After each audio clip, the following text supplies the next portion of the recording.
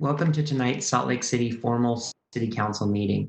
If you've joined us over the past few months, you've seen that we are still holding our meetings remotely due to the declarations of emergency related to the pandemic and earthquake. We're happy to offer ways for you to connect with us online or by phone, and we thank you for joining us tonight. To begin, we'll take a moment of silence as we recite the Pledge of Allegiance. When we're done, we'll go ahead and turn our video and audio back on. So if you'll please join me for that. Thank you.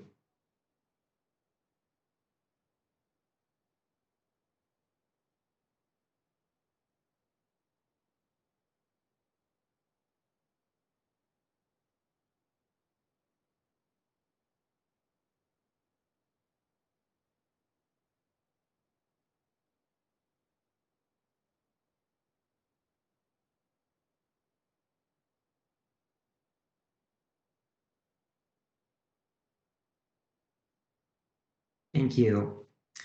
Before we begin our agenda items, I'd like to take a minute to welcome everybody to our formal meeting. Thank you for joining us. We know that this is a valuable time for you to spend with us, and we appreciate your presence, your input, and your passion about the issues that we're going to be discussing tonight. The council's received roughly 2,000 comments about eliminating racism, providing justice, and regarding and adjustments to funding our police department. In fact, most of the comments that we have received are all over the spectrum about what to do with funding. Some urging measures from moderation to reform to abolition and everything in between, frankly. We want to thank the people who have attended our meeting and those who have come out to demonstrate peacefully. Thank you for bringing these issues of systemic injustice into the light so that we can have these needed conversations. Although the conversations can be uncomfortable at times, they are essential, and we cannot move forward without them. And we cannot move forward without input from you, our public. We met in an earlier briefing session to talk through how to move forward with evaluating the police department budget for the fiscal year 2020-2021 and the community conversations that need to happen. I believe that we all want the same things: justice, an end to systemic racism, and changes to our budgets and policies that will achieve a more healthy and just and equitable community. As a council, we're committed to having these conversations and making careful decisions to achieve these goals. It looks like we have a large group joining us for the public comment section tonight, so we have a few items to address before we begin the public comment. Then I'll go over how that portion of the meeting is going to go. With that being said, we'll move on to our first agenda items. In addition to our business tonight as the City Council, we'll start our business as the local building authority for Salt Lake City, and then move into our role as the board of the redevelopment agency of Salt Lake City.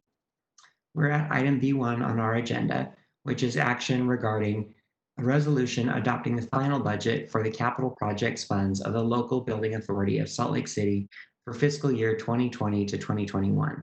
I'll look for a motion.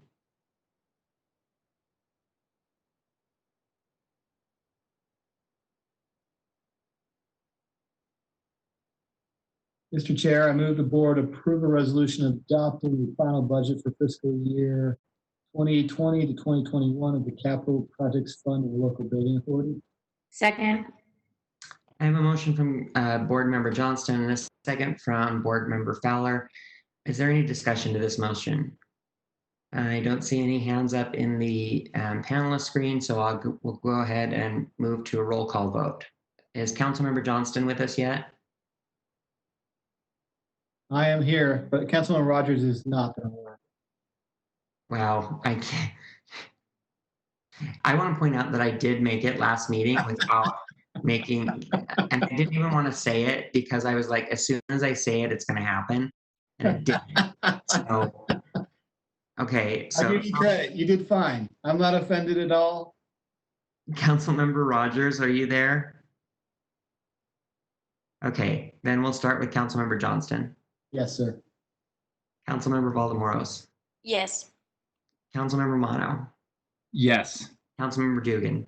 Yes. Councilmember Fowler. Yes. And I am a yes as well. That passes with 6 yeses and 1 absent, being Councilmember Rogers. We can now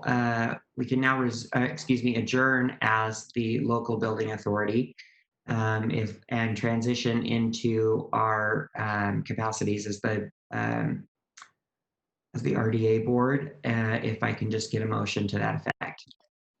So moved. Okay, I have a motion from Councilmember Mono. Is there a second? Second. Second.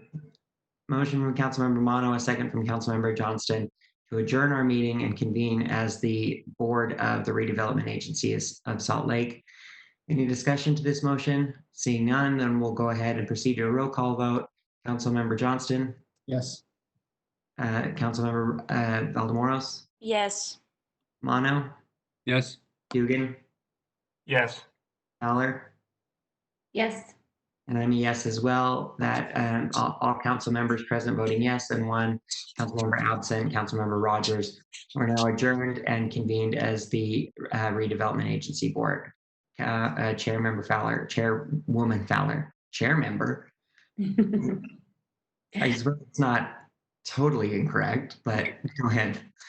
Thank you, Mr. Chair. Thank you, everyone, for joining us in today's formal redevelopment agency meeting of this day in June 2020. We only have one item on our agenda, that is D1, potential action items, which is a resolution approving or adopting the final budget for the redevelopment agency of Salt Lake City for fiscal year 2020-2021. I would look for a motion. So moved. Do we have to do the, Mr. Chair, do we have to do the full thing, or? Oh, never mind. I'll second that. Thank you. Oh, sorry. Go ahead, Amy. Sorry. It's okay. So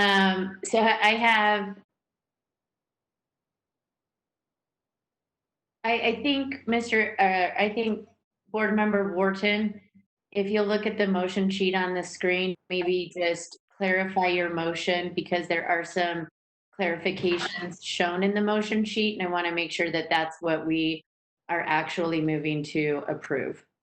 And Yes. Madam Chair, if I could just clarify, it's just to define the CIP projects that are being approved as part of this motion. Perfect. Okay. Jennifer, so do I need to read the CIP projects A through G? Nope, just Oh. read the item in red. Okay, I move that the board adopt the fiscal year 21 RDA budget reflected in the attached key changes spreadsheet with the clarifications shown on the motion sheet. Second. Great. So I have a motion by Board Member Wharton, a second by Board Member Johnston. Is there any discussion to this item? Seeing and hearing none, I will roll call this. Board Member Johnston, Yes. Board Member Mono, Yes. Board Member Wharton, Yes. Board Member Valdemoros, yes, Board Member Dugan, Yes. Board Member Rogers, thank you for being here. Thank you to our great recorder for her fantastic work, and I'm a yes. And I'm a yes as well. And so that passes unanimously. With that, I will now ask for a motion to adjourn as the redevelopment agency board and convene as the Salt Lake City Council. So moved. Second. I have a motion by Board Member Wharton, a second by Board Member Dugan. I will roll call this. Board Member Dugan, Yes. Board Member Wharton, Yes. Board Member Rogers, Yes. Board Member Valdemoros, yes, Board Member Johnston, Yes. Board Member Mono. Yes. That passes unanimously. We are adjourned as RDA and convened as the Salt Lake City Council. I will turn this time back over to our Mr. Chair Wharton. Thank you.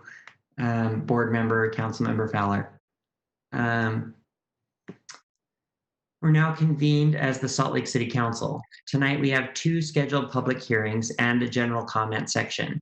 We've received numerous comments via phone and email that pertain to our agenda topics today. Please know that the City Council has received your comments and they will be included as part of the public record. It also looks like we have a number of people who are here to comment to the council. I know that last week there was some criticism about council members not paying attention to the comments. It's imperative that we remain mentally alert because your comments are helping us deliver future policy. So in order to be at our best in listening, we may take periodic 5-minute breaks every hour and a half or every 90 minutes in order to allow ourselves to refresh and return and continue to take your comments. Now I want to take a minute to explain our electronic processes. Our meeting host will identify the callers in the order that they have arrived in WebEx. The host will call the names of 3 commenters at a time, so the second person and third person can be prepared to speak. If you do not wish to speak, when the host states your name and unmutes your line, please state that you're just here to listen and the host will move on to the next commenter. If you do wish to speak, when the meeting host unmutes your line, please state your name, indicate which public hearing item you are speaking on, and the 2 minutes for your time will begin. At the 2-minute mark, the host will announce time and your microphone will be muted. While we are conducting our business electronically, we still want to provide a space for people to feel comfortable and safe to participate. To help facilitate our comment period, please be respectful. Avoid yelling or making racial slurs, obscene or defamatory remarks. Please know that if a caller is not respectful or breaks any of these rules, you will be given 1 warning. If the caller continues to not follow the rules set forth here, we will mute your microphone and move on to the next caller. Now I want to take a time to read the public comment hearings for the evening, and then we will open the comment period. The first is an ordinance that would make amendments to regulate and monitor the city's stormwater system. And then we have 12 grant applications that will be combined as 1 public hearing, items F2 through F11. For these 12 grant applications, the council welcomes knowing that if you object to the city applying to any of these grants. The 12 grant topics are coronavirus emergency funding, reimbursement of personal protective equipment or PPE purchased as part of the emergency response to COVID-19, a request from the Justice Court that would fund the purchase of 10 iPads to distribute instructions to jurors, attorneys, and court personnel. Another request from the Justice Court that would go to fund the purchase of 10 headsets to facilitate video hearings and conferencing. A request from the Department of Sustainability that would fund staff resources for various projects. 5 grants for the Division of Youth and Family Services that would provide funding support to Youth City, Central City, Fairmont Park, Liberty Park, Sorensen Campus, and Ottinger Hall summer programming. Support for the Salt Lake City Resident Food Equity Program, and funding to create public art projects in the city. In addition to those 2 items scheduled for hearings, we also have our general public comment section. This is the public's opportunity to speak for 2 minutes on any topic you wish. As we've said, there is a high volume of interest regarding recent events and community conversations about systemic injustice. We want to ensure that this general comment period runs smoothly and in the most efficient manner to allow as many people to comment as possible. The council knows the public is tirelessly committed to continuing this conversation, and your comments are essential to help us with policy changes. If you experience difficulty in accessing our meeting through other platforms, please call the council office at 801-535-7607. Okay, I think we're ready to get started. Amanda, if you want to start with our first public comment. Thank you, Council Chair. First, I wanted to bring to everyone's attention, we have been notified that there is an outdated link out there having our attendees register for the past June 2nd meeting. And just wanted to let everyone know that that link has been updated so people can register now for today's June 9th meeting. Thank you. And with that being said, I will be going through the list of attendees and one by one, providing each person the opportunity to speak. If you're not interested in speaking tonight and providing a comment, please just let me know and I will move on to the next person. If you do wish to speak, please share with us your name and the topic of your comment. And at that point, we will begin the 2-minute timer. In the chat, we will also be posting the next 10 names so you can see who is coming next. Thank you all very much. So first off, we have Sarah May, followed by Elizabeth Hawley and Makira Brock. And let me go ahead and unmute Sarah. Sarah, are you there? Yes, can you all hear me? Yes, thank you. Thank you. Okay. Okay, hello. My name is Sarah May. I live in Sugar House, Highland Park neighborhood. And my topic that I wanted to talk about was the police budget in particular. And my opinion that I wanted to talk about today is how defunding the police would mean a refunding of social services. And through and so I am a part of the Latinx Latino community, and I have personally been harassed by the police. I was pulled over for a speeding ticket a couple years ago, and the officer told me he did not believe that that was my license, and he took my license away from me and was quizzing me on all the information on my license, including my license number, which I don't know about you, but I did not have my license number memorized. And he was also telling me he did not believe that that was my license. And knowing what I know now, I know that it was in my rights to request another officer, but that situation shouldn't have happened to begin with. I was born in California. I've been a citizen of Salt Lake City since I was 10 years old. I'm now 29. And that never should have happened to me. That was an instance of racial profiling. And the police, in my experience, are not equipped to deal with social problems and such as like dealing with the homeless. There's a lot of, I also worked in homeless services with Catholic Community Services, and there was a lot of distrust with the police there. And working in the shelter, if there were problems with mental health de-escalation, we were not able to call social workers. The police would take Thank you for your comments, Sarah. I appreciate it. Thank you.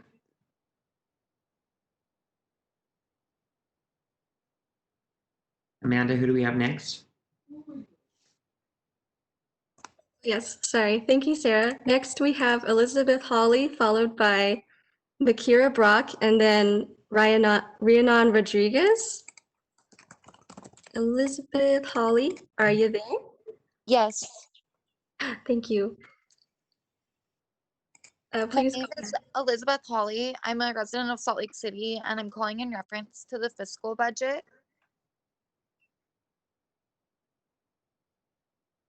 Okay. Is my time beginning? Yeah, go ahead. Okay.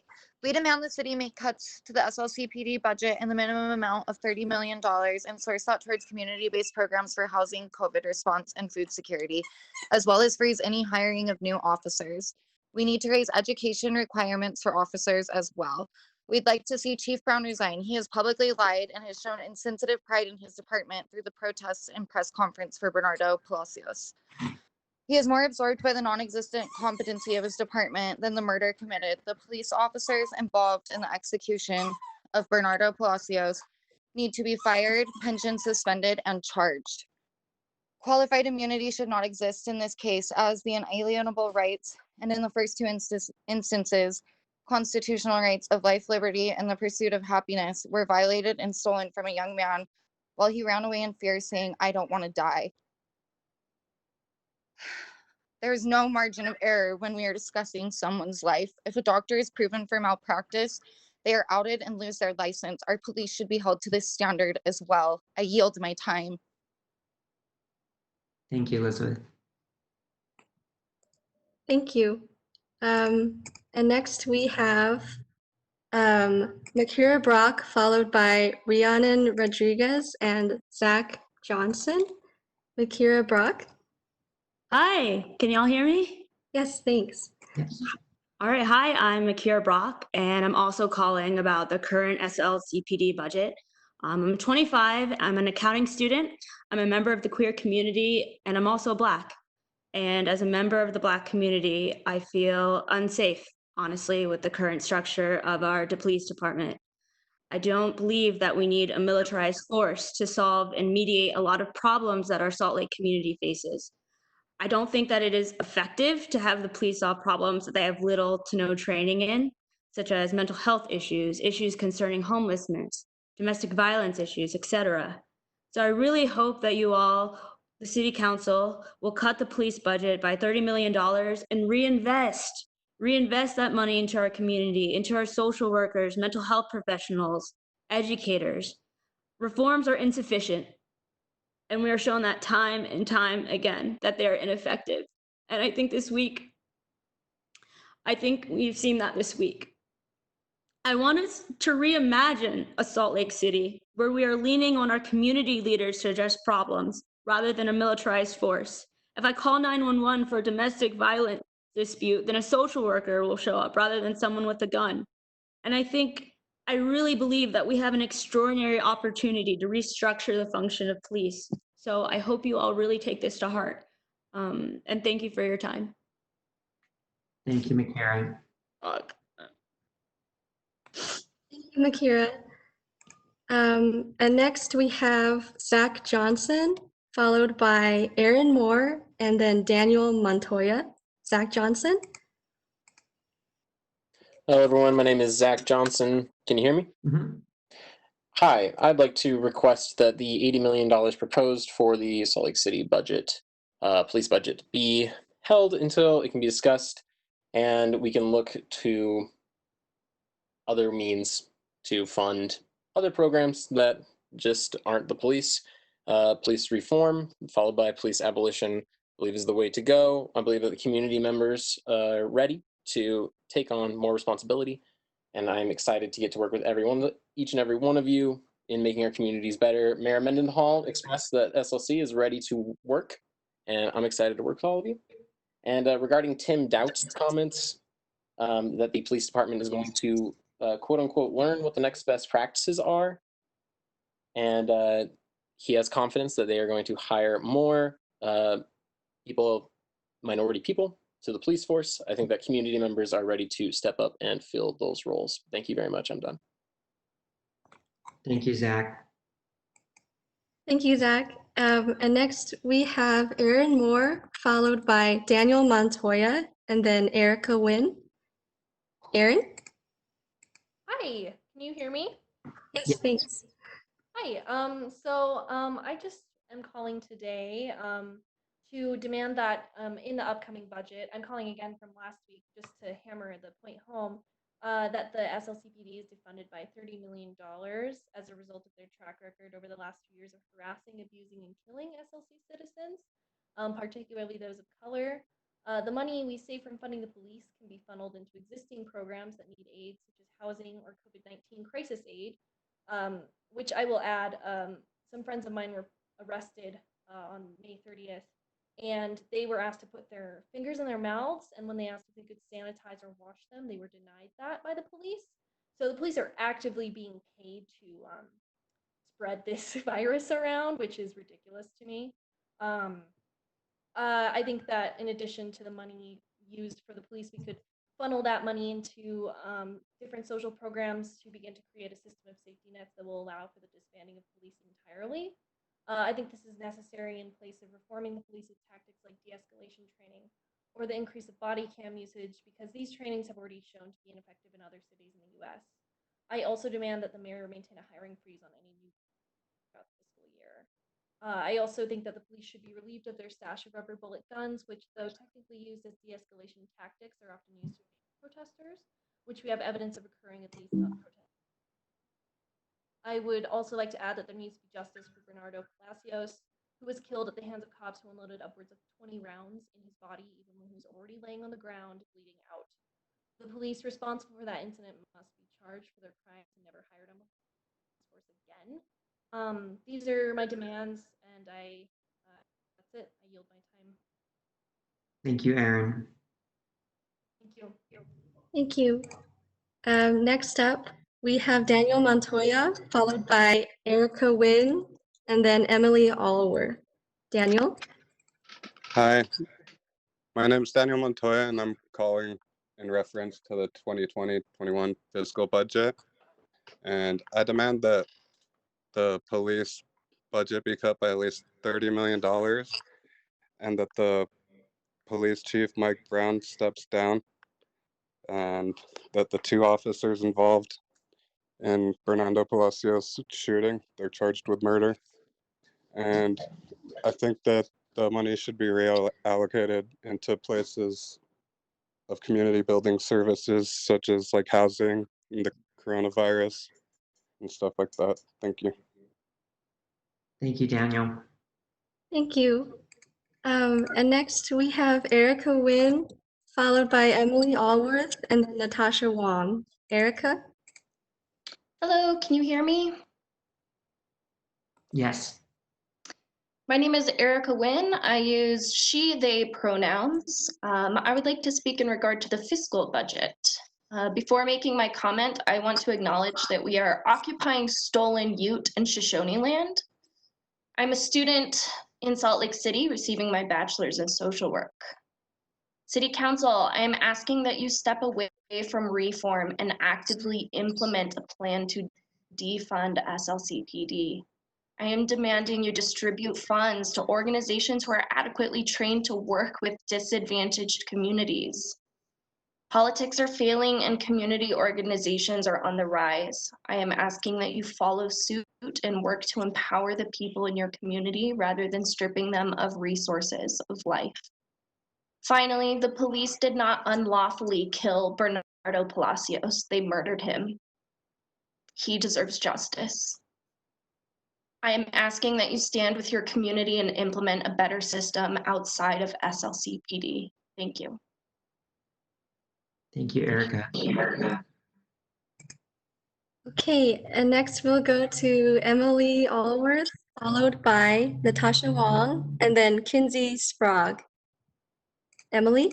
Hi there. I would like to comment on the budget as well. Personally, I think that we should hold off on some of the proposed actions by the police officers who are currently in power, and instead switch our lens to first quick reformation and then abolition of the police force. I think we need to strategize in order to demilitarize our entire system, and I think the first step is defunding the police. I think we need to demilitarize our communities. I think we need to remove police from schools, jails, prisons, and repeal laws that are criminalizing the survival of people in Salt Lake. I think we need to reinvest that money to communities, and I think we need to invest in safe housing, access to care, and make sure that our communities are safe, and not because they're under threat of violence, but they are safe because they're caring for each other. I think that this is the way forward, and I am looking at city council members in order to start implementing this change. In order to do this, we need to defund the police, and we need to do it immediately. We need to have a reaction at the same level that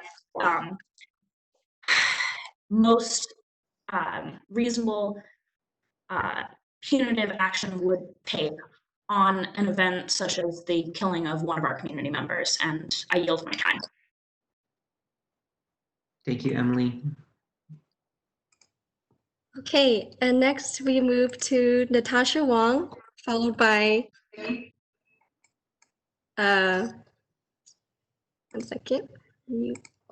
Next, we move to Natasha Wong, followed by Kinsey Sprague, and then Ann Charles. Natasha? Hi, my name is Natasha Wong. I'd like to echo what others have already said in seeking to defund the Salt Lake City Police Department. I'd also like to contextualize this conversation and bring attention to the greater scope of police violence throughout the country. I'd like to assert that as much as Salt Lake City might pretend that we are different from the places around the country, the issues we've seen in Minneapolis, Ferguson, Baltimore, et cetera, in the past few years are not isolated. They're happening in our own backyard. I'd like to ask the City Council, when you claim a commitment to dismantling systemic racism, what system are you addressing? I urge you all to take a good, hard look at your award-winning, already reformed police force. Where you may see great strides in de-escalation, I see an unacceptable margin of error. I see 20 plus bullets in a young Latinx man's back, shot at him while he's lying dead on the ground. I see Salt Lake City police officers on paid administrative leave. And I see Chief Mike Brown standing with his men. I'd like to ask you all, where do you stand? Complicity is violence. Think critically about what policing means for our community. I ask you to defund SLCPD and imagine a better way forward. I yield my time. Thank you. Thank you, Natasha. And next we have Kinsey Sprague, followed by Ann Charles, and then Scout Cohen Polk. Kinsey? Hi, I'm just here to listen, but thank you. Thank you, Kinsey. Thank you. The next we have Ann Charles, followed by Scout Cohen Pope, and then Maya Jolly. Ann Charles? Hi, my name is Ann Charles, and I'd like to speak on the budget as well. I spoke last week, but I wanted to reiterate what I and many others have already said, is that we need to cut the police budget by $30 million and have a hiring freeze. We should not have new police entering a system that's proven to be ineffective and violent. We do not need a militant force to be used against our own people and citizens. That makes no sense to me.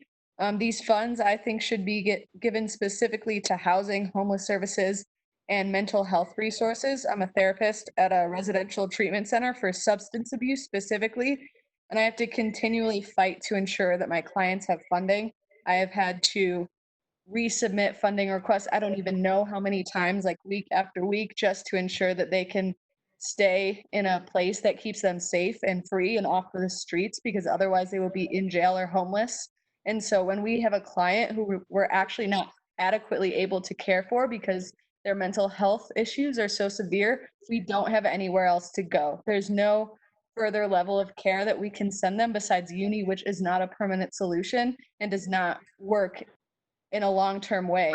We need much better mental health resources, particularly with those with severe mental health issues, because we're not even adequately able to help them. And I like to think I would be able to, but I know the level of supervision we'd be able to give them is not enough when they may be self-harming or suicidal. And I think we need much better support in that area.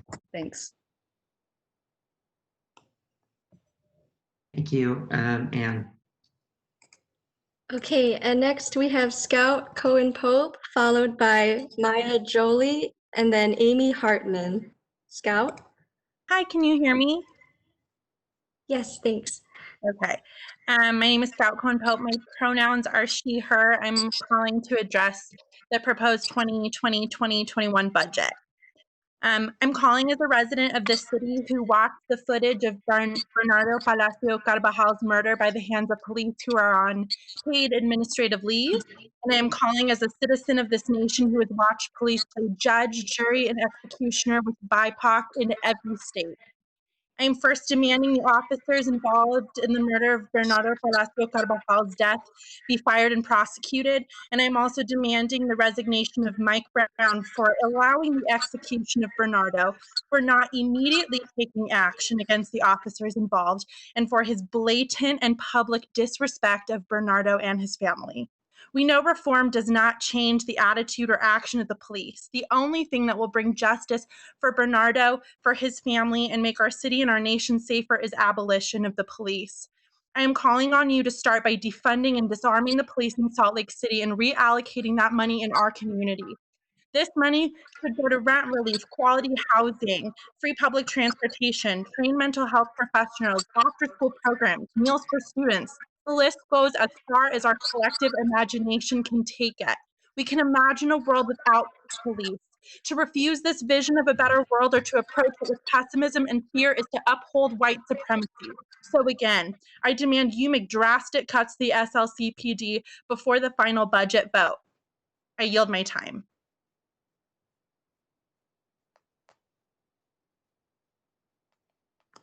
Thank you. Next, we have Maya Jolie, followed by Amy Hartman, and then Ian Lowell. Maya? Hi, everyone. Can you hear me? Yes. My name is Maya Jolly. My pronouns are she, hers, and I am a resident of Salt Lake City. I work for the University of Utah and interact with students every single day, including victim survivors of interpersonal violence. So I understand the relationship that young folks have with police across our city and on our campus very well.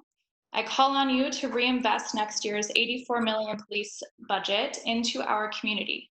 Please invest in social workers, victim survivor advocates, universal housing, increased access to food, and more. The people of Salt Lake City want the city to invest in these universal needs. They're marching in the streets, they're asking and calling on you to make changes. They want the city to divest from traditional policing. We want $84 million allocated to the police department for next year to be invested directly into our communities. Thank you. I yield the rest of my time. Thank you, Maya. Okay, and next we have Amy Hartman, followed by Ian Lowell, and then Sai Parsor. Amy? Yes, hi, thank you. This is Amy. I am a registered nurse and a registered or a citizen of Salt Lake City.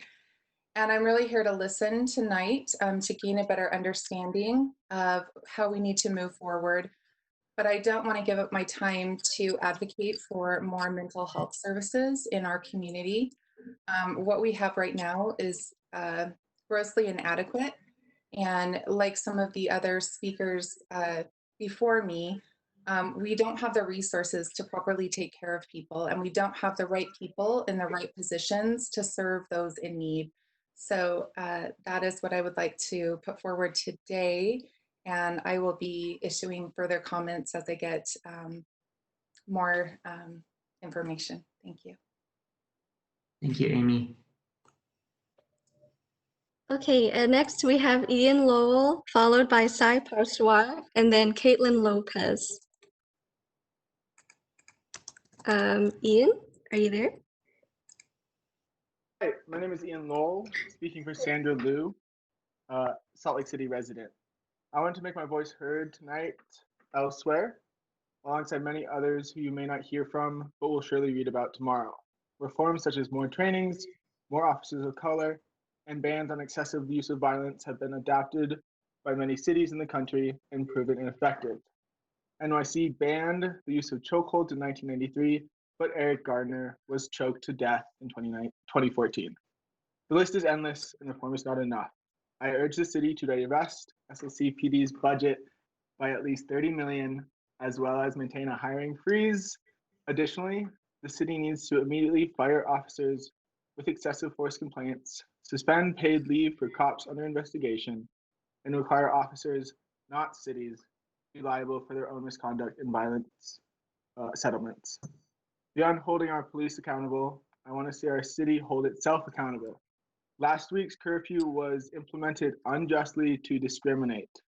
An officer told my friends that curfew shouldn't be of concern if you're not downtown. It wasn't about safety. It was about giving legitimacy to the police's continuous acts of violence. I want to know what the city is doing to atone those who were cited or arrested because of the curfew.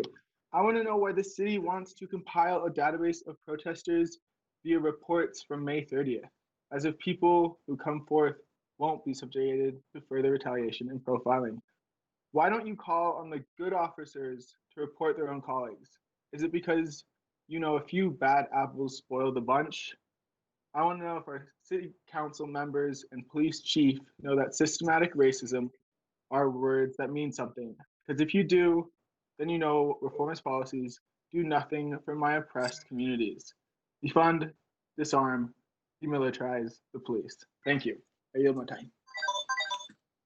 Thank you, Anne. Next, we move to Sai Parswar, followed by Caitlin Lopez, and then Isabel Days. Sai? Hi, can you hear me? My name is Sai Parswar, and I'll be speaking on the budget and then a general comments. Earlier today, I sat on your work meeting with Mike Brown, and to say the least, it was disappointing to see such a lack of care in critiquing the SLCPD and the systemic racism that permeates every facet of the system and the people working there. Frankly, I don't care about implicit bias trainings or how much SLCPD supposedly cares about POC in our community because the death of our community member Bernardo Palacio says otherwise. When Chief Mike Brown said, and I quote, "systemic racism doesn't exist in our police department," that's when I knew abolition is the only answer, and I hope that that is the only answer you hear as well. I hope that you heard that any institution that claims that they are not systematically racist should be abolished. I also heard you talk about the 8 Can't Wait and Campaign Zero.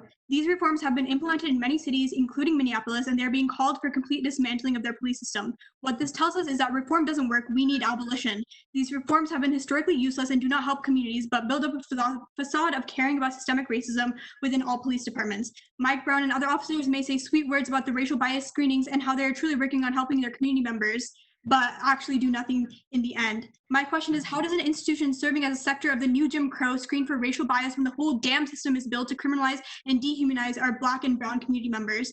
How does that work when our Black community members are criminalized at 10 times the rate of white people? There's no room for reform. There's only room for abolishment. And the first step towards that is defunding the police.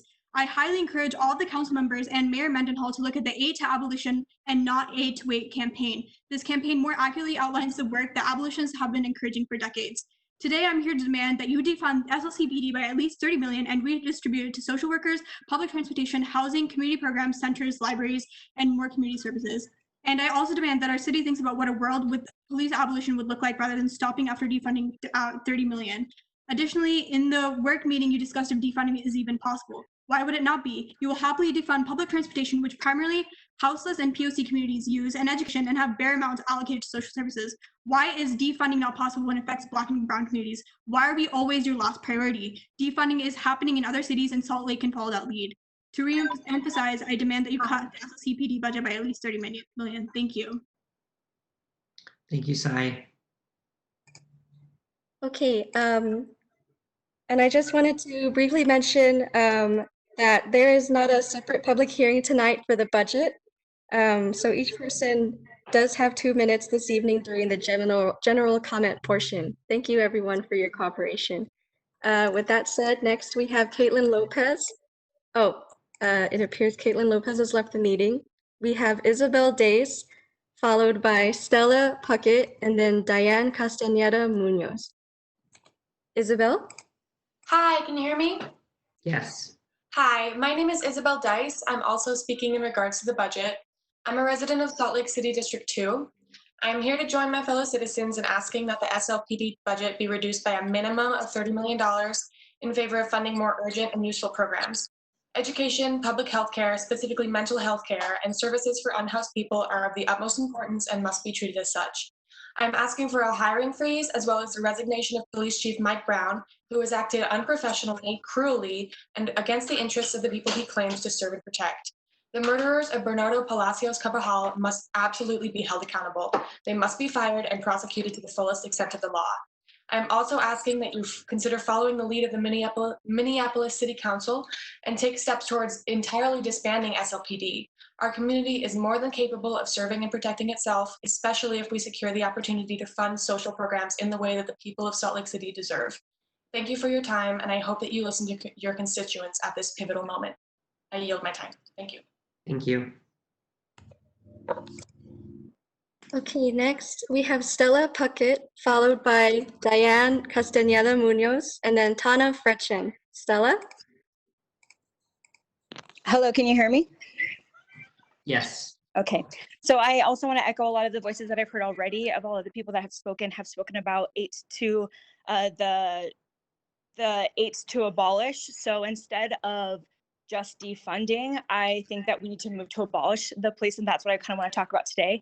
I live in Salt Lake City, and over the last week or longer, really, the injustices that I've seen in primarily communities of color and the injustices that they feel just because of where they live and the type of treatment that they receive is pretty, it's just awful. And I know that it goes even further than that. And that's why I want us to defund the police, demilitarize our communities, remove police from schools, free people in prison and jails, especially those that are in there for charges against them for marijuana, because we can see in a variety of other states how that has helped those states because they can tax it, and we have people that are sitting in our jails that they still have those charges against them.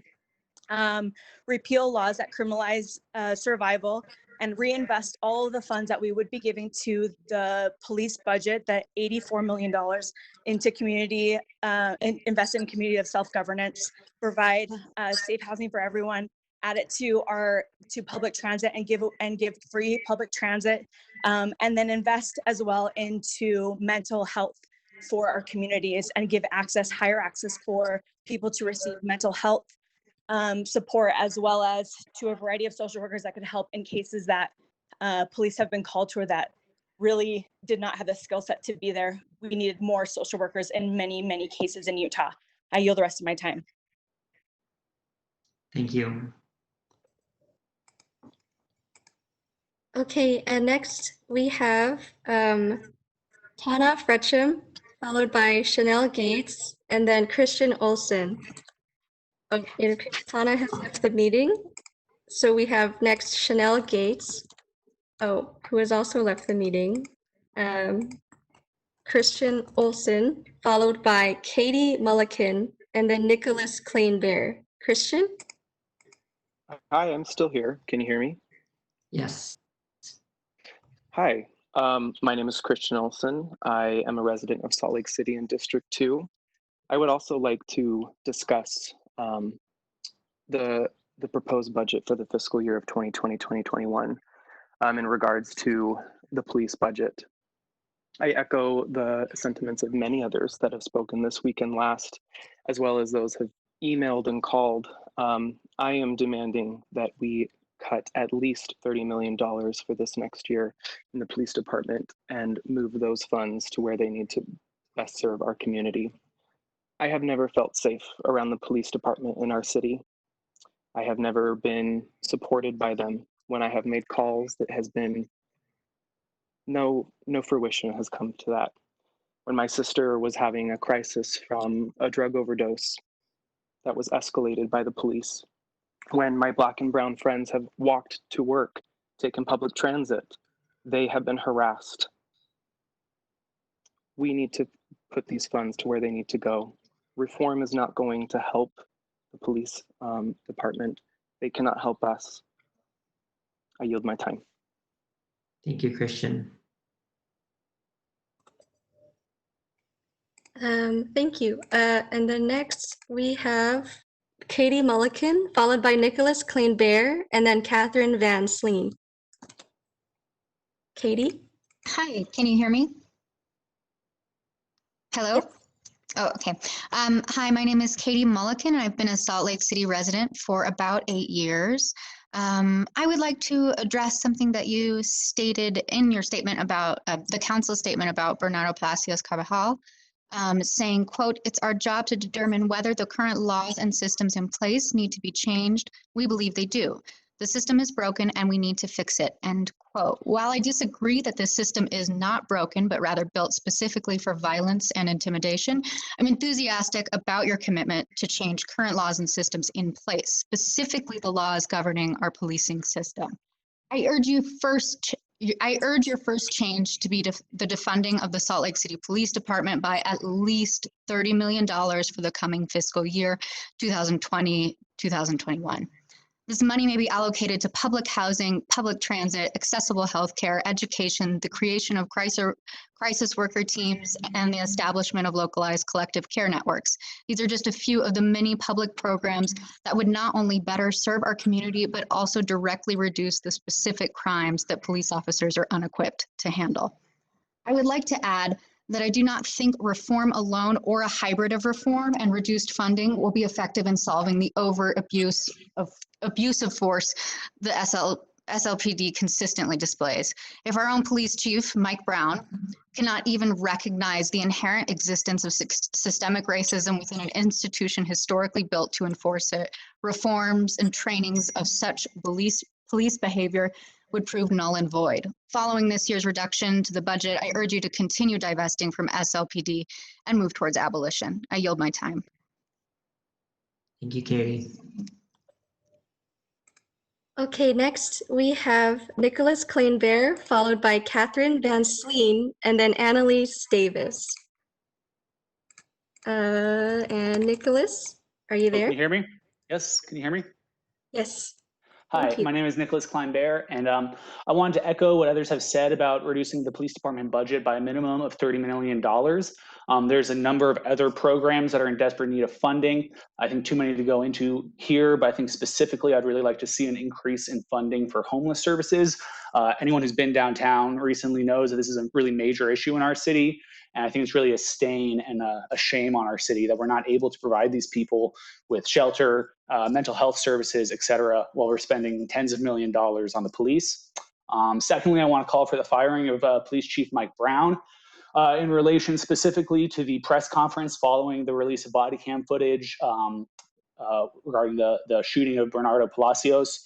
From what I saw, he had nothing to say, but literally no words except for praising his officers. And I think that regardless of whether the shooting was justified or not, and to be clear, it was not justified, for him to say not so much as one word of sympathy to the grieving family was just callous and really beyond the pale. Furthermore, I think it really speaks to one of the biggest problems with police culture, which is that even when under scrutiny for misconduct, they seem incapable of doing anything but lauding themselves with praise and demanding to be recognized as heroes. Going on, I want to speak about two incidents that were on social media following the incidents on May 30th, with the police pushing an elderly man to the ground and also firing a beanbag round into the back of a protester who was already prone on the ground. I want more transparency and a specific timeline on when these incidents will be dealt with and which officers were involved. I think that it goes to show, again, the police's priorities, that they're spending more time tracking down a woman who urinated on a police car, which is not a violent act towards anyone, over addressing these issues of violence in their own police force. And I'm probably running low on time, but I also want to address the curfew. As others have said, I feel like that curfew was merely a premise to be able to arrest protesters without need for probable cause, and it was never intended to be implemented unilaterally. And I think that is really, it was part of the performance of fear, and serves a purpose to instill fear in the population, which allows for the police to be able to participate in these types of fascist actions. When you have a scared population, they will not speak up. And that's time. Yeah, thank you. Thank you, Nicholas. Okay, and next we have Catherine Van Sleen, followed by Annalise Davis, and then Frances Taylor. Catherine? Hi. Before my comment, I just want to acknowledge that the land that I and the city occupy is stolen from Goshute and Shoshone peoples. So I try to hold that at the same time as I address the problems that I see in this community that I love. Next, for my comment, I demand that the officers involved in the murder of Bernardo Palacios Carbajal are fired, charged, and never hired onto a police force again. And I demand that the firing of Mike Brown occurs immediately for allowing his officers to murder a young man and for having the gall to support them publicly and privately throughout this process, on top of spreading dangerous lies on the news about protests, by the way, that have never been corrected. Which subject people to even more danger. I want to be clear that de-escalation training does not work. Body cameras do not work. Attempts at holding the police accountable do not work. It is proven that police reform does not work.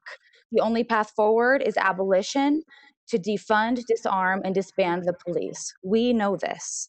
I also want to be clear that if you do not act in these interests, you're going to be willfully ignoring the demands of the people of Salt Lake City. And if you don't listen to us now, you will be sanctioning the murder of many more members of our community. And we will not accept that. With that being said, I stand with Decarcerate Utah and my peers, my incredible peers, in demanding the following of you tonight. Please implement a hiring freeze on SLCPD for at least the next year. Vote no on any increase to police funding or the budget.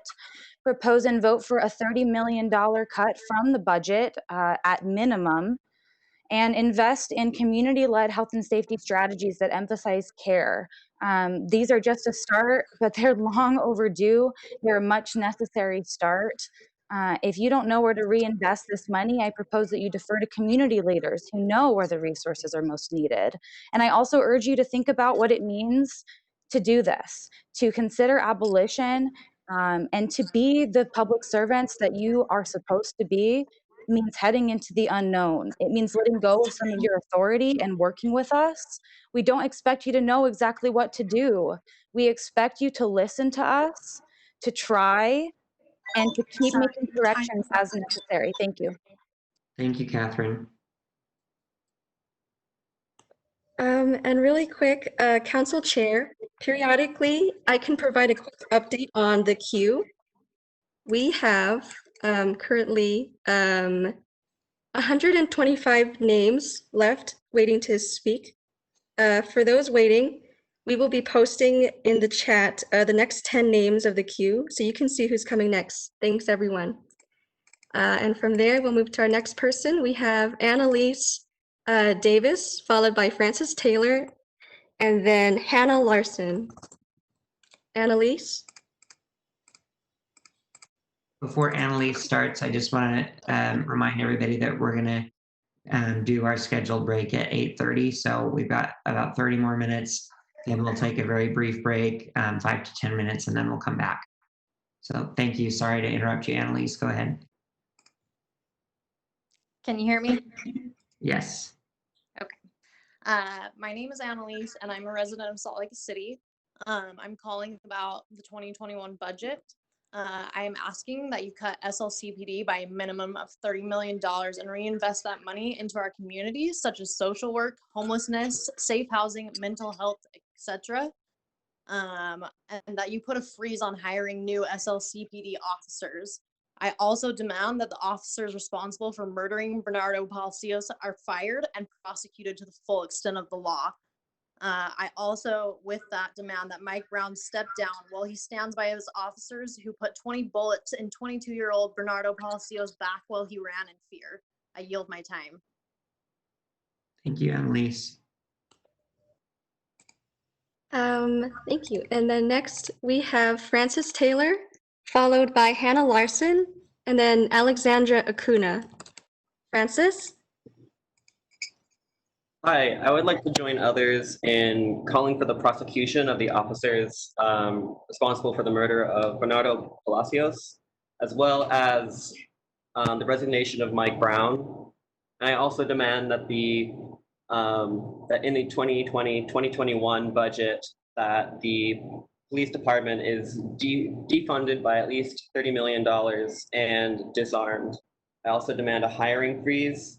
I hope that that money can be used to be reinvested in a housing first model to more effectively address the problems we face in our society, rather than sending in an occupying army to attack the residents of your city. Thank you.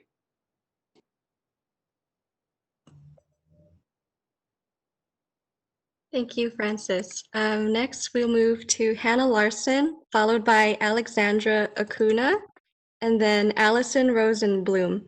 Hannah? Hi, I echo the sentiments that almost everyone else has said in requesting that the police budget be defunded by at least $30 million and that the money get reallocated to valuable and vital community resources such as social work, mental health, and homeless services. In addition, I call for the resignation of Mike Brown, and I also would like to mention that I think as we move towards defunding the police or abolition, that there should be an independent, third-party, unbiased review of any incidents of force. I yield my time.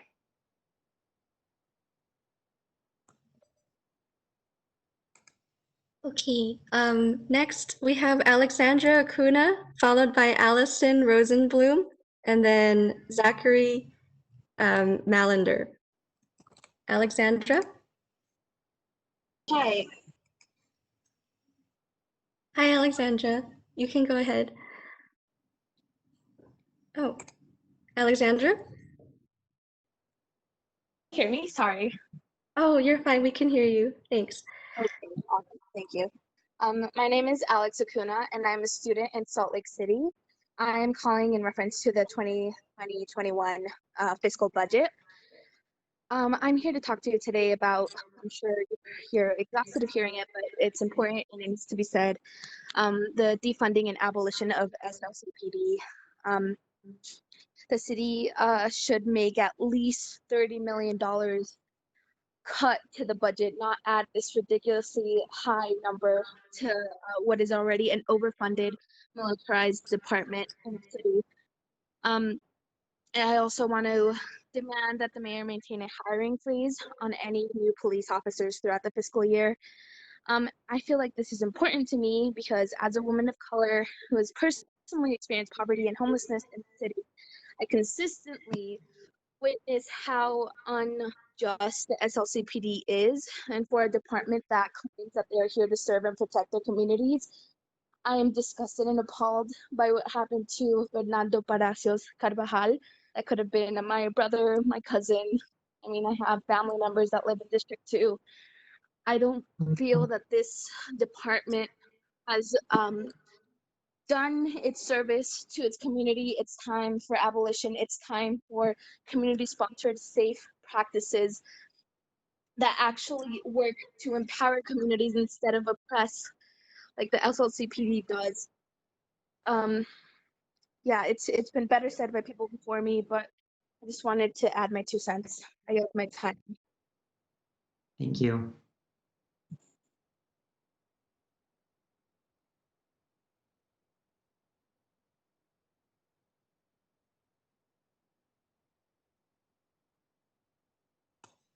I apologize. I was muted. Thank you. Next, we have Allison Rosenblum, followed by Zachary Malender, and then Sarah Roller. Allison?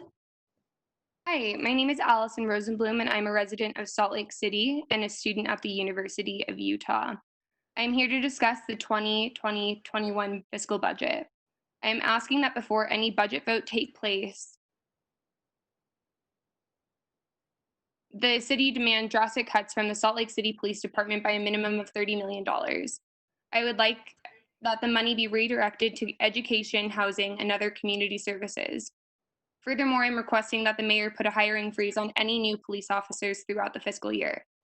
In addition, we must fire and prosecute the officers who were involved in the murder of Bernardo Palacios. I ask that the city demands Police Chief Mike Brown to step down. I believe that it is crucial that this is done, as policing was never intended to address and fix our social issues, which is why we must cut this budget and redistribute these needed resources in places where they can have the most positive effect, as our current system is desperately failing our community. The police force has proven that they cannot hold each other accountable, so we must. I yield my time. Thank you, Allison. Okay, next we have Zachary Malender, followed by Sarah Roller, and then Kat Athay. Zachary? Hi, can you hear me? Yes, Yeah. thank you. Perfect. Hi, my name is Zach Malander. I'm a student and resident of Salt Lake City, and I'd like to start by saying that I've been to a couple protests in the last week, and the level of police force there has been absurdly disproportionate to the level of peace and respect that has been held by the protesters. They've been completely militarized, and that kind of fear-mongering is unacceptable.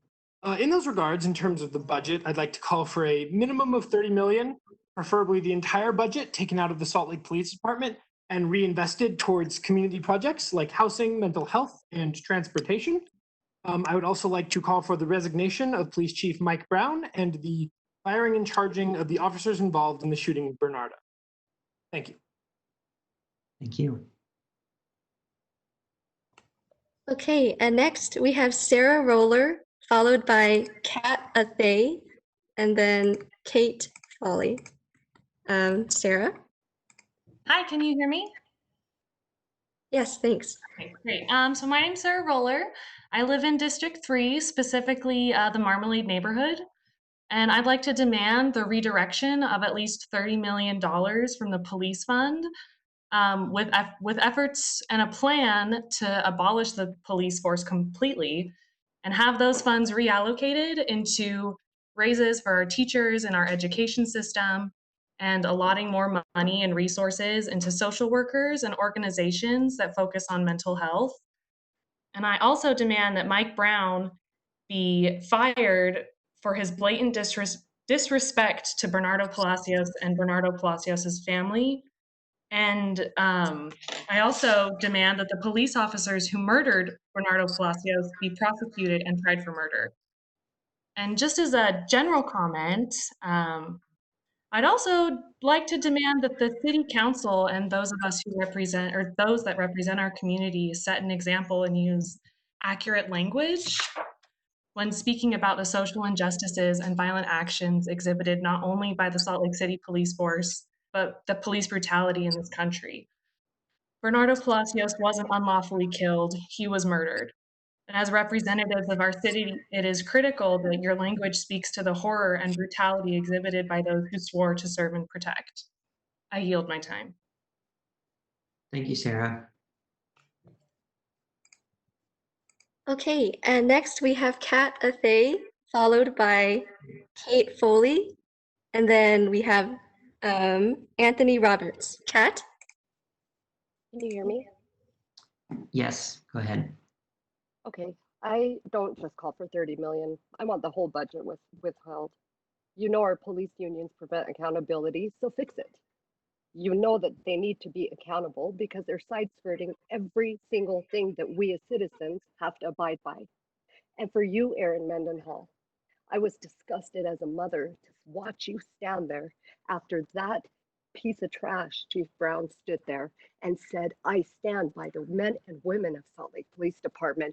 For you to walk up and talk about we value due process was appalling to me. It infuriates me. You should have been up there saying something along the lines of, we as a community need to do better. We need to implement changes.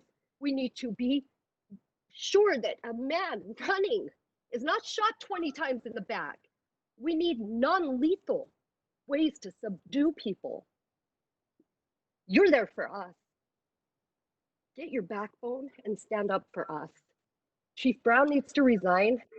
Mano, I appreciate you, man. You've been sitting there the entire time taking notes. One is eating, one's falling asleep, and this guy hasn't moved Rogers for God, I don't know how long. Chief Brown needs to resign. Unions need to go. The unaffiliated review board needs to be in place, and we need to be a part of where the money goes. I yield my time. Thank you, Kat. Next, we have Kate Foley, followed by Anthony Roberts, and then we have Jake Lyman. Kate? Yes, hello, can you all hear me? Yes, thank you. Hi. Yeah, thank you guys for taking the time. First, I would like to say that I would really like to commend all the other attendees here. I'm really inspired by everyone's eloquence on this subject because I am, of course, speaking on the same subject of defunding the police. There's absolutely no reason at this point, besides a complete lack of imagination and drive, that this money that we put towards the police can't be put towards social programs that will ultimately, in the end, make police obsolete. Yeah, I'm just echoing and repeating what everyone else has said. 30 million cut from the budget to start, and that's just the beginning. Thank you guys for your time. Thank you, Kate. Next, we have Anthony Roberts, followed by Jake Lyman, and then James Porter. It appears Anthony has left the meeting.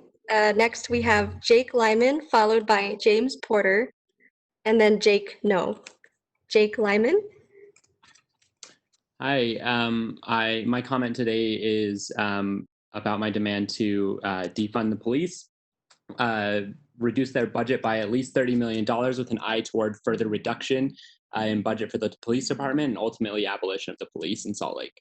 I think that we need a significant divestment from the Salt Lake City Police Department and need to move to more community-led and community-focused measures, including social workers and mental health workers on the ground who can support our communities in need.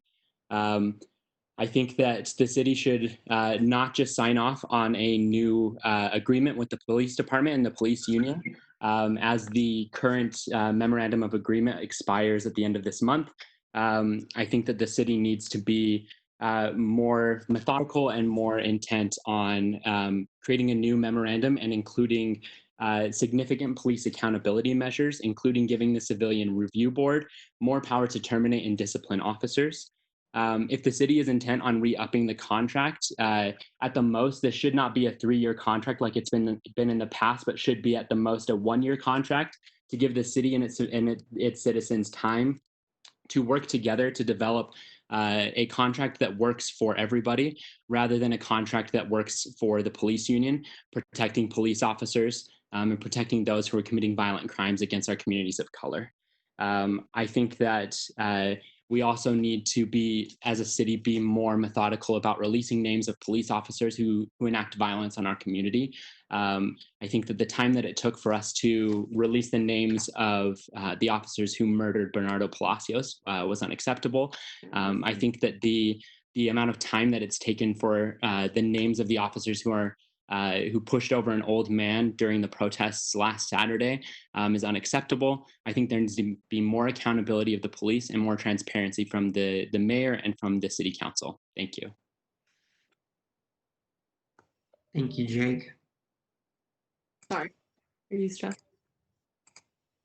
Next, we have James Porter, followed by Blake Newman, and then Nicole Hemmingson. James Porter. Thank you. Let's discuss simple mathematics. Salt Lake City has seen an increase in population of approximately 7.5% since 2014. Yet in that same time, the police have received an increase of $30 million, which equates to an increase of nearly 55% since 2014. Police funding has been done at an exponential rate that has not shown any benefits to the people that, as Mike Brown has said, is to serve and protect everyone. This is factually a lie, as the Supreme Court has upheld that police officers have no legal duty to protect those that are not in their custody. We are acutely aware of the actions of police when people are in their custody or interact with them. George Floyd, Fernando Palacio Carvajal, Breonna Taylor, do not forget. The budget proposed a staffing freeze for the following: 1 victim advocate, 2 licensed clinical social workers, 1 social work manager, which goes against what Mike Brown stated in the working session. This is not what we should be freezing, as those are the roles we need. The budget proposed 8 hours of implicit bias training. 8 hours is not enough time to change a system founded on oppression, made to keep racial order, not to keep justice. The criminal justice system is founded on oppression and from the Jim Crow era. I demand that the police are defunded and we reallocate those funds to resources that are proven to help BIPOCs. 8 hours does not change the fact that I, as a Latino man, am 2 times, and my Black peers are 3 times more likely to die at the hands of the police. This is systematic racism and needs to change. The police must be abolished. Defund the police completely. I understand this will not happen overnight, so in the meantime, I ask that we defund the police and use at least $1.6 million to go to the 25 groups that Councilman Mono mentioned in the working group. To Mike Brown's point from the working session, I do not want more police on the beat. I do not want more interactions with police. I don't care, as he stated, to have an ice cream cone with a police officer when I'm more likely to face death due to increased police interactions. I do not want cookies and cream with the side of police brutality for me or for my people. Systematic prejudice and racism does not go away with having more interactions with the police. We need less policing. More police in schools is also not the answer. We do not need police in schools when we do not have sufficient social workers, counselors, or nurses in schools. To think otherwise is asinine. Remove Mike Brown from office. Thank you. Thank you, James. Okay, next we have Blake Newman, followed by Nicole Hemmingson, and then Miles Varga. Blake? Hi, can you hear me? Yes. Hi. My name is Blake Newman. I work in Salt Lake City. I'm speaking, as others have, in reference to the 2020-2021 fiscal budget.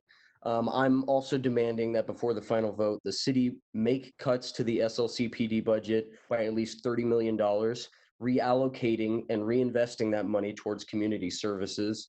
I'm also demanding that Mayor Mendenhall maintain a hiring freeze on any new police officers through the fiscal year. These are the first steps towards actively abolishing the Salt Lake Police. This is important because keeping key resources from communities like Salt Lake City and then policing those communities with militaristic force is immoral and unjust.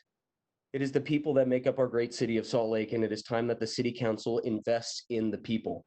I hope instead that you take the $30 million and invest it in more effective ways, such as expanded availability of mental health services and counseling, hiring new teachers and giving Salt Lake City teachers a raise, among all of the other fantastic suggestions that the community members have mentioned before me.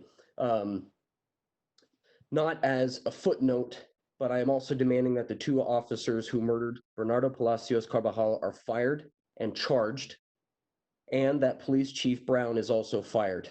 The people of Salt Lake demand justice for Bernardo, who was murdered by these police officers. Thank you very much for your time. We're looking to you as leaders in the community to do what is right, and I yield my time. Thank you, Blake.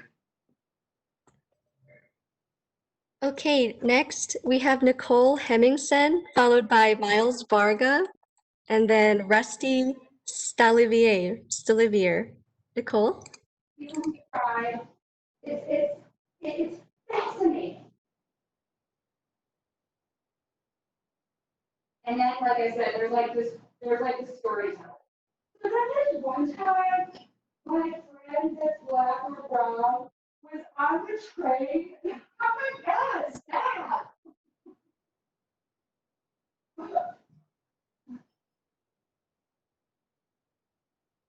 Nicole, are you there? They have to do this every Tuesday night. But I bet because of COVID, like I bet not Zoom, but because it's like online, because there are even more people than when people like wouldn't have to go in person. Nicole, we're having a really hard time hearing you. Council Chair will have to move to the next person. Okay.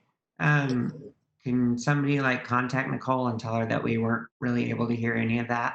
Yeah, we will. Okay, thank you. Yes. We'll check back. Next, we have Miles Varga, followed by Rusty Stilivier, and then Ariel Flores. Miles? Can you hear me? Yes, go ahead. All right. My name is Miles Varga. I'm a resident of Salt Lake City and a political science student at the University of Utah, and I'm here to comment on the proposed budget, which shouldn't be a surprise.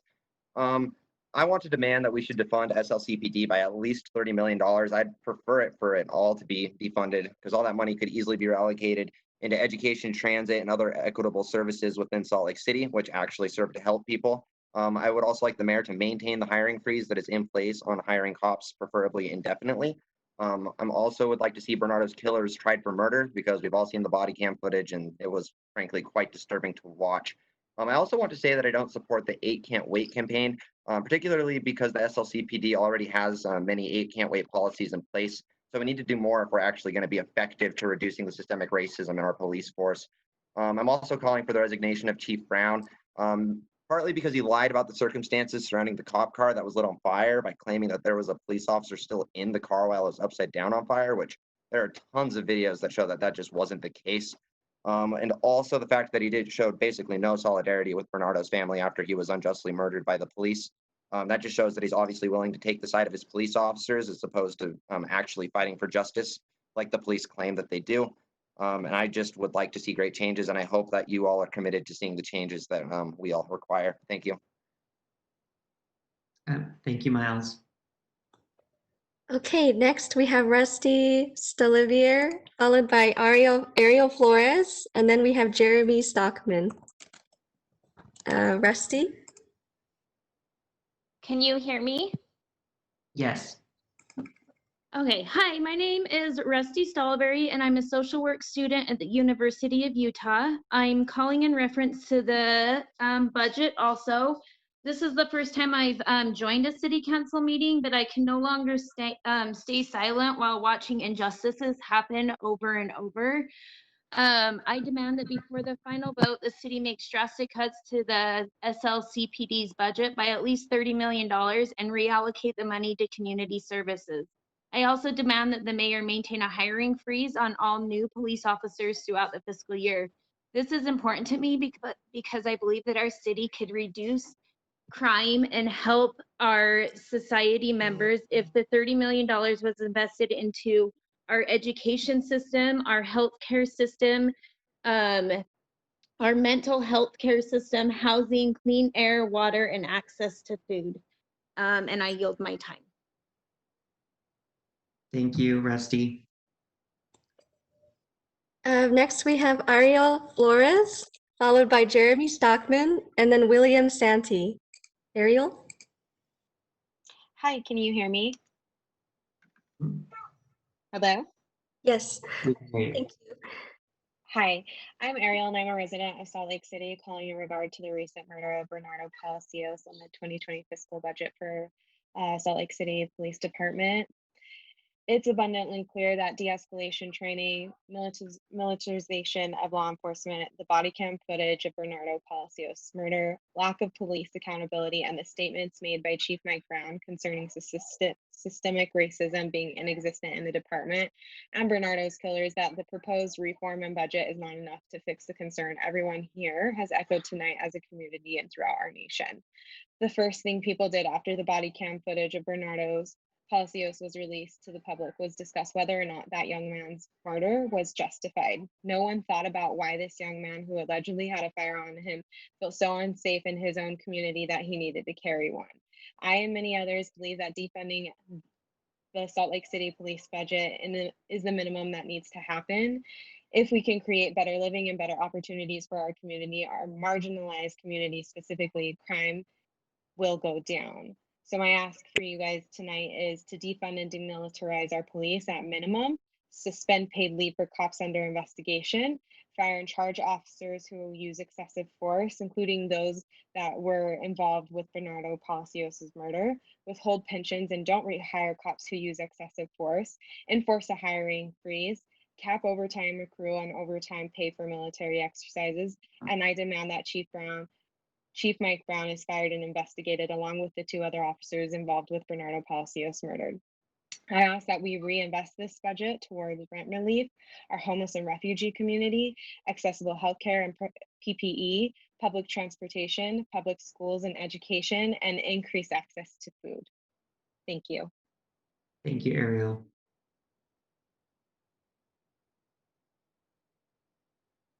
Okay, Jeremy Stockton has left the meeting. So then we have William Santee. Chair, would you like to go to break after this comment? Yeah, we'll take William's comment and then we'll break for, let's go with 5 minutes. Okay. Okay, thanks. Thank you.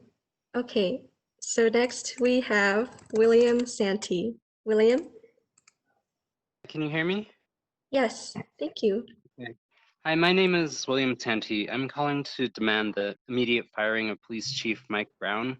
It is unacceptable how he's protected the officers responsible for the murder of Bernardo Palacios. He's lied about the news.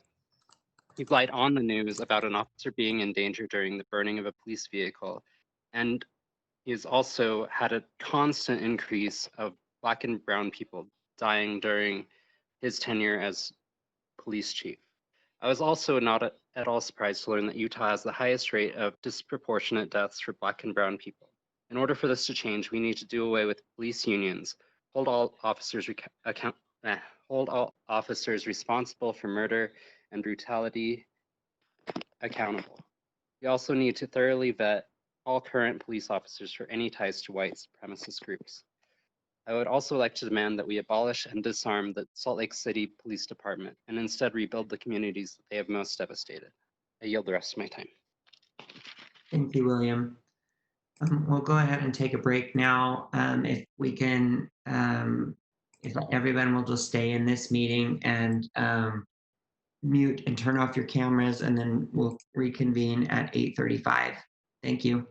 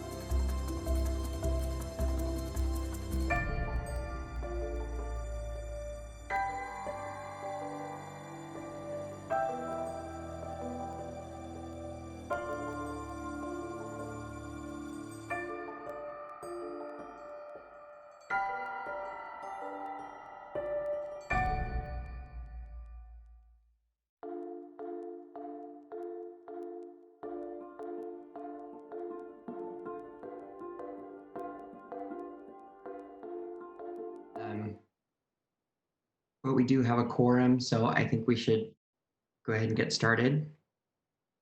Amanda, will you tell us who's next in line? Yes, Council Chair. And before that, really quick, I'll provide a periodic quick update on the queue so far. We have currently 118 names left in the queue waiting to speak. For those waiting, we'll be posting the next 10 names in the chat so you can see who's coming next. Thanks, everyone. And with that, we'll move to the next person.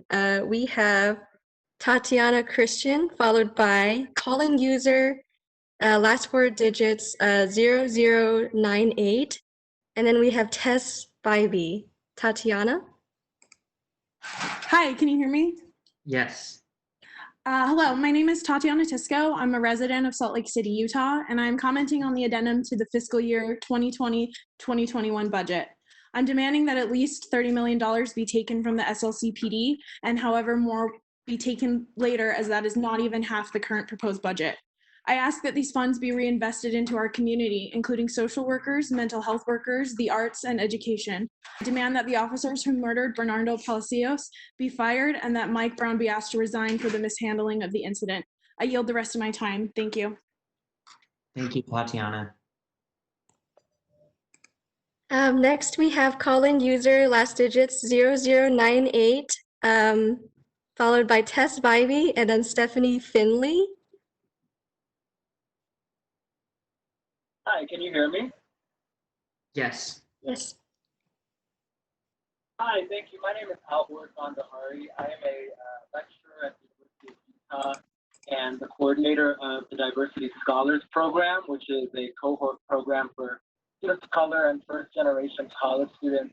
I'm calling to urge you all to get behind the nationwide movement that's happening right now to defund the police. I teach some of the most passionate students that I've ever taught and in the Diversity Scholars Program, but I can tell you that my students, I've had students struggle with homelessness, I've had students struggle with, accessing quality healthcare for their family, in their community. I've had students, we have mostly commuter students, and I've had them struggle with even just getting to campus because buses don't come in their area or maybe one bus comes an hour, right? These are things that should be funded instead of police who terrorize the communities that my students live in. Communities of color and working class communities, Black and brown communities. The city and state has systematically denied Black and brown and poor communities with these resources of housing, of healthcare, of education. I find it appalling that the state is considering millions of dollars in budget cuts for education. So we really need to redirect these funds for community support and community services. And I also want to say that a community coalition should be empowered to draw up plans for the redirection of these funds to lead city council members and mayors on this issue. There needs to be community input. This is the first step to abolition. I agree with those people who are arguing for abolition. So thank you. Thank you. All right, next we have Tess Bybee, followed by Stephanie Finley, and then Simone Longo. Tess? Hi, can you hear me? Hello? Hello, Tess? Hi, can you hear me? We're having some trouble hearing you, Tess. Can you hear me now? Oh, yes. Okay, there we go. Previously, it has been requested that we reduce the SLCP budget by at least 30 million. While I agree that a cut is important, bare minimum, I still feel that after the mistreatment of some of our citizens by our police department during anti-police protests, I urge you to dissolve the city's police department and allocate that money to bettering our community, housing our neighbors who are without shelter. For example, I recall reading a response from Mayor that she received many calls to increase police presence in certain areas of the city in order to address them. Tess, I'm sorry to interrupt. We're having trouble hearing you. Can Okay, can you hear me okay now? We're, we're only getting about every other word. Okay, let me try something else.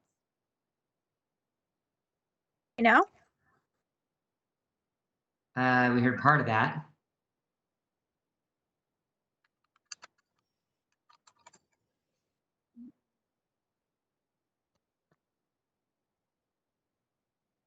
Hello, Tess. Hi. Is it okay if we troubleshoot with you and then we'll go back to you?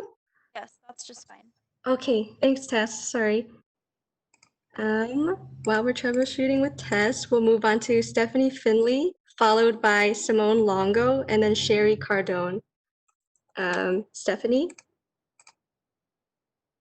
Hello, my name's Stephanie Finley. I'm a resident of Salt Lake City, District 3, Chris Wharton. Yeah, and I'm here to stand with my fellow Salt Lake City citizens to say we should abolish the police, and defunding is the first step toward that end. So I stand with my fellow community members on that note. And I also just wanted to make a comment to you as our community leaders.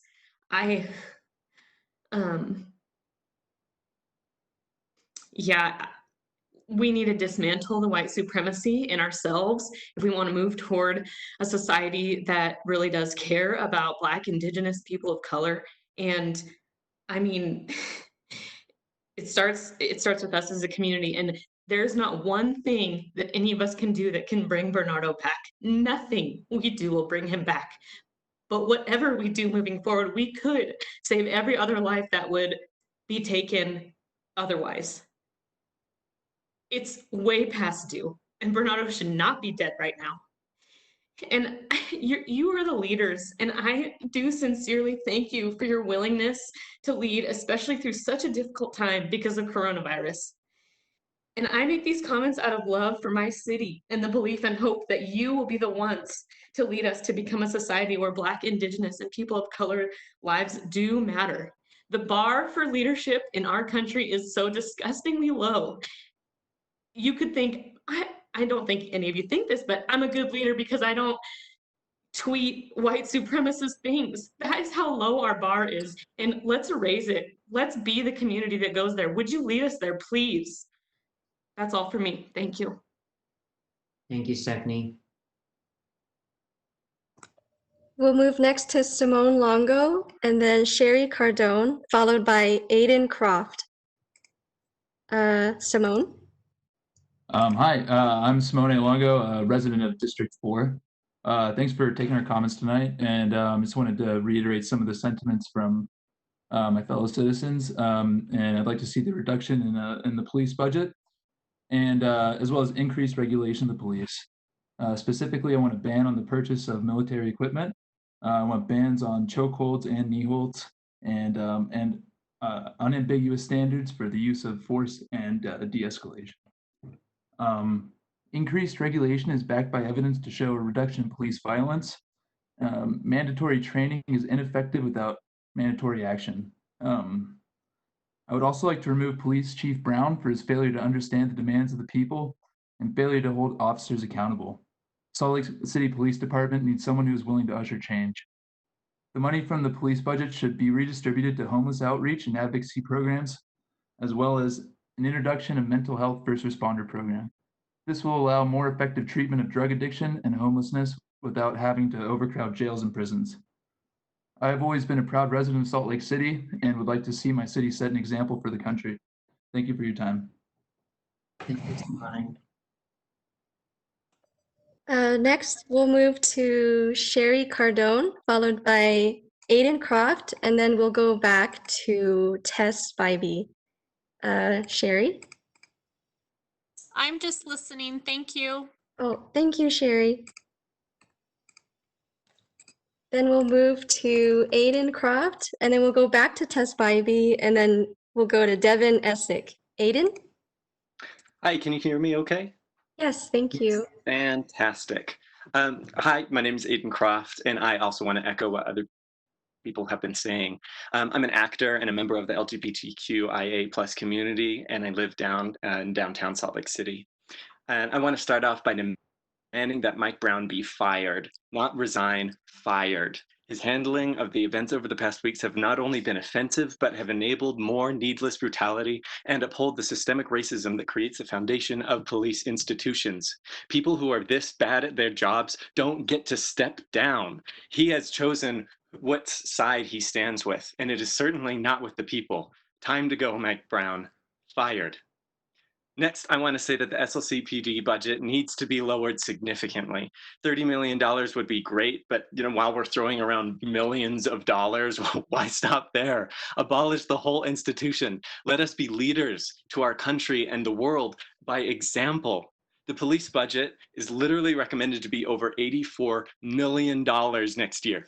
$84 million, which is a number that is so bonkers and so insulting when I see the homelessness crisis going on in our city every day. Why are there not adequate services for these people who are dying in our streets? Why are our mental health services not sufficient? Why do we not have adequate public transportation? Why are there minimal services for my community, the queer community? Because we give our police army $84 million. That is so offensive. I've been on this call from the beginning and listening to the amazing voices of our diverse and passionate community. Listen, listen, listen to us. Listen to our local Black Lives Matter chapter. Listen to our local Indigenous leaders. They're all doing such amazing work and they just need you to listen. It is time for the City Council to decide who they stand with. And I can only hope that, unlike Mike Brown, you stand with the Salt Lake City community. Thank you for your time. Thank you, Aiden. Now we'll go back to Tess Bybee, followed by Devin Essick, and then Elizabeth Chamberlain. Tess? Hi, can you hear me okay? Yes, thanks, Tess. Perfect. Let me know if I cut out at all. Start from the top. Previously, it requested that we reduce the SLC budget by at least. Yes, I'm sorry, you're Check out it again. You seem to go. It seems to go in and out in like really short waves. So we get one word and then we don't get the next. Okay. How is it now? It sounds about the same. No, I don't want to take up too many people's time. So I'll go ahead and yield my time for now. I agree with the anti-police sentiments. I do abolish them. Thank you, Tess. And if you want to send us a written comment, then we'll make sure that that's part of the public record as well. But I do think that we heard enough to know that you wanted to express that you were in support of most of what the callers have said tonight. And I think we all got that message. So if you want to send us additional written comments, then please do. Thank you. Thank you, Tess. We'll move next to Devin Essick, followed by Elizabeth Chamberlain, and then Carrie Leitner. Devin? Hi, everyone. My name is Devin, and I am calling in response to the police budget. A few months ago, I moved to Salt Lake from St. Louis, Missouri, a city known for its corrupt and murderous police force. In this short amount of time that I've been in Salt Lake, as a public reckoning on the place of a police state is occurring across the nation, I have been disappointed, if not surprised, to learn that Salt Lake's police system is no better. My heart broke as I watched the video of Bernardo's last moments, but that short clip is not necessary to understand the dangerous and destructive impact policing has on Black and brown bodies in this country and in this city. I demand justice for Bernardo's murder. Prosecuting the officers involved using our injustice system is not going to solve any of the problems that brought us here, but it sends a message to your community that Salt Lake stands against this disgusting abuse of power and act of white supremacy. I also demand for the resignation of Chief Brown, who is shown to be completely out of touch with the needs of this community, which for many folks means the difference between life and death. And of course, this is just a start. I demand you decrease the police budget and that the reallocation of this money goes to community programs such as rent relief, free public transportation, resources for those without permanent residences, and mental health services. I also demand for a hiring freeze in SLCPD and that Salt Lake starts the process of fully dissolving the department. Time and time again, we've seen that the policing system is not serving and protecting the communities who need service and protection the most, and I know that we can do better. I yield my time. Thank you, Devin. Next, we move to Elizabeth Chamberlain, followed by Carrie Leitinen, and then Kelsey Jensen. Elizabeth? Hi, can everyone hear me? Yes, thank you. So I was on the call just to listen, but given the opportunity, I just wanted to echo the words of everyone that has spoken thus far. I admire the passion of the people at this meeting. For a community to come together like this is truly amazing. I hope that you listen to us with an open heart, an open mind, and use your power to work with the community that you represent. Thank you. I yield my time. Thank you, Elizabeth. Next, we move to Carrie Leitinen, followed by Kelsey Jensen, and then Katie Wardner. It seems Carrie has left the meeting, so we'll move to Kelsey Jensen. Oh, Kelsey has also left the meeting. We'll go to Katie Warner, who is also not here. I apologize, Chair. We'll move next to Ben Finley, followed by Carolyn Lewis, and then call-in user Mariah Lopez. Ben? Hi, can you hear me? Yes, thank you. Hi, my name's Ben Finley. I'm a resident of District Number 3.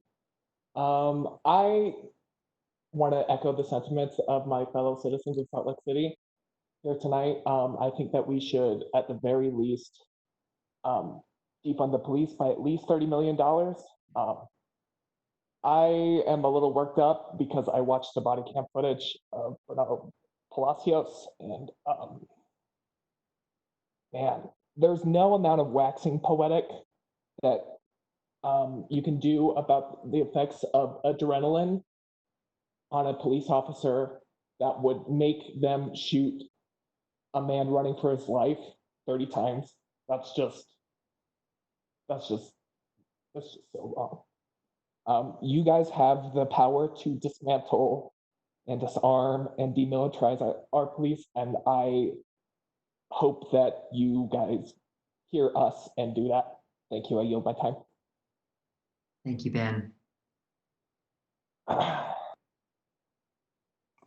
Next, we will move to Carolyn Lewis, followed by calling user Mariah Lopez, and then Gabby Lemansky. Caroline seems to have left the meeting. We'll move to our calling user Mariah Lopez.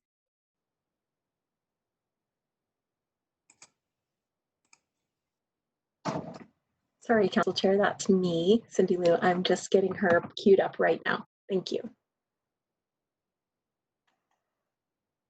Mariah, if you could begin your time. Yeah. Perfect. So my name is Mariah Lopez. I'm a full-time student and full-time employee and Latina resident of Salt Lake City.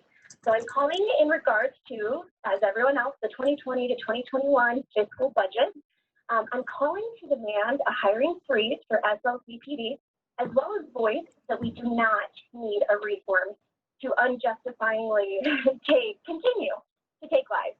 I believe we need to defund and eventually abolish the SLCPD, as well as start taking action to reinvest and reallocate said funds into helping fight the gentrification that's happening all along low-income areas, as well as funding public education services, mental health resources, so much that was mentioned tonight. Not only is this happening in our very own backyard, but Utah has one of the highest police murder rates in the country for Black people. So we do not, look, the SLCPD does not need over $84 million in funding, especially when pursuits end in murders such as Bernardo Palacios. I demand that Chief Mike Brown is to be fired, as well as the involved officers in Bernardo's murder to be charged and prosecuted, as well as tried. These officers never intended on detaining and arresting Bernardo Palacios, and the complete disregard for human life that the SLCPD and Mike Brown not only condoned but stood behind will not go unnoticed. Thank you. I yield the rest of my time.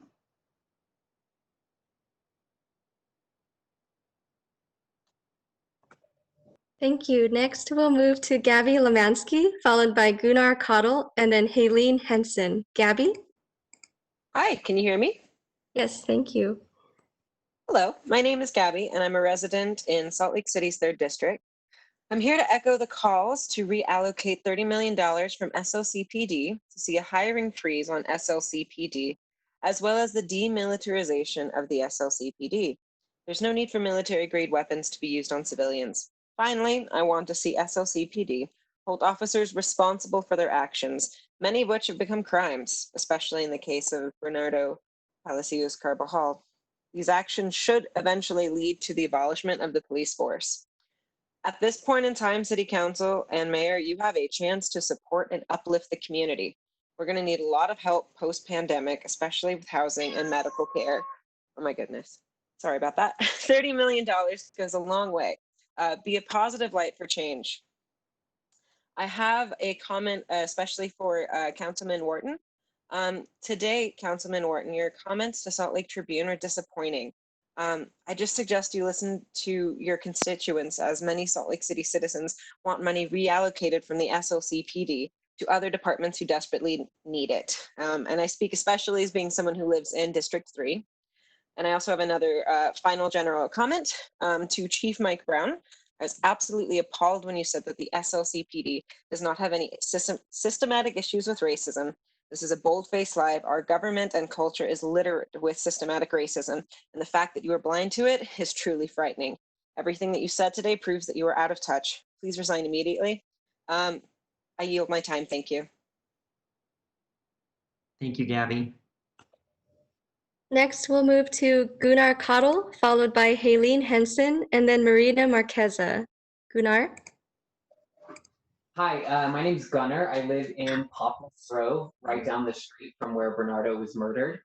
I'd like to reiterate what my fellow citizens have said regarding the resignation of Mike Brown. His response to this was a heinous tragedy, and I demand his resignation. I further demand that we defund and abolish the SLCPD. They are not equipped to be experts in trauma, mental health, and addiction. You know, I demand that we defund them and reinvest those funds into education. I demand we remove cops from schools. Utah is the lowest per student in the country, which is an embarrassment. And I demand that we use the $30 million to invest in community welfare programs. And yeah, I yield my time. Thank you, Gunnar. Council Chair, just a quick update on the queue. Right now, we have about 106 names left waiting to speak. Again, we'll be posting in the chat the next 10 names so you can see who's coming next. And with that, we'll move to Haleen Henson, followed by Marina Marqueza, and then Michael Allen. Haleen? Hi, my name is actually Haley. I had a typo on my own name because that's how my day is going today. No, that's my fault. I'm actually a business owner in District 4 downtown, and I have called in just to kind of listen, and I've been doing some reading, and I know that there's currently a hiring freeze on the police department in Salt Lake City, and I know that a lot of the the 8 can wait policies are currently enacted in Salt Lake City. So I guess the one request that I would have is maybe to be able to see an itemized budget for the Salt Lake City Police Department, just so that we and I can better understand where the budget for the police department goes and what that's used for, to better understand what taking $30 million in defunding from the police department would do exactly. And with that, I yield my time. Thanks. Thank you, Haley. Next, we'll go to Marina Marqueza, followed by Michael Allen, and then Jason Carrillo. Marina? Can you hear me? Yes, thank you. Okay. My name is Marina Marqueza. I am a Salt Lake City resident, and I am talking on the police department and the budget. First of all, I do want to also add in that I am for abolishing the police department by all means necessary. If it has to be defunded first, then let's do that. Like, let's take action. And as a non-Black person of color, I'm going to amplify the voices of a couple Black people using my 2 minutes. I'm going to use a quote from Angela Davis. She says in an interview, "There is an unbroken line of police violence in the United States that takes us all the way back to the days of slavery, the aftermath of slavery, the development of the Ku Klux Klan. There is so much history of this racist violence that simply to bring one person to justice is not going to disturb the whole racist edifice." I wanted to quote that because it's important to acknowledge that the police department, and at least the police force that we know today in modern day United States, was literally built, and I mean literally built, from slave catchers. It evolved from slave catchers who were put in place to catch, harass, and brutalize Black people in the United States with the sole purpose of protecting white property and capital. Police departments are connected and integrated with capitalism and colonialism, period. And so this is coming from the Law Enforcement Museum, if you can believe there's such a thing. Number 1, slave catchers' agenda is to chase down, apprehend, and return to their owners runaway slaves. 2, to provide a form of organized terror to deter slave revolts. And 3, to maintain a form of discipline for slave workers who are subject to summary justice outside the law. We see this and how that has evolved and has continued to permeate our society with white supremacy. And as someone who lives in Salt Lake City and as someone who's a person of color, I have seen this in every single institution, every single system. It is so much bigger than the police department, but we're here today to talk about that specifically because the police department in Salt Lake City, along with the police departments all over the world, murder Black people. It runs so deep. And you have a responsibility to be on the right side of history here, not because that's how you'll go down in history, but because it's the right thing to do. And from No Name, a current Black musician and rapper, on Breonna Taylor's birthday this week, the commonness of Black death and disappeared birthdays. That's time. Thank you for your comments. Yes, thank you, Marina. Next, we have Michael Allen, followed by Jason Carrillo, and then Natasha Cadet. Jason? Hi, can everybody hear me? Yes, thank you. Wonderful. My name is Jason Carrillo, and I wish to echo previous statements from other members of the community on the police budget. I and many others demand that the budget for the SLCPD be cut by at least $30 million and be reallocated into other community needs such as our education system, and take the first step to put an end to the sham that is the police unions. We also demand that Chief Police Brown be removed from office for being so mind-bogglingly obtuse in the light of the murder of Bernardo Palacios, whom you, Councilwoman Amy Fowler, stated was unlawful, as well as he continues to parade the many human rights violations on his force part. Like many other members of the Salt Lake City community, we are having our taxpayer money going to this group of thugs whom thus far had the authority to gun down young men and women in our streets with little to no repercussion. I want you council members to ask yourself if you want to be known as the men and women who fund the paychecks and pensions of people who murder minority groups, push elderly men down the streets, and drive a proverbial knee into the necks of peaceful protesters. And if you wish to keep the status quo, I guarantee that you will be out of a job. I refuse to stand idling by while my fellow countrymen get murdered in our hometowns by the very people whom we have trusted to protect us. You have heard our voice, and you will continue to hear us echoing in the streets until our shoes melt into the pavement and we see effective change in this state and the rest of this nation. I yield my time. Thank you, Jason. Thank you. And I'm sorry I missed you, Michael. Michael Allen will go next, followed by Natasha Cadet and then Megan Hanshaw. Michael? Hey, I'm Michael Allen. My statements are my own. First off, I want to thank the council for the small tweaks you've made to this process. I mean, the named list in the chat is super helpful. I don't have to worry that I'm going to go to the bathroom and lose my opportunity to speak. The 5-minute breaks are great.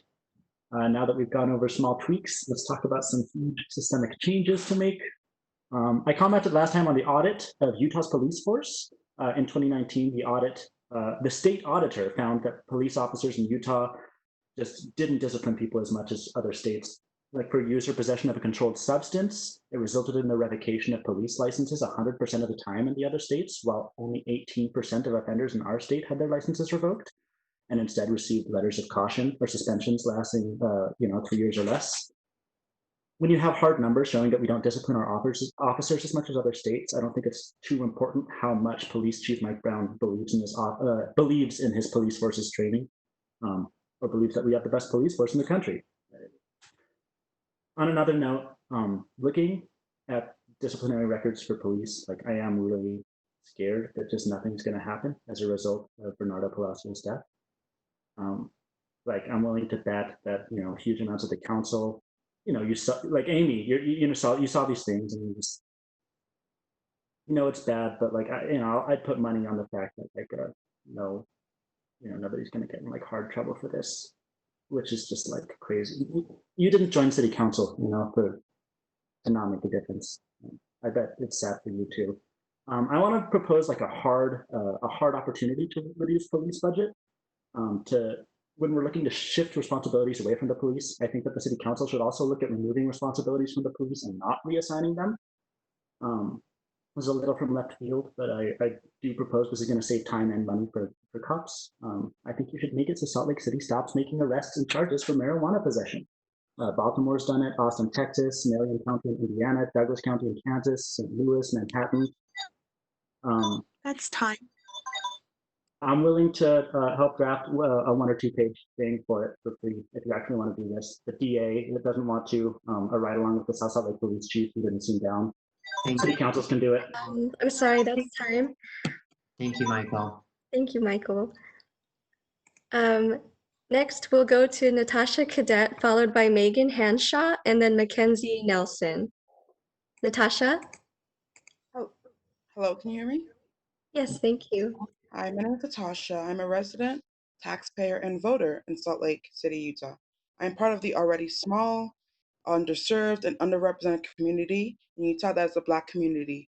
We make up only 1.06% of Utahns, but 10% of the 10% of people killed by police at a disproportionate rate of 9.21 times. I'm here to echo the demands made by my fellow citizens. We want a defunding of the SLCPD at a minimum, the least amount of 30 million. We want that money to be reallocated to public services, healthcare, education, the betterment of the community in general. We also want a police hiring freeze coming up the next year for 2021. We want the firing and prosecution of Mike Brown for the murder of Bernardo. We also want independent third-party review committee to investigate police brutality and misconduct. You guys are city representatives. You represent us. You represent our voice. We are telling you what we want, and we demand that you guys listen to us and act accordingly. We, the youth, are tired. We are unified, and we will not let up. If you do not meet our demands, we will vote you out. We have the power. We have the numbers. You must listen to us. You must sit here and listen to every single person tell you, we are tired and we want justice now. Defund the SLCPD. We actually want abolishment of the SLCPD, but right now we'll start with a defunding of at least $30 million. You do not get to sit here and listen to us, ignore us. We will continue to speak out. We will yell. You will not be able to turn a blind eye from us. We will stay unified, and we will let you know that we're not backing up. Until our demands are met, you will not rest. We will continue to scream. Time. Thank you, Natasha. Next, we have Megan Hanshaw, followed by Mackenzie Nelson and Cody Kirkland. Megan? Can you hear me? Yes, thank you. Hi, my name is Megan Hanshaw. I work in Salt Lake City in behavioral health, and I'm calling in reference to the fiscal budget. To reinforce all of the previous attendee speakers, first, we demand the defunding of the Salt Lake Police Department budget of at least $30 million, and instead investing this funding into needed social work, housing, and public health resources. Second, maintain a hiring freeze of any new officers during the year. Third, demand the resignation of Police Chief Mike Brown for the murder of Bernardo and perpetuating violent acts against our community. Fourth, continue the steps necessary for abolition of the SLPD in Salt Lake City as action to support the Black community and people of color and to aid the very community that the police targets and abuses. I hope the entire council listens to the demands of the community they represent in order to fulfill your duty for public service and ethical leadership that you all have signed up for. Thank you. Thank you, Megan. Next, we have Mackenzie Nelson, followed by Cody Kirkland, and then Helen Lindawood. Mackenzie? Hi, can you hear me? Yes, thank you. My name is Mackenzie Nelson, and I live in Salt Lake City. I'd like to echo all of the unified voices tonight in their call to defund the Salt Lake City Police budget by at least $30 million, at least, and a hiring freeze for 2020 through 2021. This should only be the first step of many towards the ultimate goal of complete abolition. I can't put this more eloquently than previous speakers, so I yield the rest of my time. Thank you. Thank you, Mackenzie. Next, we'll go to Cody Kirkland, and then Helen Lindawood, followed by Henry Hartzler. Cody? Hey, what's up? It's Cody Kirkland. So I'm a Salt Lake resident. I'm a local business owner, and I just think that I just want to speak about the budget. I think that we should. Everyone's saying defund the police by at least $30 million, but that's not enough for me. I think we should completely defund them and disband them. I don't think reforming or defunding a little bit is enough. I'm white and I've never had a positive experience with cops ever in Salt Lake City, in fact, anywhere. And I mean, I grew up in West Valley City, and in like 2006, one of my best friends had cops come to his front door, knocked on his door, and was asking him questions and wanted to come into his house for something. And he told them his rights.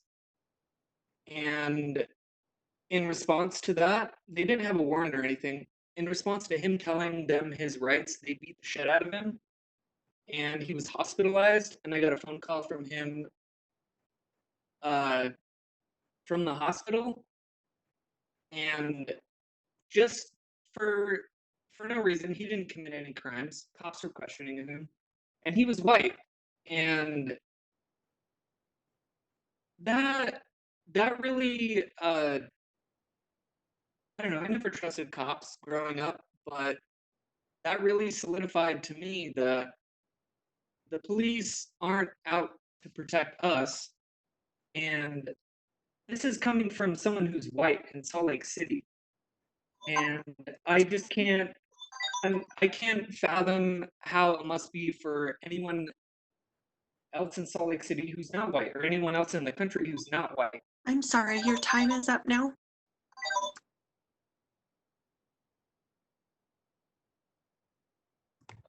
Okay, we'll go next to Helen Lindawood, followed by Henry Hartzler, and then Emmett Wilson. Helen? Hi, can you hear me? Yes, thank you. Great. My name is Helen Lindawood. I've been a Salt Lake resident since 2015 when I moved from Anchorage, Alaska to finish my undergrad at the University of Utah. I'm now a law student at the U and I live in Salt Lake District 4. I demand this city cut the Salt Lake City Police Department budget by at least $30 million this year and begin the rapid dissolution of the Salt Lake City Police Department. I hope instead you invest the current city budget for the police to address the deplorable state of our air quality, K-12 education, and housing access in our beautiful city.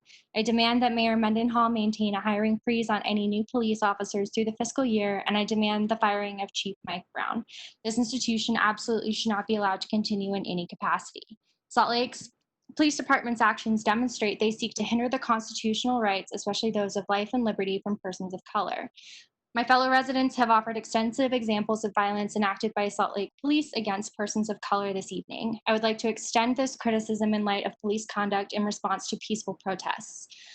On Wednesday evening alone, all but one of the excessive present officers stood in close proximity to their coworkers and protesters with no personal protective equipment, but with several weapons carried by each officer. In contrast, hundreds, if not thousands, of protesters wore face coverings and gloves, and many passed out extra coverings and hand sanitizer. The police departments in this state and the city do not care for the safety or health of its citizens or even their coworkers.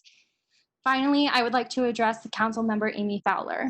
The sign you've chosen to display in this council meeting is a deeply offensive co-opt of a chant written by Black Americans begging for their own lives and the lives of their children. You should be deeply ashamed and seriously consider the position of power as a government official you have and your status as a white person. I urge you to reflect on how you choose to wield such power. Thank you. Thank you for your comments. Next, we have Henry Hartzler, followed by Emmett Wilson, and then Eric Milliken. Henry? Hello, can you hear me? Yes, thank you. Thank you. Yes, I'm a resident of Salt Lake City, and I'm also a public educator. I would also like to resound this call to divest at least $30 million from the Salt Lake City Police Department and allocate those funds instead toward public education, housing, and housing budget as well. As a public educator, we just got the announcement that they are looking at proposing 2% up to 10% cuts for the education budget this next year. And I find that deeply concerning, considering that Utah spends the least per pupil in the entire United States. And also that I see that our school system right now, we have 40 plus kids in a classroom. It's completely frustrating to know that I moved to this beautiful place to work with these kids. But when you have 40 plus kids in a room, you cannot create lasting change. So what I ask you to do instead is to reevaluate where we're putting these resources in our community. And I, again, suggest at least $30 million divested from the Salt Lake Police Department and hopefully 100% in future years. I know it can't happen overnight, but I want to see the community take on this responsibility instead because they've proven time and time again they're much more capable than the police department. Thank you.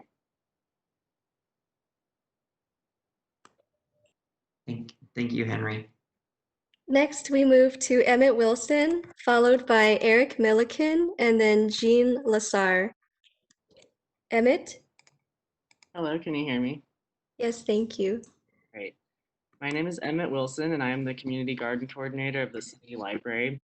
I continue to urge you all to defund the Salt Lake City Police Department with the goal of disbanding and eventually abolishing the police department in the way that the city of Minneapolis is currently doing. After listening to your work session earlier today, I'm concerned that you all will only pause money going to the police force and put it in a holding account, only to return it to this abusive department later down the line. I want to relay words from Asada Shakur in regards to why we, your constituents, are calling and emailing and marching in droves. We are doing this because it is our duty to fight for our freedom. It is our duty to win. We must love each other and support each other. We have nothing to lose but our chains. And I want to add that you all happen to be holding the chains that bind us. It was deeply disturbing to hear you say, Mayor Mendenhall, that the police here are better than they are in other cities in the country. After watching the footage of Salt Lake officers murdering Bernardo Palacios and knowing that 70% of Black people living in Utah live in Salt Lake, and that our Black sisters and brothers and siblings only make up 1% of all people living in this state, yet 10% of people killed by police in this state are Black. We do not live in a vacuum where police happen to be good cops. We are leading the way in racist police violence. Please drop and destroy the chains that you have been complacently holding around us. I demand that you defund the Salt Lake Police Department by at least $30 million, fire Mike Brown, and invest both money and compassionate time into our community. And I want to end with a sentiment from Cornell West to please make connections between the global and the local in your decision-making processes. Thank you for listening. Thank you, Emmett. Okay, next we have Eric Milliken, followed by Jean Lassar, and then Jeremy McDonough. Eric? All right, can you hear me? Yes, thank you. Thanks. My name is Eric Milliken. I live in District 6 with Councilmember Dugan, and I just wanted to speak as well to the need for stronger police oversight and just deep, significant reform. I'm a physician, I'm a middle-aged dad, I'm not a radical, but I heard Chief Brown tell this council just a couple hours ago that he doesn't believe that the police department here has an issue with implicit bias or systemic racism. And if he still believes that today, then I can't believe that more training in and of itself is going to achieve anything. We need deep reform. We need oversight that has teeth. We need to see the supposed bad apples, if that's all they really are, they need to be prosecuted successfully. But we need penalties too, and I'm talking about loss of badges for the officers who see excessive force and don't report it. Chief Brown said he had to comb through hours to find out who pushed the man down on local television. Every member of that SWAT team should have reported their fellow officer immediately, or at least he should have just had to ask them. But no one says anything, and that needs to stop. So the state preemptively gutted the power of the civilian review boards last year, and Chief Brown's State Association of Police Chiefs supported that. But the Republican Senate sponsor of that said that the citizens do have oversight because we have the power to vote out elected officials who don't hold the police accountable for excessive force. And I think that's exactly what we need to do. Thanks. Thank you for your comments. Next, we have Jean Lassar, followed by Jeremy McDonough, and then Kev Nemelka. Jean? Yes, hi. Can you hear me? Yes, thanks, Jean. Yes, I'm Jean Lassar Gardner. My ex-husband and I have lived in the Avenues for over 23 years. We are both working professionals in the field of education. My ex-husband is Black. He has countless disturbing stories of living Black and being profiled by police while living in Salt Lake City to this very day. There's a history within the Salt Lake City Police Department of racist profiling or racist policing, ranging from profiling to the killing of Blacks and other people of color. This is not okay. The police department has had ample time and opportunities to make meaningful reform within the department, and this has not happened. It is long past time for a more radical solution. Other cities, such as Camden, New Jersey, can serve as one possible example. In 2013, they dissolved their police department. They replaced it with a public safety system built on equity and humanity, integrating their work and funding with other social community services. The data supports the positive effects of this forward thinking and ethical change in Camden. So our entire society is on fire right now. This fire is not going to go away. We citizens and our voices are not going to go away. This is not the time for timid actions. It is clear that police departments throughout this country are dysfunctional, harmful, and on their way to becoming obsolete. There are better and more humane ways to provide public safety services. And it's time for our city government to step up to this task. You can do it. We can do it. We will all do it. We're all changing the way. Thank you. Sorry. Thank you, Jean. Next, we have Jeremy McDonough, followed by Kev Nemelka, and then Christina Smith. Jeremy? Hi, Jeremy McDonough, District 4. Yes. Thank you, council members, Mayor Mendenhall. Unsurprisingly, I'm here to also talk about the 2021 police budget. Like my fellow citizens, I feel that we need to reevaluate our approach to policing and public safety. Unfortunately, the incidents of the last few weeks and months, and frankly years, I think illustrate the kind of strong problem that we have with using force as a means of keeping peace. I also would like to see the police budget, a point of the police budget be reallocated to making available the raw data collected by the stats units. Thank you. See my time.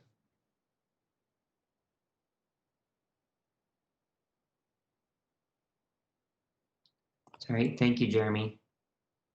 Next, we'll go to Kev Nemelka, followed by Christina Smith, and then Kiani De Jesus. Kev? Thank you, council members. My name is Kev Nemelka. I wanted to start by specifically thanking Chairman Wharton for responding to my questions and concerns on social. So to more accurately specify my demands from last week's meeting, and in direct response to the quote unquote soft freeze verbiage used in the mayor's budget proposal, I'm calling for a hard hiring freeze on the SLCPD indefinitely. I'm also here to add my voice in the overwhelming demand to decrease the SLCPD budget by at least 30 million to be reallocated to education and COVID relief efforts, and to eventually move toward abolishing the SLCPD. The Marshall Project and the Bureau of Justice Statistics have both published empirical data proving that less police does not in fact mean more crime, and that actually crime and police employee numbers have both gone down nationwide. Police violence is what has increased. So like everyone else here, I'm really hoping that the council's allegiance to justice and peace is not just lip service. We're really counting on you to keep us all safe, not just rich and or white people. So please do your part in bringing an end to police militarization and violence against community members. Lastly, Mike Brown and the cops responsible for Bernardo's murder should be fired. Please do not renew the SLCPD contract with the Police Association either, which is up for negotiation this month. I have one last piece of constructive feedback for Councilmember Johnson regarding the sign behind him at the beginning of the meeting. Councilmember, with all due respect, you're absolutely right. Kneeling is a sign of strength. And sadly, the tragic death of George Floyd and countless others that have been murdered in a similar manner prove that it's a sign of white strength and how that strength is used against Black people. So I urge you to ponder the connotation of kneeling and how it has changed in recent weeks, and recognize that you're inadvertently outwardly supporting white supremacy, which breeds police violence against Black people and people of color. Thank you for your time, Council. I yield my time. Thank you, Kev. Next, we'll go to Christina Smith, followed by Kiani De Jesus, and then Letitia Blanchard. Christina? Hi, can you hear me? Hello, Christina? Can you hear me? Yes, thank you. Hi, I was just here to listen, but I just want to echo the calls for defunding the police, working to abolish it, and starting by slashing the budget with at least 30 million.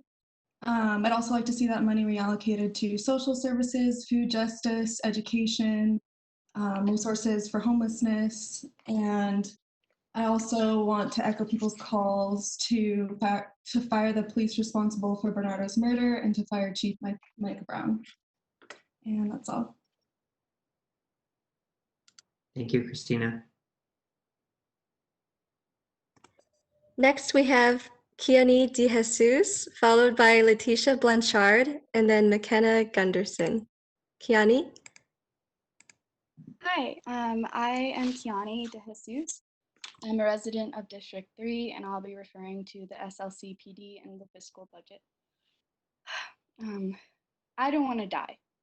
That was Bernardo's last words before he died from 20 plus shots in the back by the SLCPD.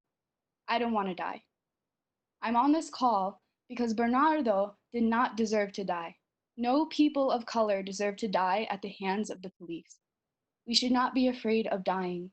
We should not be in the streets convincing officials that Black lives matter, but we have been forced to. I am tired of officials praising the peaceful protests. These protests will never be peaceful as long as the police are there. This militarized force does nothing besides uphold white supremacy through violence and fear-mongering. That is why we will no longer accept empty gestures and suggestions of reform. We demand that our voices be heard now, and that the SLCPD be abolished because all POCs, like Bernardo, do not want to die. Thank you. Thank you, Kiani. Next, we have Letitia Blanchard, followed by Joanna Lynch, and then John York. Letitia? Hi, Leticia, resident of Salt Lake City. I echo the overwhelming majority of voices tonight in demanding that the police officers involved in the murder of Bernardo Palacios be fired, charged, and prosecuted, and as well as the firing of Chief Mike Brown. Council members, I hope that you will work with us and defund SLCPD by 30 million at minimum and work towards the ultimate abolition of police and reallocate that money towards community services. Mental health care social workers, we have heard from some of them tonight, and they have said urgently that they need these resources. The military response to protest is a terrorist action against us. Demilitarize and disarm the police and put into effect an immediate hiring freeze.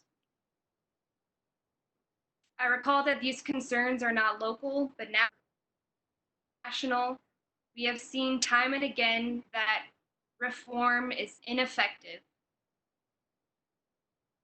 We have seen people die brutally at the hands of police for centuries. George Floyd, Breonna Taylor, Tamir Rice, Philando Castile in recent history. We do not accept reform. We require abolition. Please work with us. We are asking you to lead us now in this critical moment of change. I yield my time. Thank you for your comments. And Council Chair, just a quick brief on where we are at in the queue. We have about 86 people waiting to speak. For those of you who just got here, we'll be posting the next 10 names in the chat so you can all see who's coming next. Thanks, everyone. And with that, next we have John York, followed by George Chapman, call-in user 7071, and then Ashlyn Anderson. John York. Hi, yeah, I'm John York. I'm a student at the University of Utah and a resident in Salt Lake City. I, with everyone else, would like to call for a budget cut for the Salt Lake Police Department of at least $30 million so that the money can be reallocated for community programs. I'd also like the state to look at the differences in budgets for the different educational districts and really think about how we use our money for police and how we use our money for getting everyone proper education. Equal education has been proven to really help areas lower crime rates much more effectively than police. Mental health is also a major issue that Utah seeks. We are one of the highest suicide per capita states, and we do not address that adequately. Our mental health initiatives are just not sufficient for our challenges, and this stops people from being able to live the lives they're supposed to be. And that is a much better use of money than these violent, angry police that are currently just intimidating protesters in the last week. The last week of protesting has been incredibly peaceful, but police officers have done nothing but intimidate and make people feel scared at these protests. I yield my time. Thank you, John. Next, we have call-in user 7071, George Chapman, followed by Ashlyn Anderson, and then Carlos Herrera. Go ahead, George.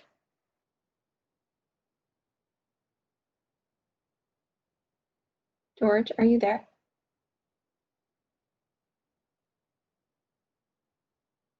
Amanda, we'll come back I'll check in with George and come back. Thank you. Okay, thank you.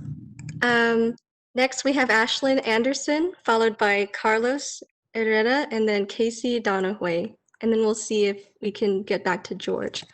Ashlyn? Hi, can you hear me? Yes, thank you.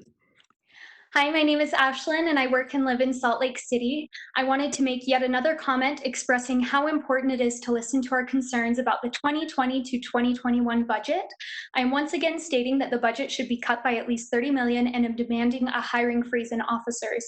For 2 decades, Utah has ranked lowest in per pupil spending and in staff salaries within education. One of the only things we are currently ranking high in is our mental illness rates. And if our communities don't have proper funding and if people don't have their basic needs met, mental health issues and social issues will only rise. Earlier this year, I reached a really low point and at 3 a.m. was desperately calling hospitals to see who could help me without a huge bill. I didn't know if I could afford it, so I swallowed my pain instead, and I am lucky to be alive today and will never be silent when it comes to mental health and mental health funding. Nobody should have to debate getting help because of the potential price tag. Also, earlier today, Councilmember James Rogers stated that he wants more community connection between the SLCPD and residents.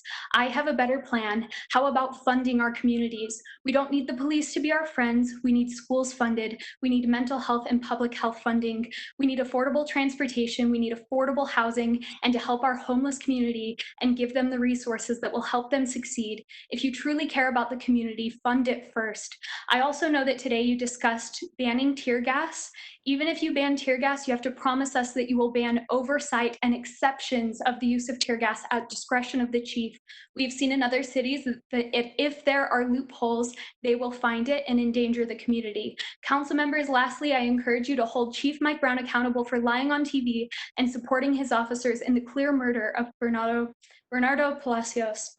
Give Bernardo's family justice and hold your city's officers in chief accountable. I yield my time. Thank you. Thank you, Ashlyn.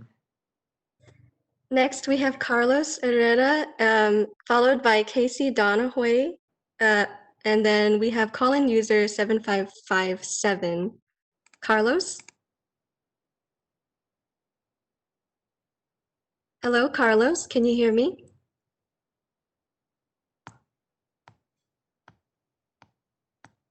We'll move to the next person and see if we can get Carlos. Next, we have Casey Donahoy, followed by call-in user 7557, and then Emma Roberts. Casey?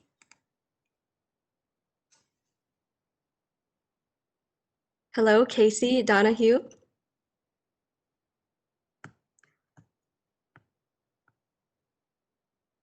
We'll check back with Casey and see where he's at. We'll move to the next person, who is call-in user 7557. Yes, thank you. We do have that working now. And Amanda, George is prepared as well. If we can do that following the calling user with the last digit 7557. Yes, thank you. If you could introduce yourself with your name, please. Calling user with the last 4 digits 7557. Yeah, hi there. My name is Kobia Goddard. Thank you. Your timer will begin now. Then how can I speak as well? All guests have been muted. I'm sorry. You can unmute your line by pressing. Kobia, are you there? Hi there. Can you hear me? Yes. Go ahead.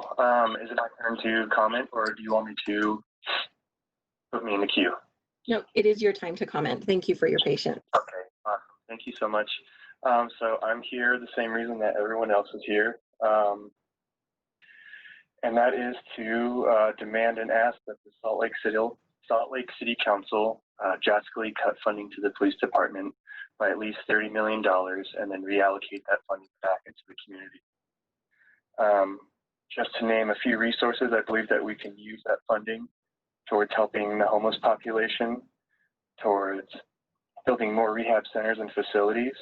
We can increase the amount of social workers and trained medical and mental health professionals, all of which I believe are better suited to tend the community needs and safety than an armed police officer. We feel strongly that a heavy police presence does not ultimately keep us safe, especially marginalized groups such as the Black and Brown communities here in Salt Lake City. Again, to be completely clear, We want to divest the amount of funding for the police and invest it into our communities where resources and support are lacking. A well-invested and well-funded community is a safe community, and safe community means strong police presence is obsolete. I believe that we believe that we can better serve and protect people, especially the Black and Brown communities, through better community funding. And we hope that all of these demands are not falling onto deaf ears. Thank you for your time. Thank you, Kovia. We'll go ahead to George Chapman. George, if you're ready. Yes. Go ahead. If you defund the police, who are you going to call when a spouse is beaten up or someone is raped or robbed at gunpoint or a store is robbed or threatened to be burned down? Who do you call when a heavily armed man tries to kill hundreds of citizens from the Grand America Hotel? You call a police officer like Officer Ups and Downs, who after getting shot by the man, doesn't take cover but goes after him and shoots him. That policeman saved hundreds. That's what cops do. They save lives, they try to help, and they reduce victimization.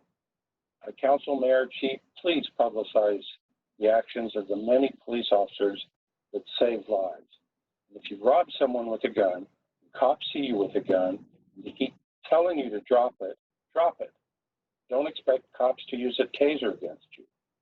And for those wanting more push against cops in this city, this council and mayor has spent most of their lives and careers in and out of government fighting for a respectful police and for decreasing violence and more accountability. The state legislature and county is more responsible for not providing appropriate nor respectful funding for housing, education, mental health, drug treatment, or homeless. Please look up the community councils and participate. The police and chief and council members participate in these. Many of them every month. Please go to them. The city would greatly benefit from all of you continuing to stay involved and pushing with your passion for a better city. And I don't think you need to read the Constitution. Thank you. Thank you, George. Next, we will move to Emma Roberts, followed by Sierra Knapp, and then Landon Young. Emma? Yeah, can you guys hear me? Yes, thank you. Thank you. I'd like to start off and say that, especially in light of what has happened in the last month, even considering increasing the police budget, I think is really gross and a blatant disregard for the lives that have been lost to murder by the said police. And I'm echoing what my fellow citizens have been advocating for, defunding and eventually disbanding the SLCPD. If the city of Minneapolis can look into disbanding their police department, then surely our smaller city can certainly look into defunding and redistributing money. I'd like to ask the council to genuinely look into and research for yourselves the history of law enforcement and how it is tied into the criminalization of Black and Brown people. It's a very ugly history, and they're very intertwined, and reform will simply not cut it. De-escalation will not cut it. You can put lipstick on a pig, but it's still a pig in the end. And defunding and abolition is not a radical notion, as we've seen all across the country. Thank you. I yield my time.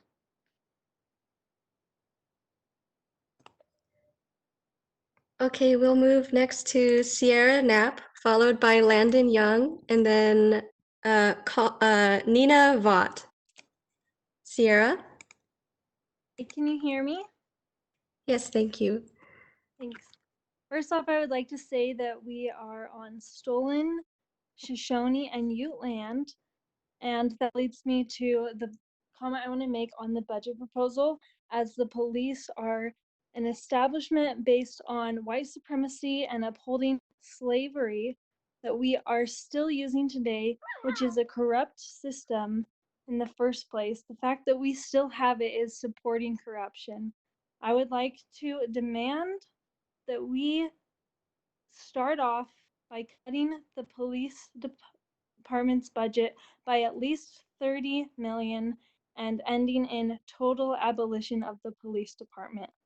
I'd further like to demand that Mike Brown is fired for not standing against the actions of his officers and the complete and moral corruption of murdering Bernardo. I also want to demand that those officers are charged for their crimes of murder. And I would like to suggest we reallocate this money to schools. Education is a priority that we are not taking seriously in Utah, and social services and our homeless population among our communities, we need to do better. Thank you for your time.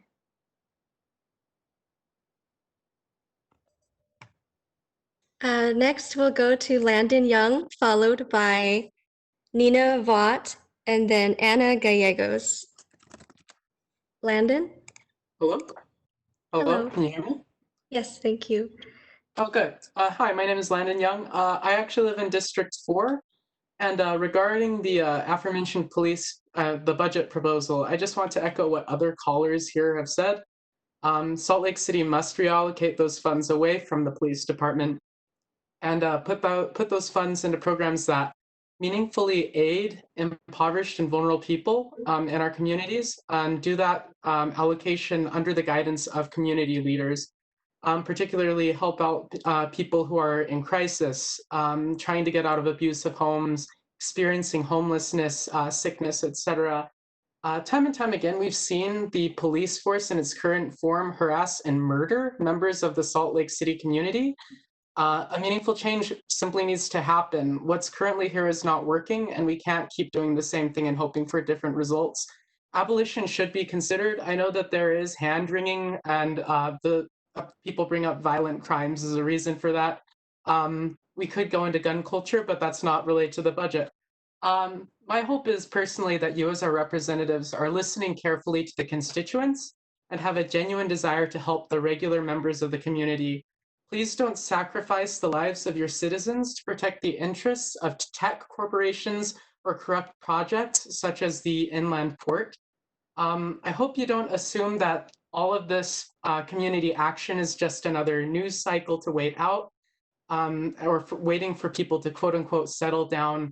I hope that you're excited and grateful that us citizens are trying to actively engage our representatives for a community that we absolutely love. Please fight any and all bills or activities that attempt to stop or extinguish protests or put barriers between citizens and those that claim to represent them. That's all I have. Thank you so much for your time. Thank you, Landon. Next, we have Nina Vaught, followed by Anna Gallegos, and then Danny Knives. Nina? Hi, good afternoon, good evening. My name is Nina Vo. I'm a resident of Salt Lake City's District 1. I have watched in horror over 450 videos of police across the country brutalizing citizens who were peacefully protesting the brazen murder of George Floyd by the police. In addition to all of these, Salt Lake City released the video of Bernardo Palacios Cabajal, his ruthless murder at the hands of our own Salt Lake City police. We've spent years reforming this police behavior.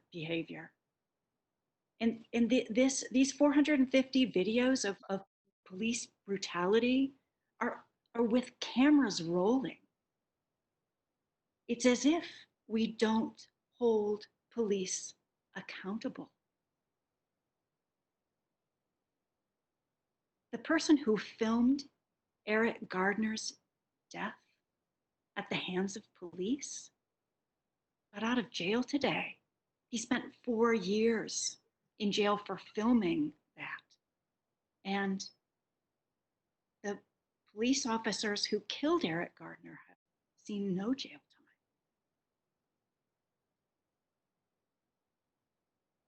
the callers on this meeting, which I have to say thank you again for having this forum.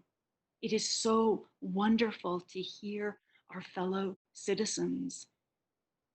These are young people who are calling in. This is the future of Salt Lake City. This is the future of our nation. They need to be heard. We all need to be heard, and you have the opportunity to lead us into the future that they are calling forth. Abolish the police. It cannot be reformed. Fire Mike Brown. Keep police out of Time. That's time. Thank you, Nina.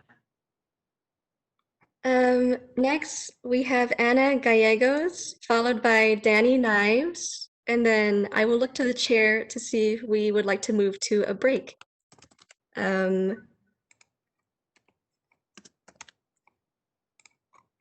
It seems Anna has left the meeting. So I'll move to Danny Knives. Danny? Hi, my name's Danny, and I'm making a comment on behalf of my household, including Jamie Lowen and Carlos Garcia. We are currently residing in District 7. Darren Mono, it was great to hear that you're open to conversation on how to defund the police, but it is unacceptable to hear you believe that it needs to happen incrementally. This means you are complicit with SLCPD continuing to murder Black citizens. It is your responsibility as our elected officials to listen to our citizens instead of being cahoots with racist institutions. Amy Fowler, you said that moving funding to social services is your #1 priority. This is your opportunity to put your words into action. Please don't fail us. Chris Wharton, you said there's not a lot of data on a lot of the models, so that makes it hard. Well, Chris, shifting away from racist systems is going to be hard, but not as hard as waking up every day not knowing that you're going to be the next murder statistic at the hands of police. Do your job. I think the last week alone has shown that police are not one training or one workshop away from being able to keep all of our citizens safe. Defund or abolish the police. Fire Mike Brown. Justice for Bernardo. I yield my time. Thank you, Danny. Chair, I look to see if you'd like to move to a break or if you'd like to move with a few more comments. Let's go with the rest of the names that you had called out, and then we'll take a break. Okay, then we'll move to Hannah Wilson, followed by Kathy Adams, and then Katie Anderson. Hannah? I thought you said Audrey Gallegos was calling. Oh, Anna Gallegos has left the meeting, Chair. Sorry. Hannah, if you're there. I'm here. Can you hear me? Yes, thank you. Okay. Hi, I'm Hannah Wilson, born and raised in Salt Lake, and you know why I'm calling. Our messages might all sound the same to you, but it is that reason that you need to sit up and listen. Imagine the extent of the problem to motivate hundreds to show up to this virtual city council while other hundreds are currently marching our streets making these same demands. You can posture all you want by kneeling with protesters and congratulating us for being peaceful, but that means nothing if you continue to fund the Salt Lake PD. The police officers who shoved an elderly man on the ground on May 30th were not peaceful. The police officers in our state who kill Black people at the most disproportionate rate in the United States are not peaceful.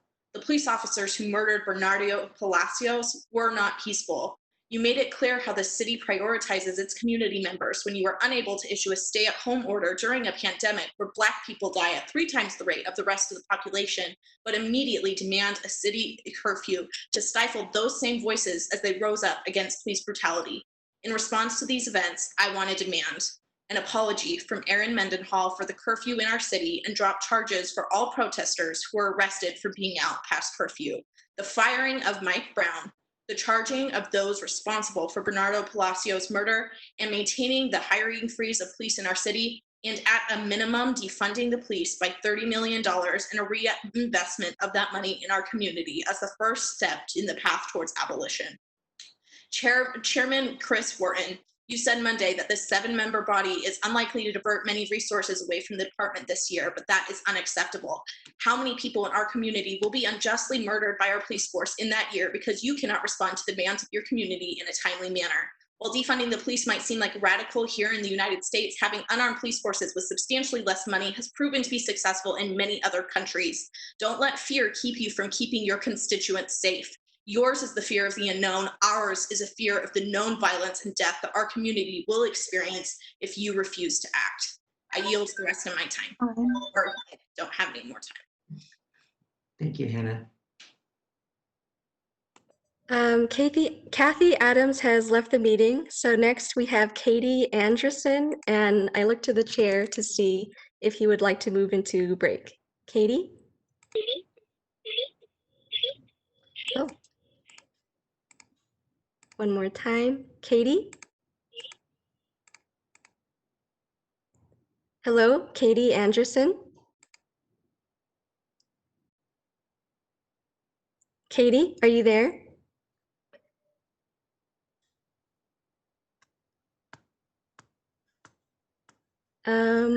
We will move and see if we can get Katie to get on.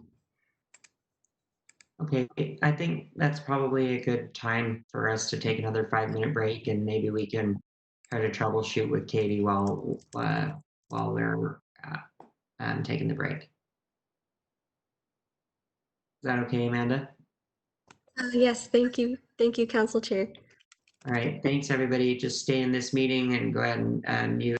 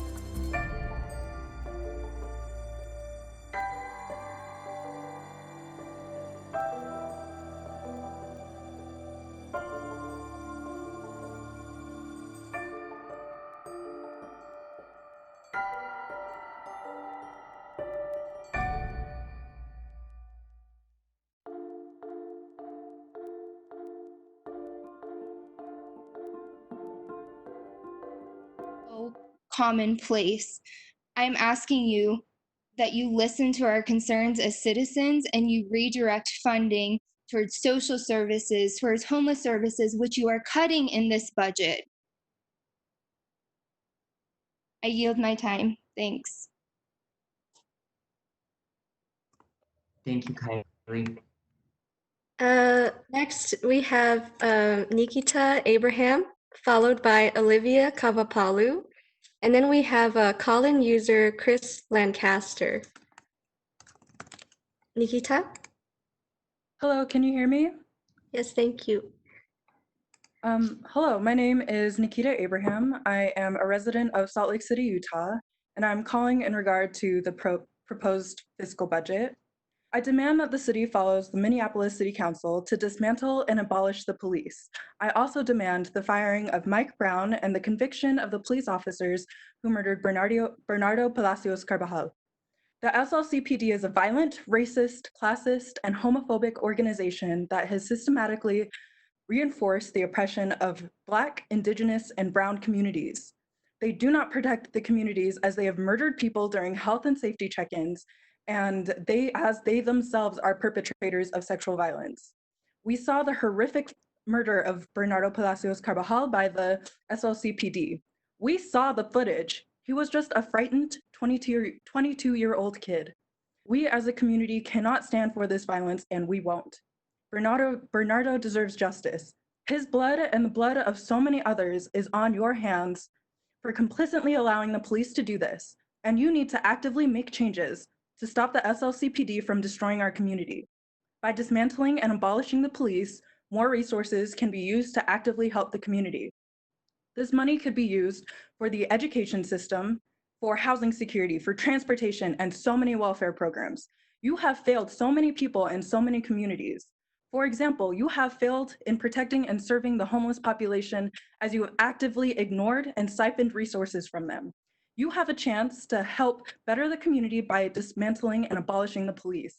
Like Minneapolis, we need to have conversations about how to make our community feel genuinely safe and protected without the police. There are so many creative solutions that we can have, including getting more social workers involved in helping with mental health issues.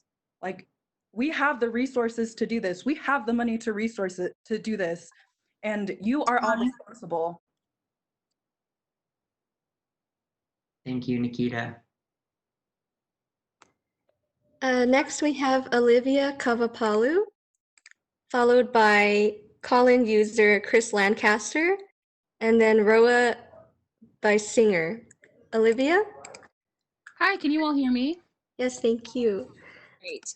My name is Joylani Kavapalu, and I'm a student and employee in Salt Lake. First and foremost, I must remind the council of the need to decrease the barriers to understanding this budget document. The language in that document and lack of translations make understanding, let alone critiquing the budget, nearly impossible. Of the 4 pages dedicated to the police department's budget, there was only 1 page that vaguely outlined the exact expenditures of that department. How can the council expect their constituents to engage in the political when such barriers exist? I find it embarrassing that of the department's performance measures outlined in the budget, not a single one refers to decreasing police brutality or increasing police accountability. Moving on, earlier this month, hundreds of callers flooded a WebEx call much like this one to beg you, plead with you, demand that you lower the amount of money allocated to the SLCPD. I am asking that you heed the cries of your constituents and defund the system. A flat rate increase isn't a response, it's an insult. Reminding us about due process is an insult. Mike Brown proudly standing with the murderers is an insult. Many of you council members have expressed an openness to defunding the Salt Lake City Police Department. Council members, if you truly mean what you say when you say that you are open to incrementally defunding the police department, cut the crap and take the necessary steps to defund them by $30 million.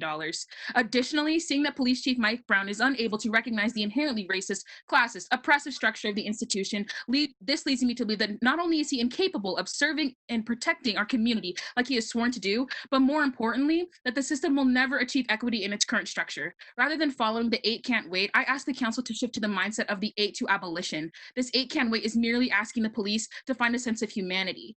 What our city needs is a world free of policing. It's worth noting that most social services agencies and organizations that could serve as alternatives to the police are underfunded and scrambling for grant money to stay alive while being forced to interact with officers who often make their job harder. Imagine what $30 million could do to keep our community safe if it was reinvested. Lastly, I look to attendee Chapman who asked, "What about justice? What about safety?" To this, I ask you, council members, justice for whom? Safety for whom? Council members, use your position of privilege to end the vicious cycle of policing, end Mike Brown's career, decrease the police funding, and abolish the police. Thank you. I yield the rest of my time. Thank you for your comments. Next, we have call-in user Chris Lancaster, followed by Roa Weisinger and Rebecca Hardenbrook. Chris, go ahead. Chris, go ahead.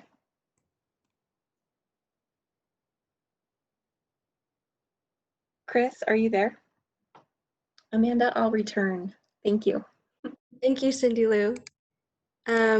Next, we'll move to Roa Weisinger, followed by Rebecca Hardenbrook, and then Andrew Alba. Roa? Hello? Hello? Can you hear me? Yes, thank you. Hi, my name is Roa Biesinger, and before I begin, I would like to acknowledge that we are all on land stolen from the Shoshone and Utes. I would also like to say that the Navajo Nation has the most per capita cases of coronavirus in the US. Please donate to the Navajo Nation Relief Fund if you can. I'm calling because I want our city to enact the Salt Lake City Police Accountability Council, or SLCPAC. Our current Citizen Review Board has no power. Its decisions and recommendations are ignored time after time after time. So approve SLCPAC, which will give real community control of the police. I would also like to see our city repeal Bill HB 415, which takes away the power of the people to hold the police responsible, as well as Bill SB 173, which is a direct infringement on Salt Lake City residents' freedom of speech and freedom to assemble. I would also like to see a cut to the SLCPD budget by at least $30 million, with which we can use to hire 235 new school teachers and give all teachers a 20% raise, provide rent relief for 24,000 months. We can provide medical insurance for 5,530 individuals, provide over 330,000 free sessions of therapy, or feed residents 2.3 million meals. And yet we give that money to white supremacists masquerading as police to terrorize and harass our communities. I'm disgusted at where our city's priorities are. Invest in our communities, invest in our residents, invest in our future. You are our elected officials, so represent the people. Police reform will not work. More training will not work. Defund, disarm, and dismantle the SLCPD.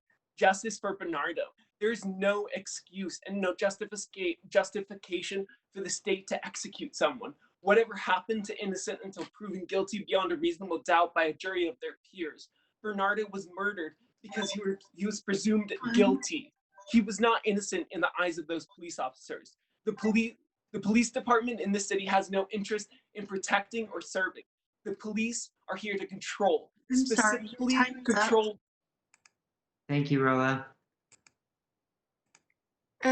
Next, we will go back to our call-in user, Chris Lancaster, followed by Rebecca Hardenbrook. And it looks like Andrew Alba has left the meeting, so we will move to Charles Athay after Rebecca. Chris Lancaster. Go ahead, Chris. Good evening, City Council. Can you hear me? Yes. Okay. So my name is Chris Lancaster. I prefer they, them, theirs pronouns. I live in District 4. I'm about to be a graduate from Utah Valley University. I'm calling in regards to the fiscal budget of 2020 to 2021. And I believe the police budget should be cut by at least $30 million, and that money should be redistributed to public services such as housing, public transportation, and the education budget. And I have a perception that you feel that we are asking something that is too hard to do. But I believe that just shows an ignorance and lack of vision as to what your constituents are ultimately asking for, which is a society in which police are completely defunded, abolished, and rendered obsolete. I don't know what that society might look like after the police, but it's something that we can decide together and hopefully be centered around community-based restorative justice. But I want, what I do know is that the massive police budget could be used to make such a positive change in our society. and it would drastically decrease the need for people to commit, quote, crime in the first place. So yes, we are asking for a $30 million cut to the police budget, but just be happy we aren't demanding a complete defunding now, at least not all of us. And I also believe that there needs to be an amendment to the soft hiring freeze currently listed to the SLCPD budget because of coronavirus. I know that unless the issue is brought back up before the council, the freeze will remain in place through the fiscal year, and I would like to believe that we can trust you to do this, but we must be sure. And I believe that the budget should be amended to reflect wording for a permanent hiring freeze of police officers for the next fiscal year.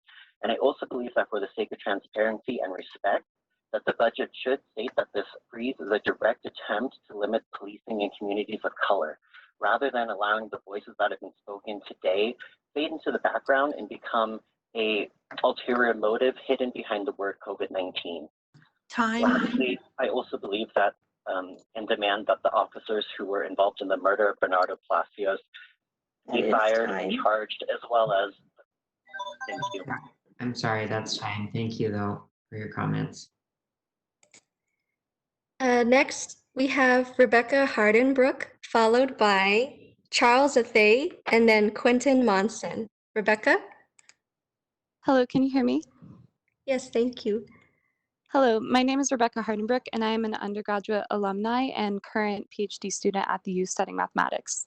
I'd like to just acknowledge that I currently reside on stolen Shoshone, Paiute, Goshu, and Ute lands, specifically the lower avenues. I am calling to implore you all to abolish the Salt Lake City Police Department. We are at a turning point in our nation's history with regards to equal rights. Salt Lake City must choose to be on the right side of history. The American policing system is not corrupt, but as one protester said last week, is functioning perfectly. It is an unjust system born out of slavery and steeped in white supremacy, and actively brutalizes and criminalizes those experiencing homelessness, those with mental illness, low-income folks, women, and Black and Indigenous folks, and people of color. The Salt Lake City Police Department is no exception to this brutalization. These communities could all be benefited by a reallocation of the proposed $84 million for the Salt Lake City Police Department directly to those communities or to benefiting resources.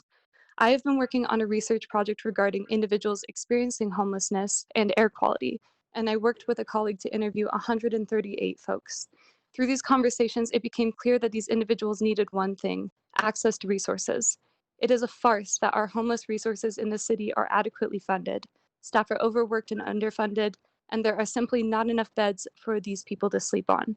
Not only do they need funds, but they are targeted by police. I have seen with my own eyes police confiscate tents and sleeping bags in the middle of winter, which is incredibly cruel. I would also like to resonate other folks' concerns regarding Bernardo's murder and demand that you fire the police officers involved. But again, I am asking you to abolish the police. Justice for Bernardo, justice for everybody. Please abolish the Salt Lake City Police Department, and I yield my time.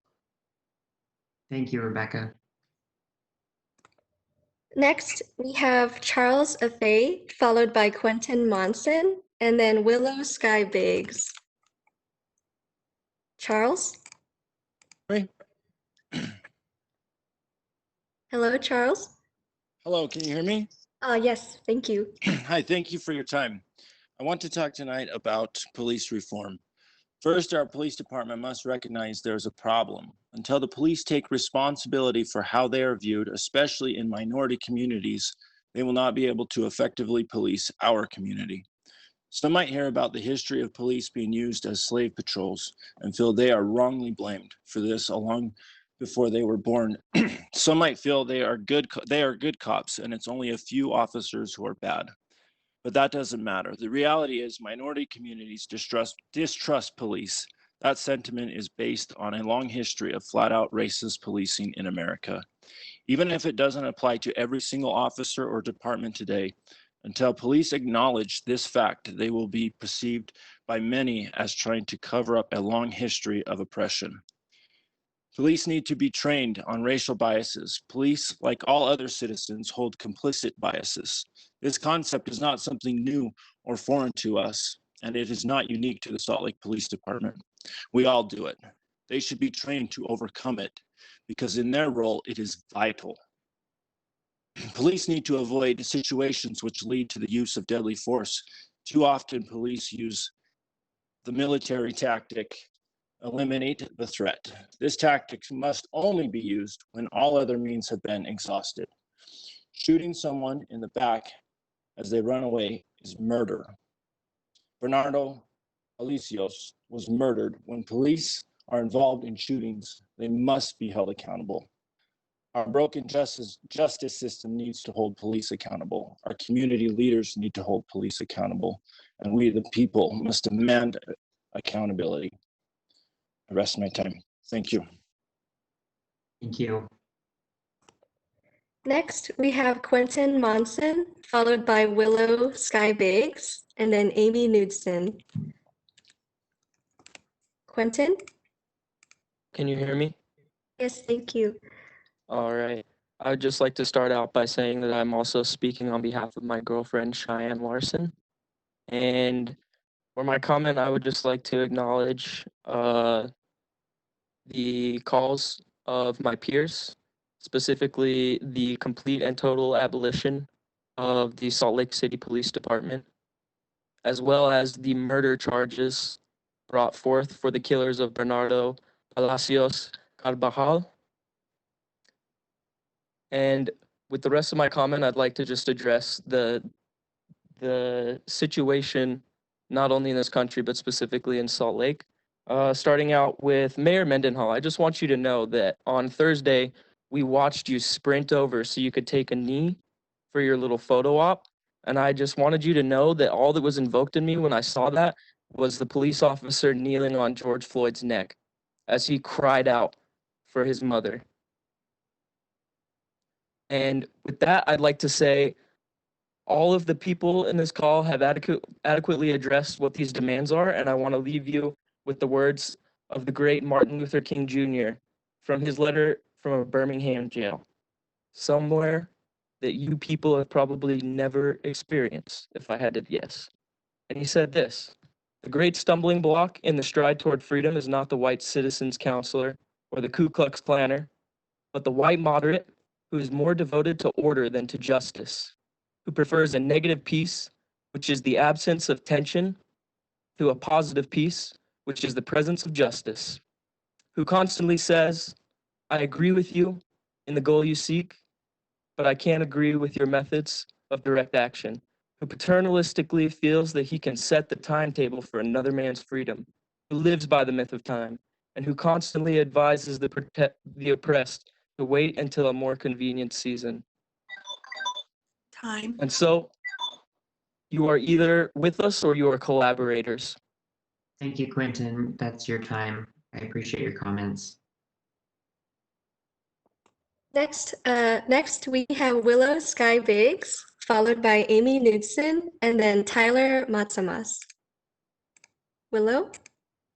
Hi, my name is Willow. I'm a single mom, and I live in the apartment buildings that are about a half block from where Bernardo Palacios was murdered.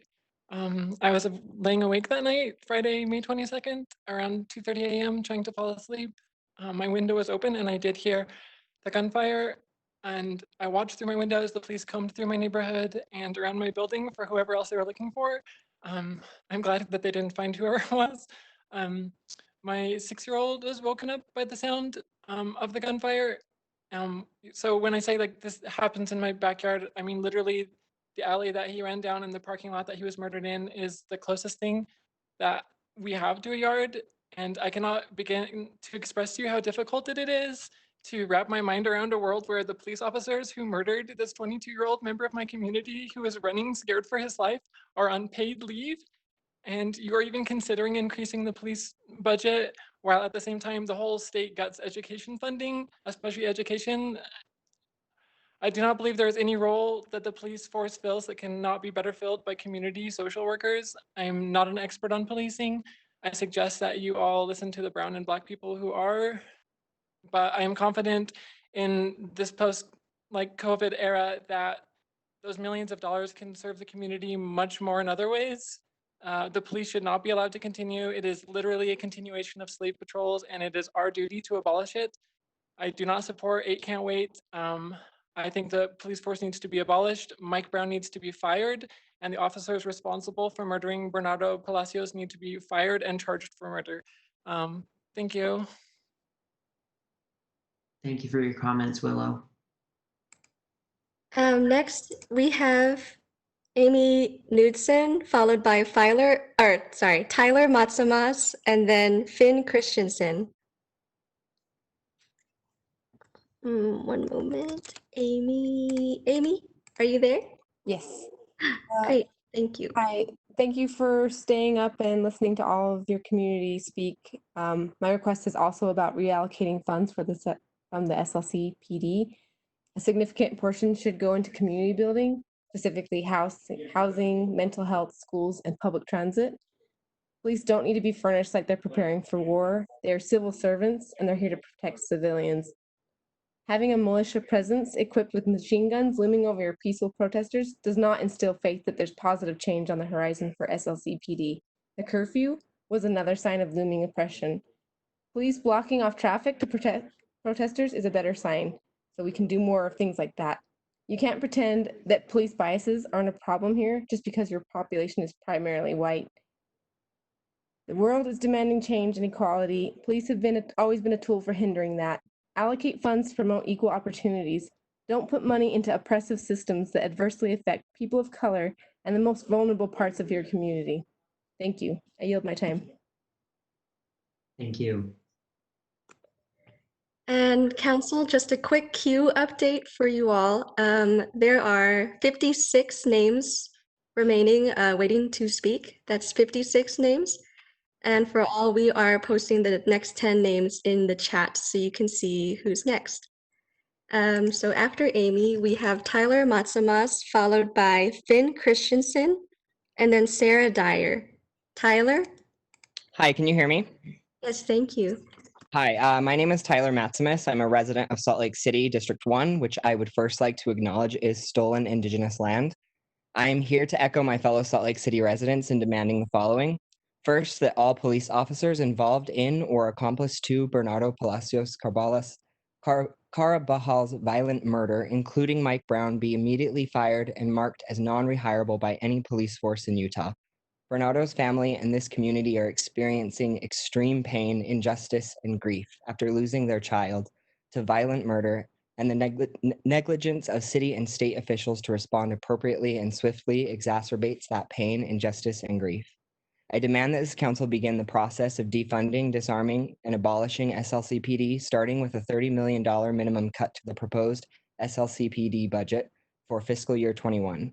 This funding should be reallocated to support community-led health, safety, and security programs.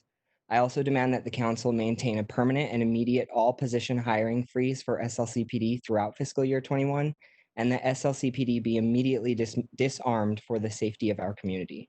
Finally, I stand with this community in saying that police reform tactics, including body cams and increased trainings, are not solutions to the violence that SLCPD has committed against the city, but are lazy appeasement tactics that encourage and reinforce police dominance and presence in Salt Lake City. If previous police reform tactics adopted by SLCPD had been effective, Bernardo and other folks of color unjustly murdered by SLCPD would still be with us today. I call on this council to set aside your egos and seek guidance from the people of this city to help begin the process of defunding and abolishing the SLCPD. Thank you for your time. Thank you, Tyson. Thank you, Tyler. Next, I'm we have... sorry. Oh, sorry, I can't read my own writing. Sorry. Thank you, Tyler. Next, we have Finn Christensen, followed by Sarah Dyer, and then River Jude August. Finn? All right. Can you hear me? Yes, thank you. All right. My name is Finn Christensen. I would like to acknowledge that we are on stolen land from the Ute, Goshu, and Shoshone people. I would like to connect those two to what is going on nowadays. This state began with the massacre of Native folks, and we continue that by still shooting brown people, by still shooting Black people. And therefore, I demand that we defund the police department by $30 million with the intention of abolition. The police do not protect us. They are there to oppress people and keep the masses down.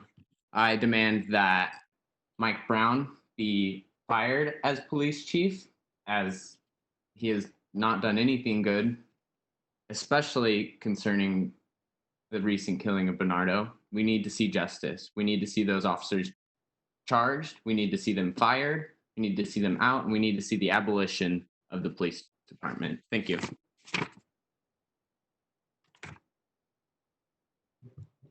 Thank you, Finn.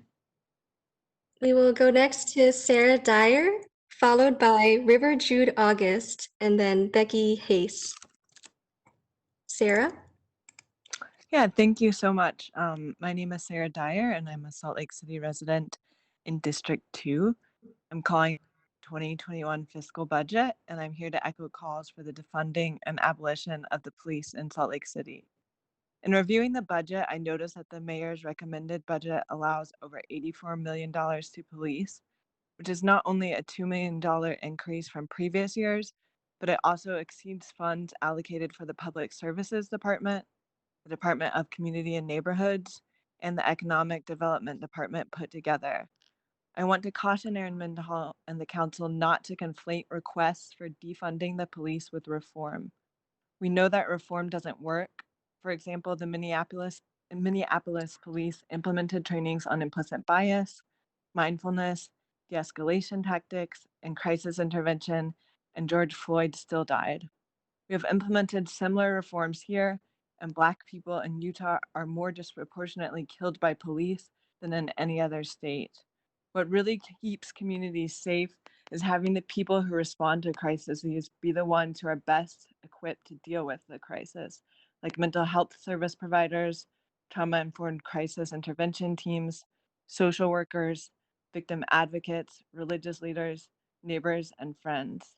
I also ask that you not ignore the racist and violent history embedded in the foundation of the police in this country. I recognize that police defunding involves a gradual reallocation of resources and responsibility away from police and towards communities. With that in mind, I demand that we defund the police by at least $30 million and reinvest that money in community-based initiatives, resources for the unhoused, social work programs, public transportation, public schools, and other programs that benefit our community. I also request that Aaron Mendenhall suspend police hiring for the fiscal year.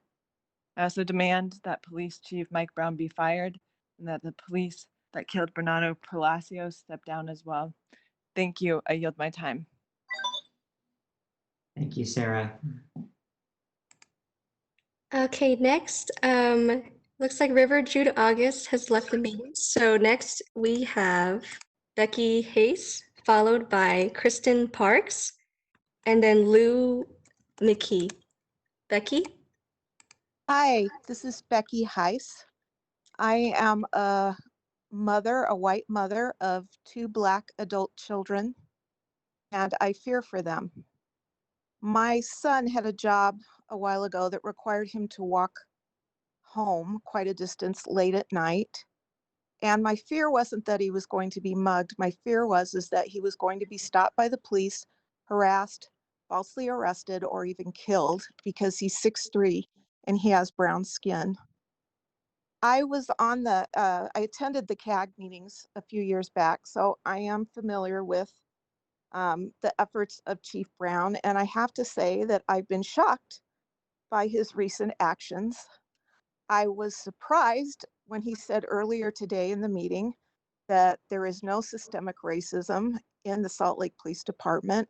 That clearly shows he does not understand systemic racism. He does not understand its deep roots in all institutions in this country. I'm not sure that he really gets the level, the depth of racism everywhere. He also made a comment which surprised me, where he said that if beat cops go into neighborhoods and get to know the people and the people get to know them, then they won't see color.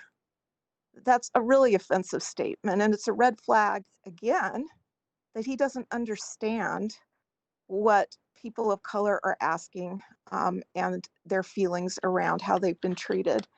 I am asking the council, I don't know you that well, but I don't really know you at all. I knew Aaron a long time ago. I'm asking that you really educate yourself about systemic racism so that you can hold leadership in the Salt Lake Police Department accountable, and that you can also realize the depth of the problem and get creative about what needs to happen instead of falling back into a system that does not work.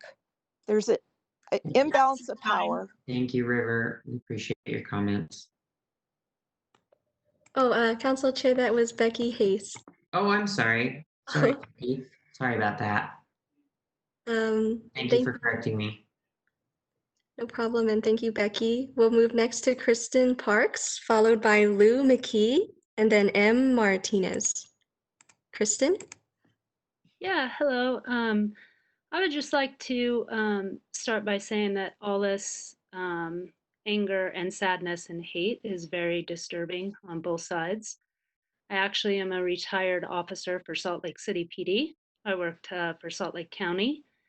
And I would just like to say that in every instance that I went out there and did my job, I did it to help and be a positive influence in society. I volunteered to go dig at a landfill to return a victim of homicide to her family. I have run into danger when other people were running away. And it was all to help. It was all to make sure that other people were safe. I'm just not sure that a knee-jerk reaction to something that somebody did somewhere else is the way that we should go.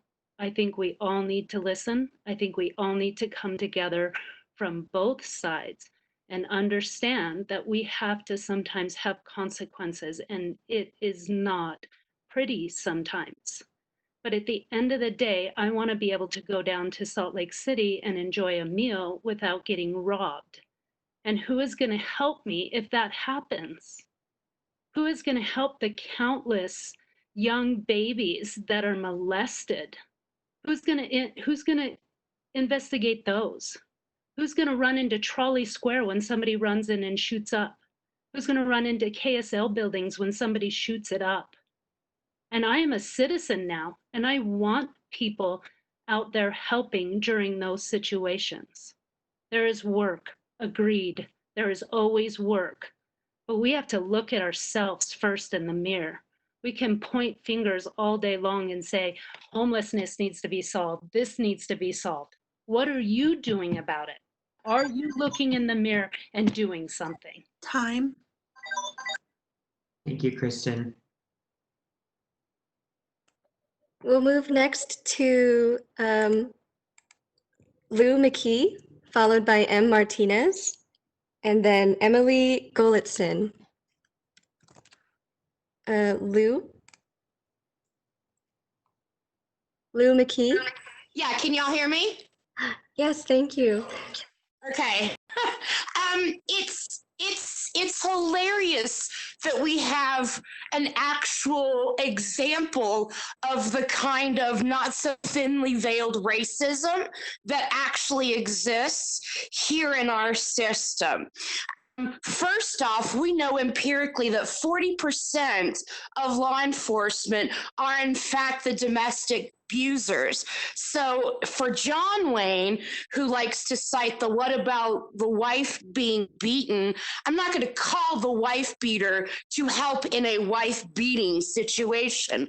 And to the former police who can't seem to imagine a world where they go into Salt Lake City without being robbed, try growing up in Oak Cliff, Dallas, in the southern part of an incredibly dangerous part of a city that has a thrice number of crime than Salt Lake. It's laughable to hear police officers say on both sides, like our president. No, this is the direct onus of white supremacy, and the white supremacy and the racism need to finally for once be admitted so that we can actually address the problem of racism rather than putting the onus on Black and brown people who are constantly having to be peaceful in the face of our own oppression, constantly having to be the better person. We're tired of it.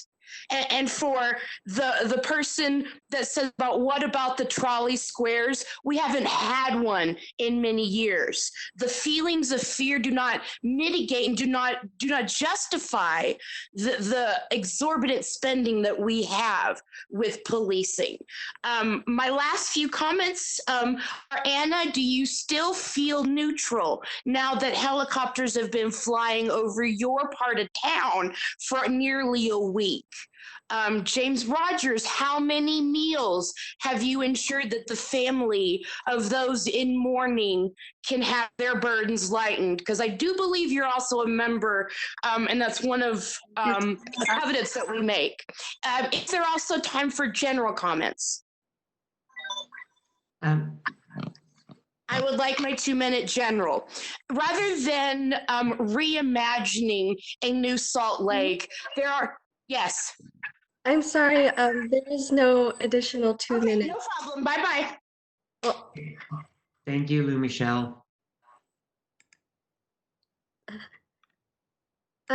next, we have M. Martinez, followed by Emily Golitzin, and then Christina Sewell. M. Martinez.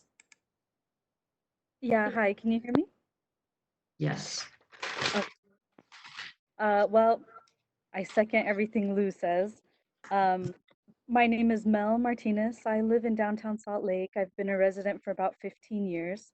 My comment, like everybody else's, is about the 2020-2021 police budget. I also demand the investment in the Salt Lake City Police Department.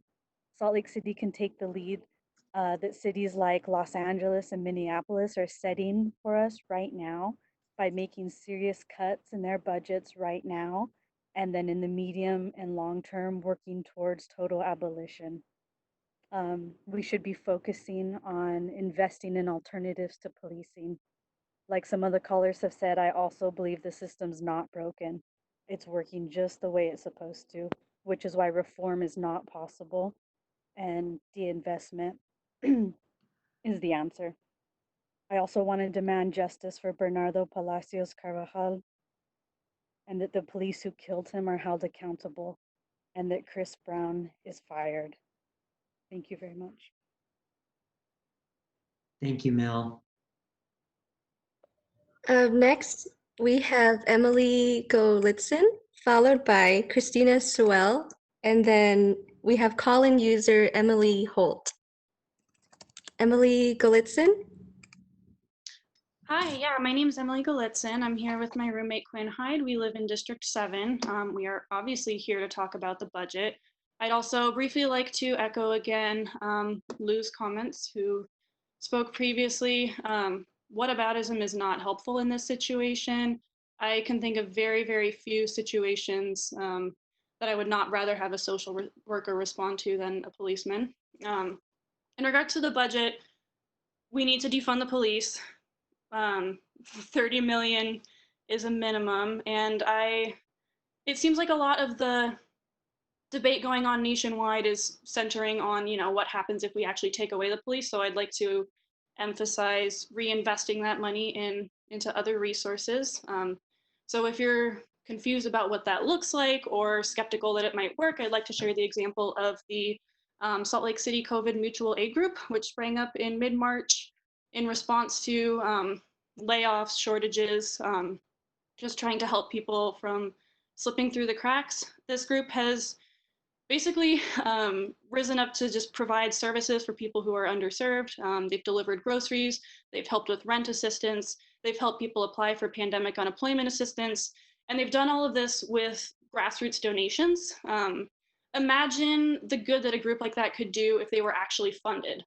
Imagine what it looks like for a community to actually be able to take care of itself and have the resources to take care of itself. Black and brown communities have been taking care of themselves and each other for decades, for centuries. Imagine what that could look like on an institutional scale. Like, imagine what a group like that could do with a fraction of those $30 million that are currently being allocated to the police. I yield my time. Thank you. Thank you, Emily. Next, we have Christina Sewell, followed by call-in user Emily Holt, and then Angela Charles. Christina?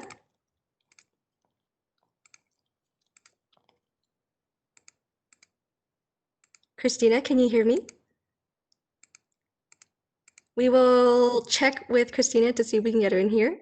And then we'll move to call-in user Emily Holt. Go ahead, Emily. Hi. Great. Can everybody hear me? You could project Okay, just a perfect. little Thanks. bit louder. Thank you. My name is Emily Holt, and I just first wanted to thank everybody for their time in letting this meeting run a little bit long or a lot long. But I would just like to offer a different opinion than the majority that we're hearing today. I'm not in favor of defunding the police. We own a home in District 6, which currently represents about 6% of the entire crime for the city. I work downtown. My children attend school downtown. And I'm grateful for the officer presence in my area, near my home, where I work, and where my children attend school. I know that they have been highly responsive and instrumental in issues in our area. And I'm also appreciative of how the Salt Lake City PD handled the riot and looting about a week ago. I acknowledge that there's potential problems and there should be accountability, but I think that defunding the police department is not the solution. I have heard a lot of comments from students, and while I appreciate their input, I would encourage the council to listen to long-term and permanent residents of the city, business owners, and the like, rather than the transient student population. In listening to the repetitive comments, I don't feel like they offer much to the dialogue other than duplication and conclusory statements. And I would encourage the city council not to make a knee-jerk reaction to mob voices. I did hear a quality comment from one individual earlier in the meeting, which was potentially limiting the contract term with the police department. I think that this could potentially be a good solution in limiting the term and then reevaluating the contract in about a year from now. Alternatively, I would be in favor of reallocating a portion of the budget, but not reducing it to additional training for the Salt Lake City PD if the city council feels that something like that's necessary. Anyway, thank you all for your time and for the late evening. Thank you for your comments, Emily.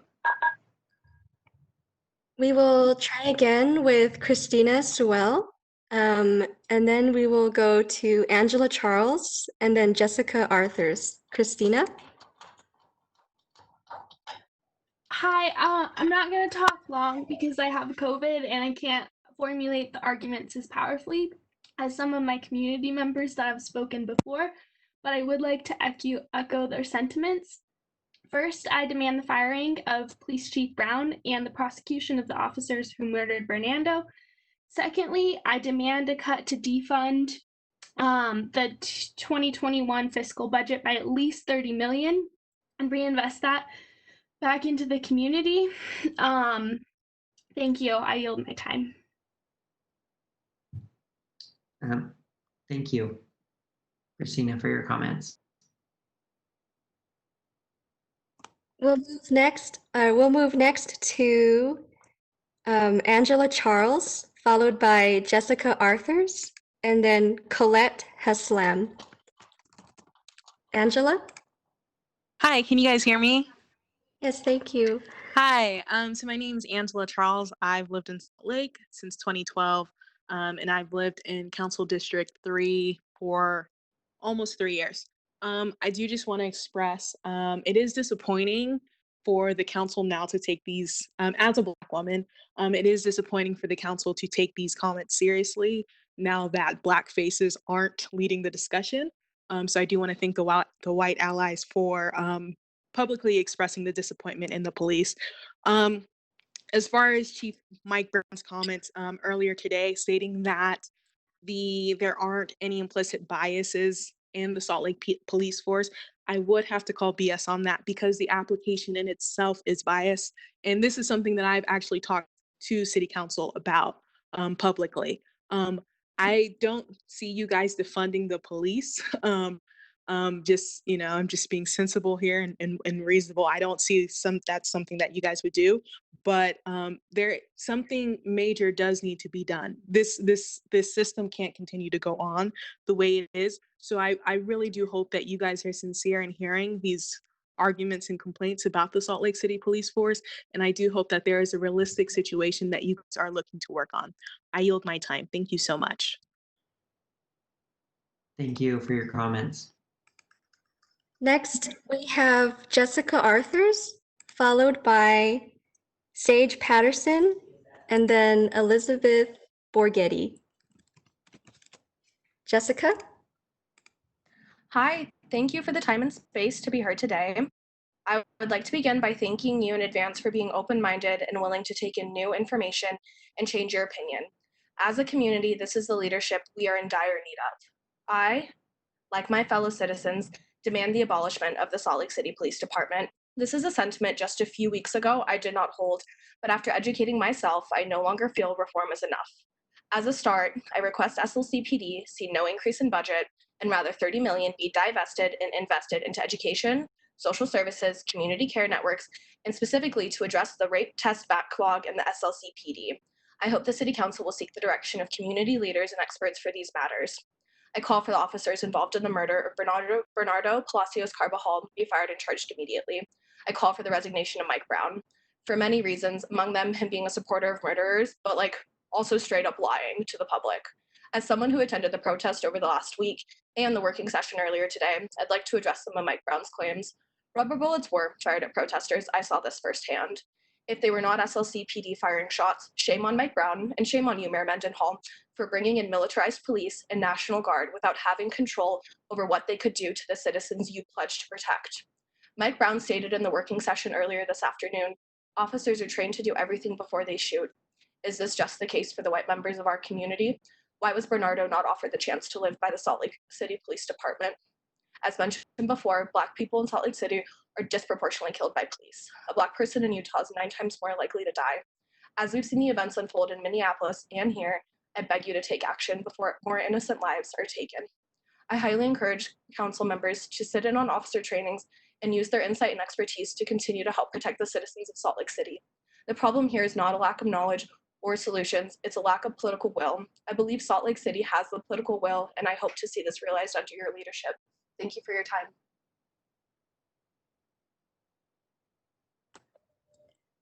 Thank you, Jessica. A quick update to the council on the queue. We have 20 names waiting to speak. That's 20 names. Again, we'll continue to put the next 10 names in the chat for you all to see who's next. Thank you. And with that, we have Sage Patterson, followed by Elizabeth Borghetti, and then Jordan Hendricks. Sage? Hi, can you hear me? Yes, thank you. Thank you. Thank you. Hi, my name is Sage Patterson. I'm a lifelong resident of Salt Lake City and employee of the Salt Lake City Public Library of 11 years. I'm here to make a comment on the budget. Stand in solidarity with the rest of the organized march in the streets who have commented tonight so passionately to demand that before the final vote, the city make drastic cuts to the SLCP's budget by at very least $30 million. It is absolutely criminal to be investing our tax dollars into the devastating public health crisis that is policing, an institution that represents control, surveillance, white supremacy, violence, terror, especially at a time when so many people desperately need basic life-affirming services. I urge you to follow in the footsteps of Minneapolis, commit to a complete dismantling and defunding of the Salt Lake Police Department as a clear process to abolition. I'm barely able to put words to how upsetting the murder of Bernardo Palacios Carbajal is. It is an unbelievable, unacceptable crime that the officers who committed this murder on our tax dime are continuing to be paid while they sit at home uncharged of this crime, for which video evidence has been released to the public for brutal murder. What? Think about that. Think about what that feels like to his family. Their tax dollars are paying those men still. Our tax dollars. I demand they be fired, charged with.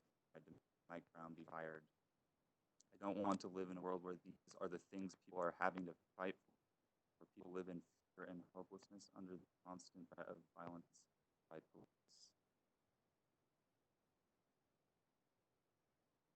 Thank you, Sage. Thank you, Sage.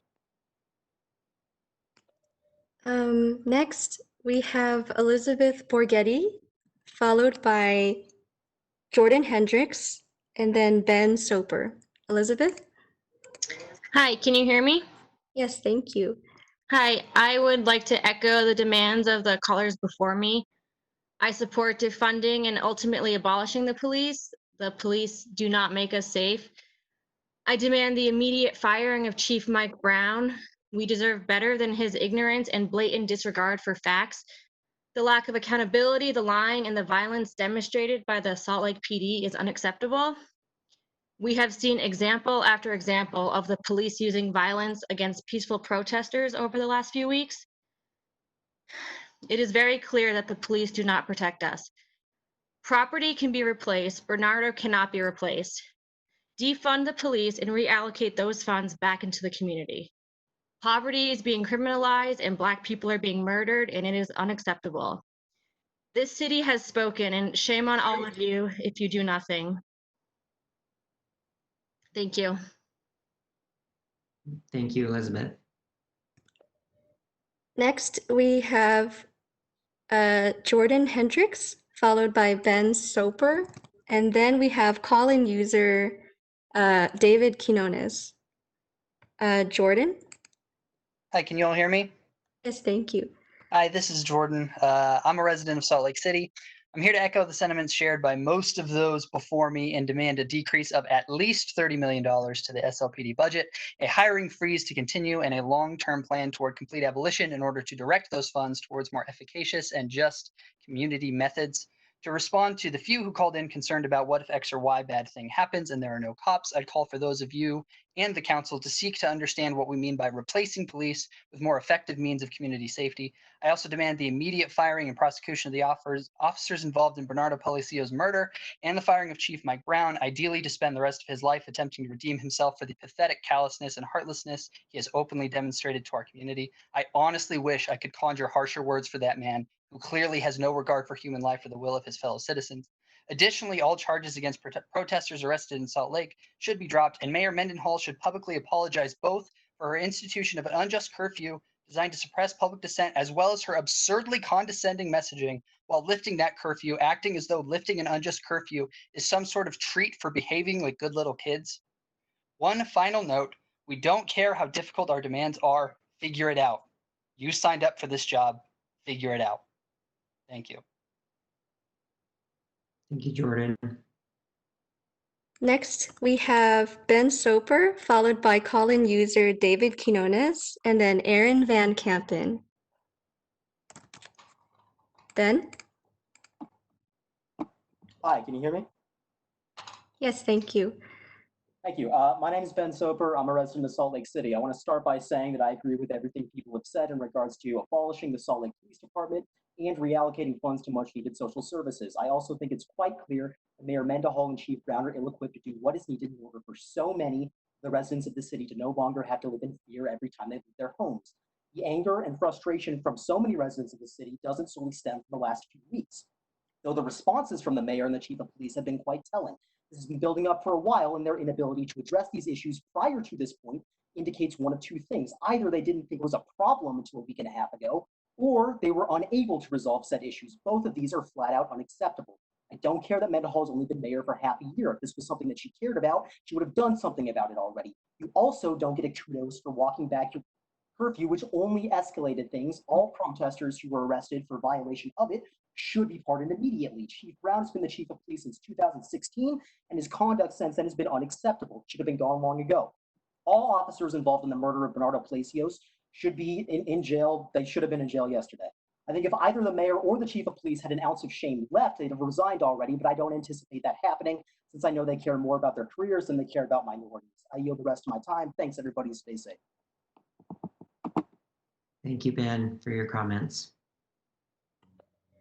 Next, we have call-in user David Quinones, followed by Aaron Van Kampen, and then Oliver Antuna Valencia.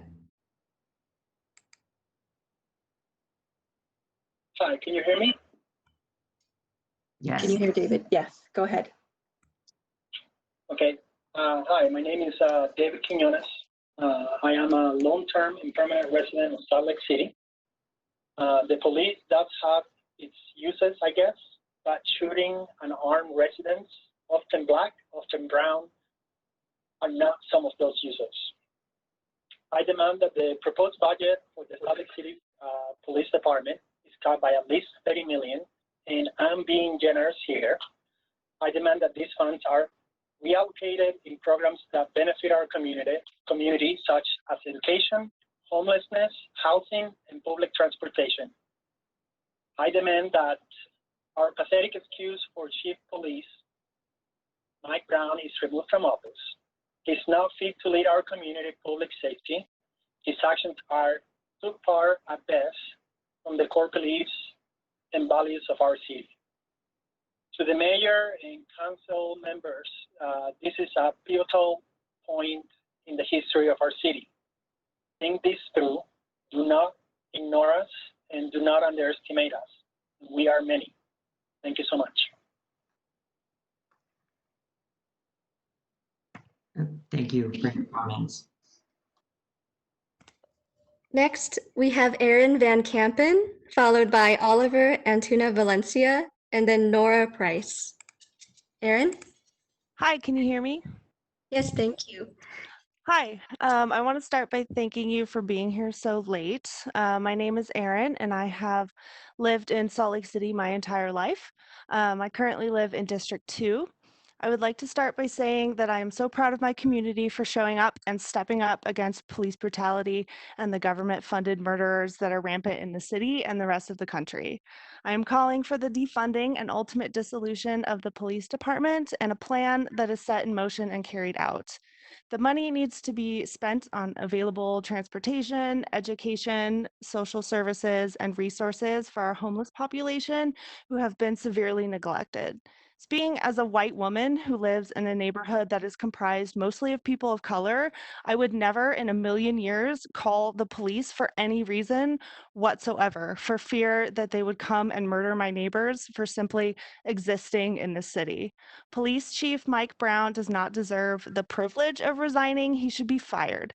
You are members of this community first and representatives second. You need to listen to us and do your job. This is not a new issue. This is not anything new. The police have never been helpful, and there needs to be actual consequences for the government-funded white supremacists that are rampant in our city. Abolish the police department, spend the money on something that actually helps people, and fire these fucking murderers. Thank you. I yield my time. Thank you for your comments. Next, we have Oliver Antuna Valencia, followed by Nora Price, and then Andrew Poole. Oliver? Hi, can you guys hear me? Yes, thank you. Awesome. I just want to echo the same cries as my fellow residents before me. I want to see the Salt Lake City Police Department defunded by at least the same amount they mentioned before. I do think my experience with the police has been negative my whole life. 3 months ago, my cousin was murdered by a Unified Police Department. After seeing the footage of Bernardo Palacio's last moments, I'm almost glad that the officer that murdered my cousin, that her body cam was off, because I don't know if I could handle my cousin's last moments. His case was practically the same as Bernardo's, shot in the back after fleeing, I guess. My cousin, we haven't gotten any details on whether he was armed or not, on what was happening. I doubt it because it was his last day graduating from a halfway house.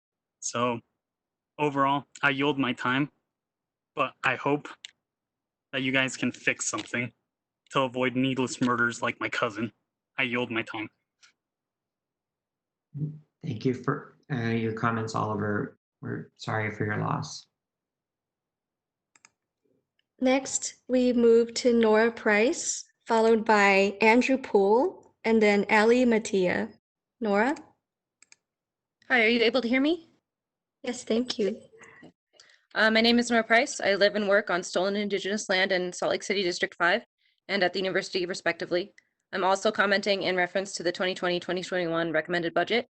I also demand that the city cut the proposed Salt Lake Police Department budget by at least $30 million and reallocate the money to community building services like free and accessible UTA public transit, quality low-income housing and rent relief during COVID-19, and community programs like Youth City After School and Sorensen Multicultural Center. I would also urge you not to confuse or conflate calls to divest from and dismantle the Salt Lake Police with continuing to invest in ineffectual reforms. The public is calling for defunding and disbanding the police, for an empowered civilian police accountability council. I just got back from downtown, and that's what hundreds of others of your passionate, informed constituents are calling for. The city's Black and brown citizens must not any longer be subject to the unremitting terrorizing and targeting they experience at the hands of the police and criminal justice system in the city.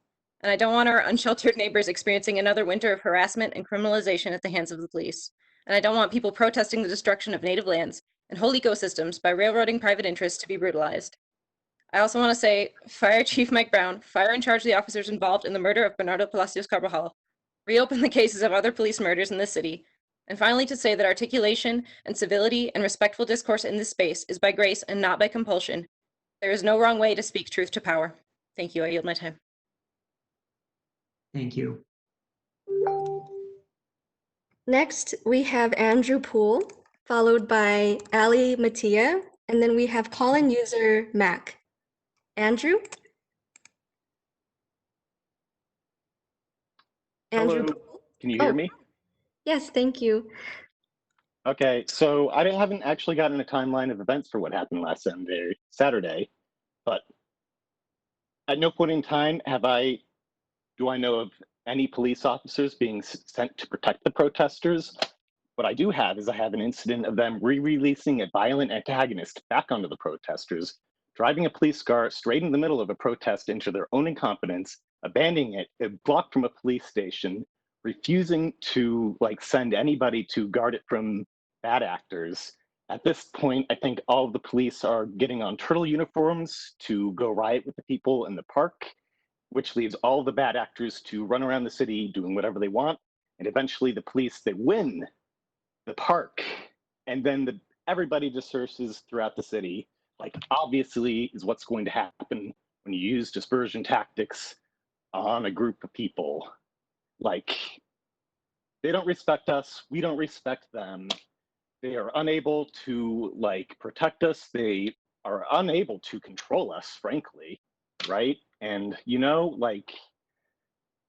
if shooting people in the back because they're running away near a violent crime, ignoring police's orders is grounds to killing people, that is 1,000 people last Saturday, guys. And yeah, a lot of them are students. Andrew Johnson, I live in your district. I drive by the burrito factory and the Salt Lake City train station. There's always police there, sitting there doing nothing. Takes 12 cops to chase down a kid in the rain and dark in an alley and shoot him in the back. Takes one detective to review the footage and get him one he's going to go get a cigarette the next day. This is what defunding the police looks like. It is making us all safer. It is not chasing people with guns in the alley because it's cool and that's what you see on TV. Time. I explicitly went last so that you can take this in. Your time is Korea up. and Iran don't have Sorry, Andrew, that's the end of your time. Thank you. Next, we have Ali Mattia, followed by call-in user Mac, and then David B. Ali? Can you hear me? Yes, thank you. All right. My name is Allie, and I'm commenting on the police department budget. Firstly, those who have labeled these responses as a knee-jerk reaction is a gross dismissal of what has been an issue for decades plus. The police only protect white supremacy. These are not new ideas. I'd like to see the budget be cut by at least $30 million. I want to see the reallocated funds go to community services like rent relief, quality housing for those at or below the poverty line, education, mental health, and drug abuse services. I want all the officers involved in the murder of Bernardo Palacios fired, including Chief Mike Brown. And I want you to drop all charges and release the protesters who've been detained. I do not advocate for police reform and want to see steps towards abolition.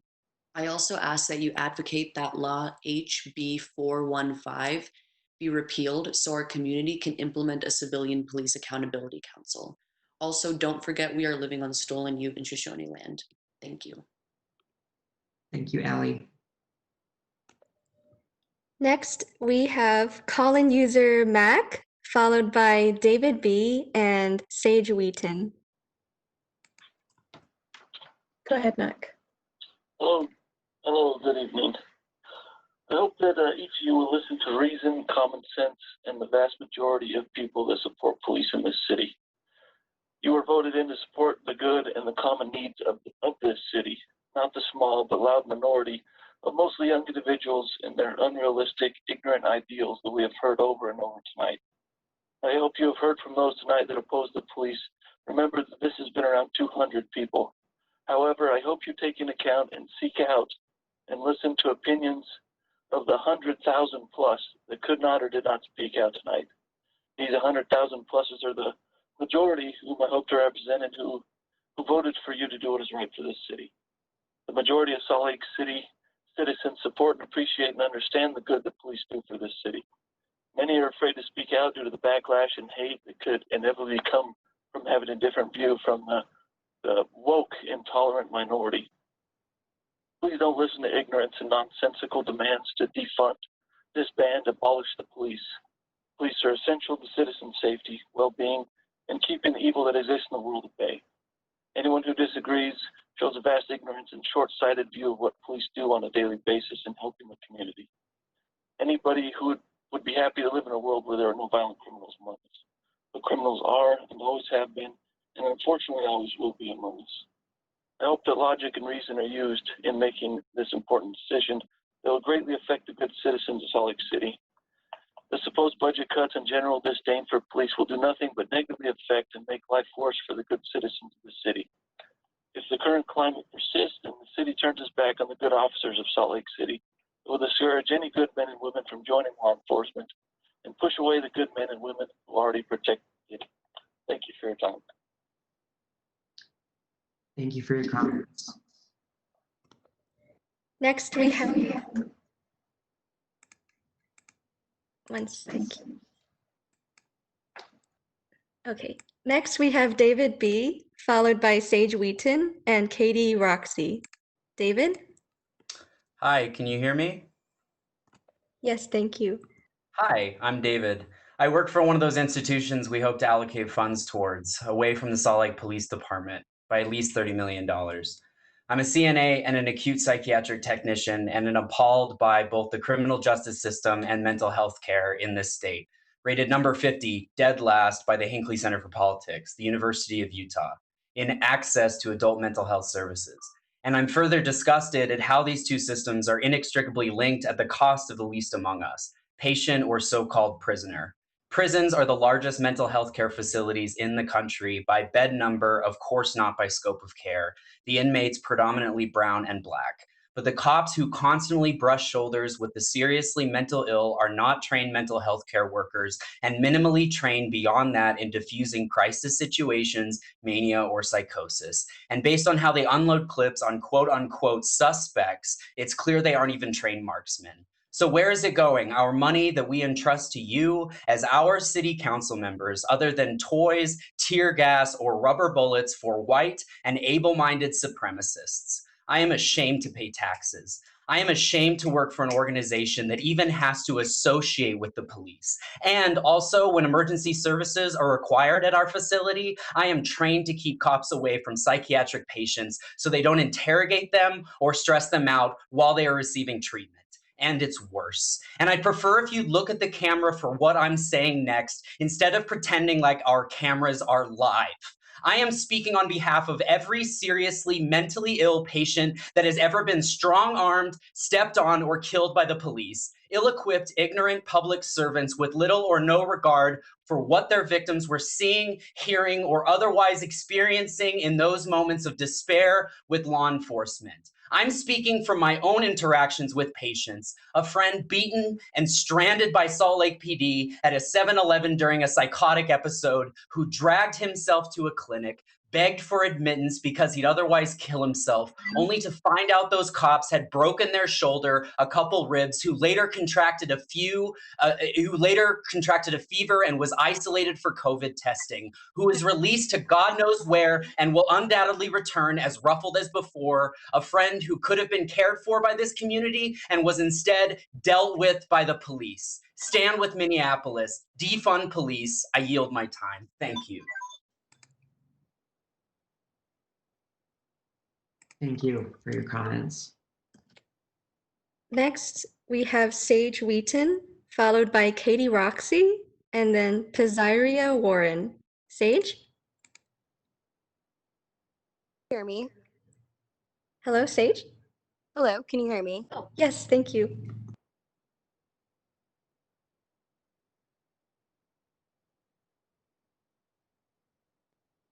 That you listen and that we fund more groups and people like David rather than the police.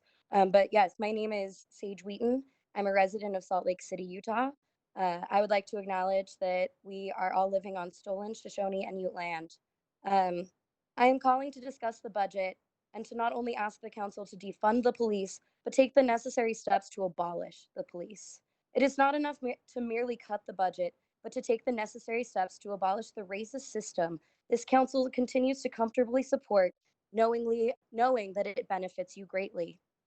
The system can never be fixed because for many of us, it is working very efficiently. Council, take a basic dive into police history and you will know this system was born from racism and white supremacy and continues to thrive off of our lack of intervention in a violent system. Your complacency is violence. In regards to our own community, I demand that the police officers who brutally murdered our community member, Bernardo Palacios Carbajal, be brought to justice and taken off of paid leave immediately. I do not feel comfortable with my tax dollars or the tax dollars of my community members supporting this kind of violence and this murder and injustice. I also ask that Mike Brown be fired immediately for the way that he has reacted and the way that he continues to dismiss the reality of the racism and white supremacy that exists within his department, as well as his ignorant comments regarding the arrests of the protesters, claiming that that is the way that he is protecting the city, that once those protesters were off of the street, that we were safe again, which we all know is merely a guise and another use of Black and brown bodies to make us feel safe and complacent. You have allowed the officers to roam free after the shooting of a 22-year-old man who was running away from them out of obvious, reasonable fear. This city's lack of action regarding this murder shows who it is truly trying to protect. Remember, we are your constituents. We see you, and we remember all of these things, and we elected you, and we can easily vote you out. Time. Thank you. Thank you, Sage, for your comments. Next, we have Katie Roxy, followed by Pizaria Warren, and then Jacqueline H. Katie? Can you hear me? Yes, thank you. Awesome. Okay, let's get to the point. Black people in Utah are more disproportionately killed by the police than in any other state in the US. At a mere 1.06% of our population, Black people have accounted for 10% of police killings over the past 7 years. That's from Mapping Police Violence if you want to double check my facts. So, I demand a hiring freeze of the police department for the 2021 fiscal year. I demand the $30 million budget cut be divested to community funds instead. I demand Mike Brown's resignation for bold-faced lies and for standing behind murderers. I demand the firing of the officers who fucking executed Bernardo Palacios. That was an execution. I ask that you consider how community-centric focus of our tax money and tools would be the most impactful use of your power. I echo Emily's earlier comments about the COVID mutual aid group. That group has shown how grassroots care can give more to the community than violent, racist, oppressive police. I demand for the abolition of the police force, but I understand that a lot of people don't understand that yet. So, step by step, reinvest in your community. Thank you, Amy Fowler, for being the only person I've heard speak about Bernardo. And Mayor Mendenhall, we fucking remember what you did on your inauguration. We remember we were at that camp that got raided. I'm so tired. I know you guys are too, but I'm more tired of not being fucking heard when I'm your constituent. Thanks, I yield my time.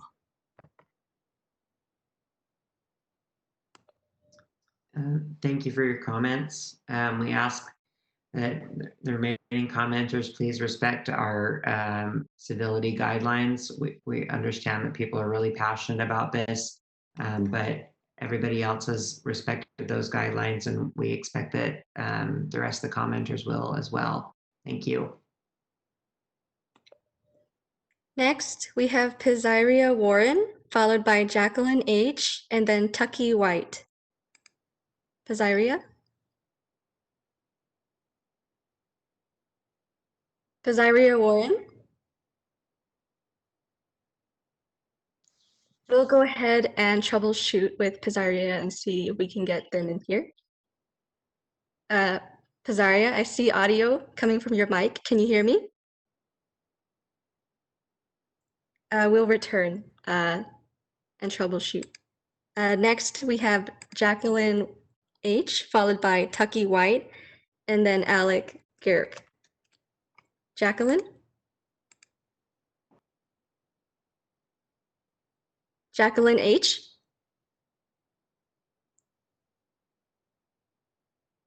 We will also troubleshoot with Jacqueline. Next, we have Tucky White. Tucky? Hello. Hi, Tucky. Yeah, I just want to, add my voice to everybody else's here, and say we got to divest in the police department. They're not doing a very good job. They're doing a really bad job, and we're all mad, and we're not going to go away. These voices are going to keep coming and coming and coming, and we're not going to be quiet about it until something happens. So, I think it's time to get started, and do what everybody's talking about here tonight. Thanks. Thank you, Tucky. We'll move next to Alex Garrick and then calling user 7763. Alec? Hi, I am here with my partner Ariel Genovese as well. We'd like to make a joint comment. We would like to just reiterate the sentiments about defunding and moving towards the abolition of SLCPD for a better system. I also believe that the remaining budget and the SLCPD, that some of it, I believe, should be reallocated to officers being able to attend a 4-year program, such as a social work program, as a litmus test to those who are actually willing to work towards learning how to be positive impacts within the community and effective community partners. As we move to abolition, I believe that this will afford those that are within the SLC police department the opportunity to find new employment once the police department is abolished. I believe that these are revolutionary times that we are living in, and we are asking our leaders to be revolutionary as well. And people in the street are calling to stand up and fight back. And we are asking you in this time to stand up and fight back. And if you're incapable of doing that, it's time to just step down. I also think that it's an absolute shame that there are not recall laws within Utah. I think that if our representatives are unable to represent us, then we should at least be able to start recall votes and correct our mistakes. So we ask you that you represent us in this time and start taking revolutionary action now. Thank you for your time. Thank you, Alec. Next, we have calling user 7763, and this is the last person in our queue. We will keep trying with Pizzaria and Jacqueline, but we have not heard from them yet. Can we get calling user 7763, please? Thank you. Yeah, Amanda. Casey Winter's there. Go ahead, Casey. Your time will begin. Thank you. Hey, Casey Winters here. First of all, I just want to send everyone on the panel so much love, because I know that it is like so tiring and it's so difficult to listen to like hard conversations that are happening right now. So I think that all of you have done an amazing job. I think there's still like a lot of work to be done. And I think that the people have spoken really loudly and really proudly about like what we need. So I hope that like when you guys go to bed tonight, that the first thought in your mind is not like the resentment and the anger. I hope that when you go to bed tonight, you realize that like you are appreciated and there are people, most of us, that like really value what you guys are doing. So when you rest your head on your pillow, just think about the voices that have been heard. Think about what we can do better. And yes, this is a tough conversation, but just sleep with it. We can all do better. And the people have told us what we can do better. So let's do that. Thank you, Casey. Appreciate your comments.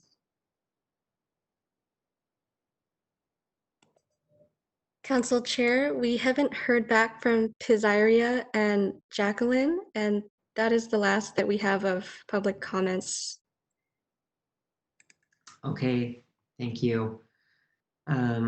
Well, since we have not heard back, then let's go ahead and go back to our agenda.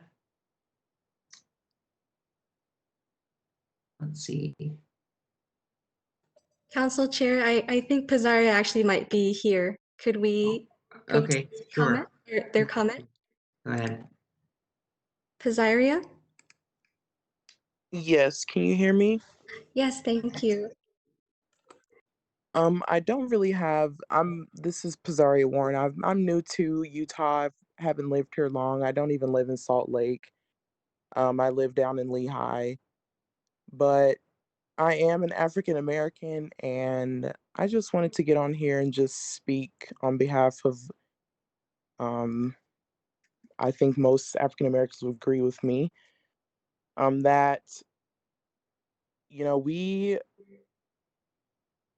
we're just very upset with what is happening in the world at this time.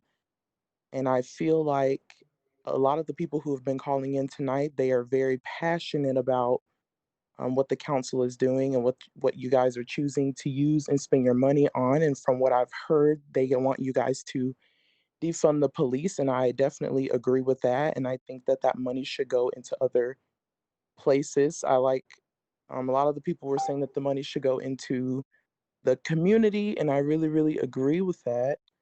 But I also just wanted to make it clear that kind of like the person before me was saying that um it's not a black against white thing. It's definitely just everybody against racism thing. And I think that now is the time to step up as council members and to use this time to use your privilege the correct way and to be on the right side of history.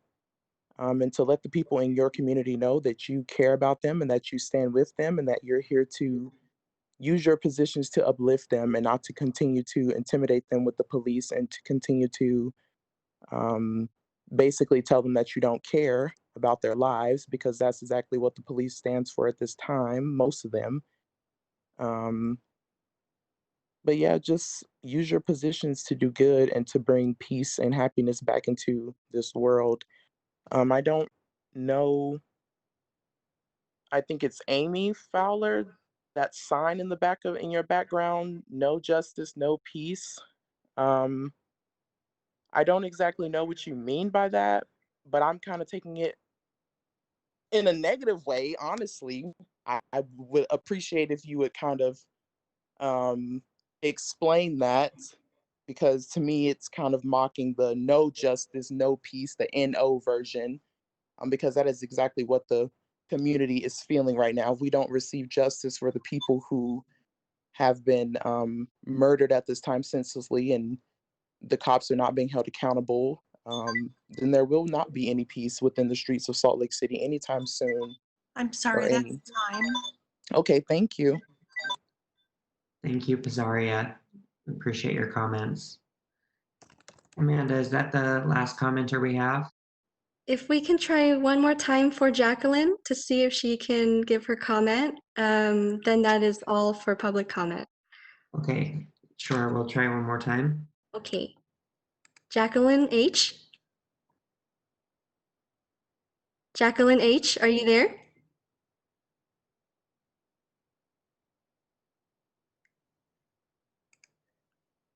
Seems unfortunately she is not able to speak, so we can continue messaging her to the side, if that's okay. Sure, but I'm going to go ahead and move on from the public comment portion because we do need to move forward with the meeting. So thank you. And Jacqueline, if you can hear us, you're so welcome to submit your comments in writing. And of course, we'll distribute that to all the council members. So thank you for participating. And thank you to all the commenters for joining us tonight and for staying so late to share your comments with the council. We appreciate that. Okay, we are going to go ahead and address each of the public item hearing, excuse me. We're going to now address each public hearing separately with a motion. So I will look for a motion for F1, which is an ordinance amending, regulating, and monitoring the city's storm sewer system.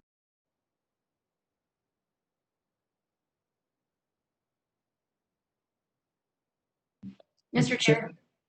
Yes, go ahead. I defer to Ms. Fowler. I move that the council close the public hearing and defer action to a future council meeting. Second. Thank you. Second. Thank you. I have a motion from Councilmember Fowler, a second from Councilmember Johnston. Is there any discussion to this motion? Seeing none, then we'll proceed to a roll call vote. Councilmember Rogers. Yes. Johnston. Yes. Valdemoros. Yes. Mono. Yes. Dugan. Yes. Fowler. Yes. And I'm a yes as well. That's unanimous. We will now move on to,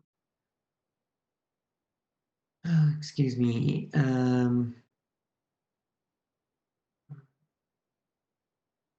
I'll look for a motion to combine public hearing on items F2 through F13 that are all of the associated grant applications.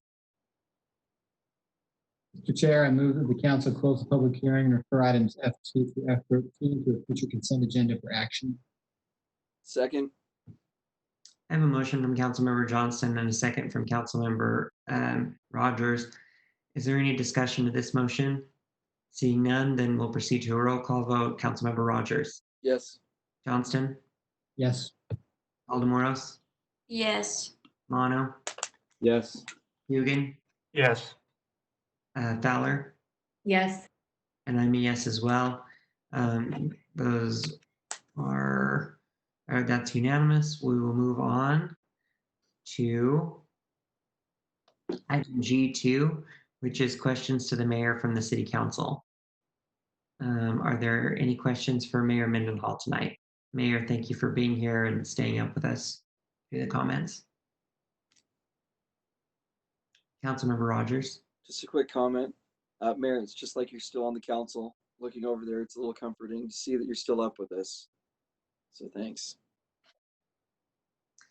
Thanks, Councilmember.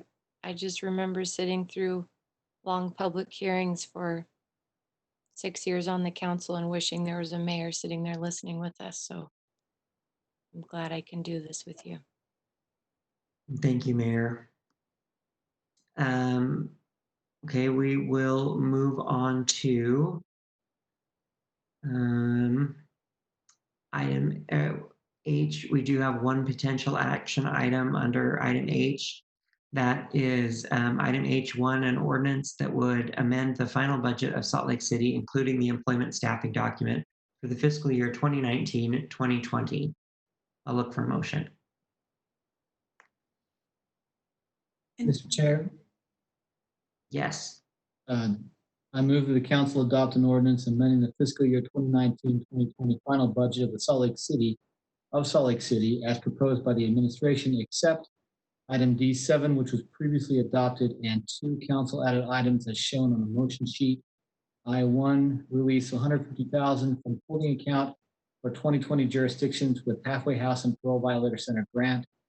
I2, funding for public safety overtime and emergency response costs incurred to date, $988,000 from fund balance to non-departmental. Thank you, Councilmember Johnston. Is there a second? Second. Thank you, Councilmember Dugan. I have a motion from Councilmember Johnston, a second from Councilmember Dugan. Is there any discussion of this item? Seeing none, then we'll go ahead and roll call. Councilmember Rogers. Yes. Johnston. Yes. Valdemoros. Yes. Mono. Yes. Dugan. Yes. Fowler. Yes. And I'm a yes as well. That is unanimous. We will move on now to... Chair, I'm sorry to interrupt. Could I just make a note for the people who are listening? Yes. That was a budget amendment to the current year fiscal budget, that the item that they're here for is for the next year's fiscal budget. And so the motion and action that you just took didn't affect the items that they've been talking to you about. Just for Correct. clarity in case anyone had a question on that. Correct. Yes. Thank you, Lehu. I appreciate it.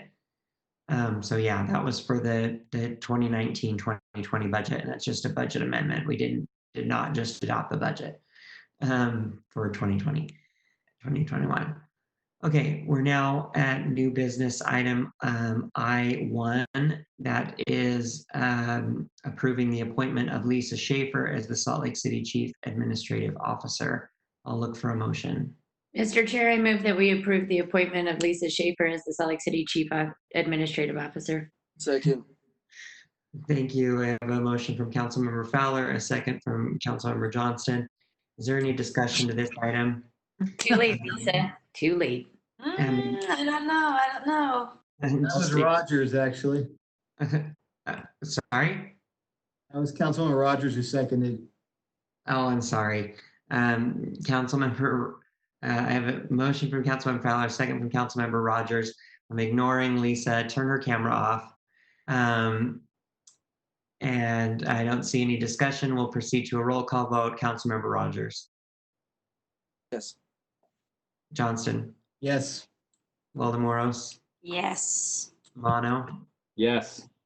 Dugan. Yes. And Councilmember Fowler. I guess so. And I am a yes as well.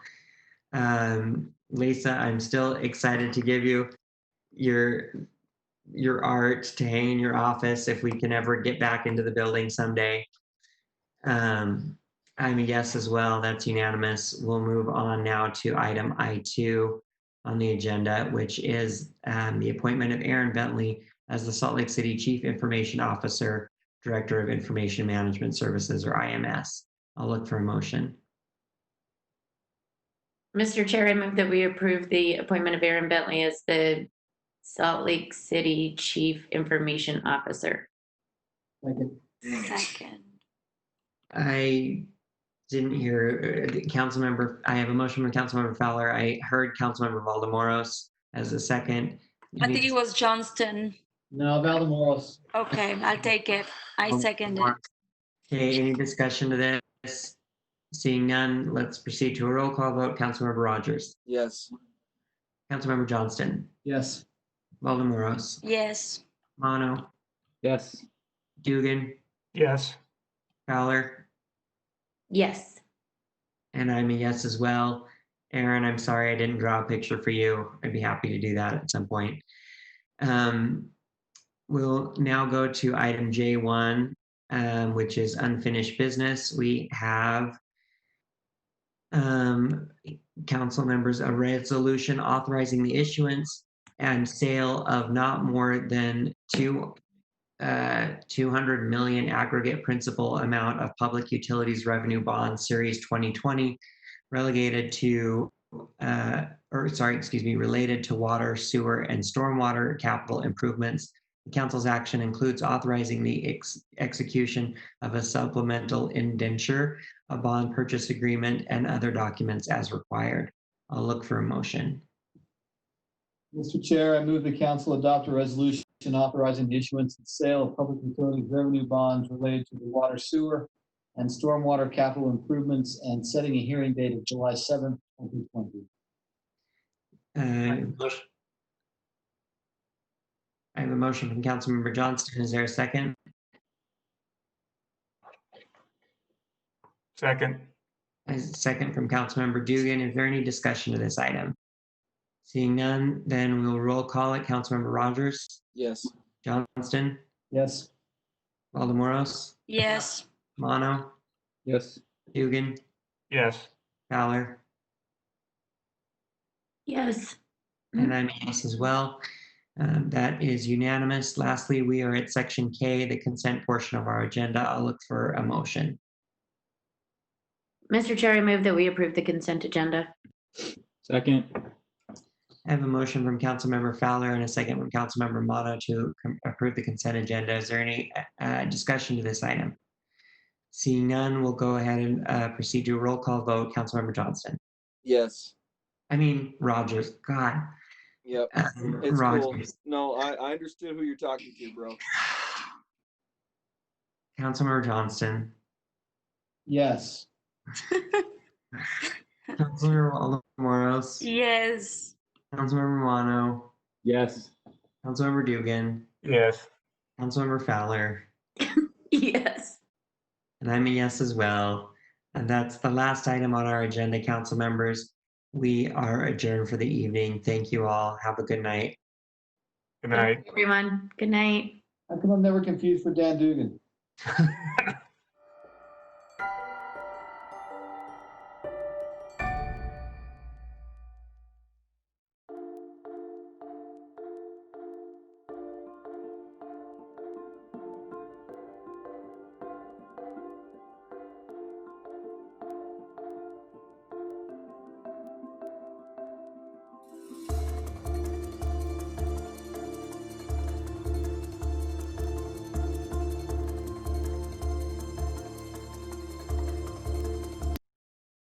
On your mask. Again, coronavirus.utah.gov/mask, and you can order one for yourself. Thanks to everyone who has helped participate in this incredible effort. Thank you.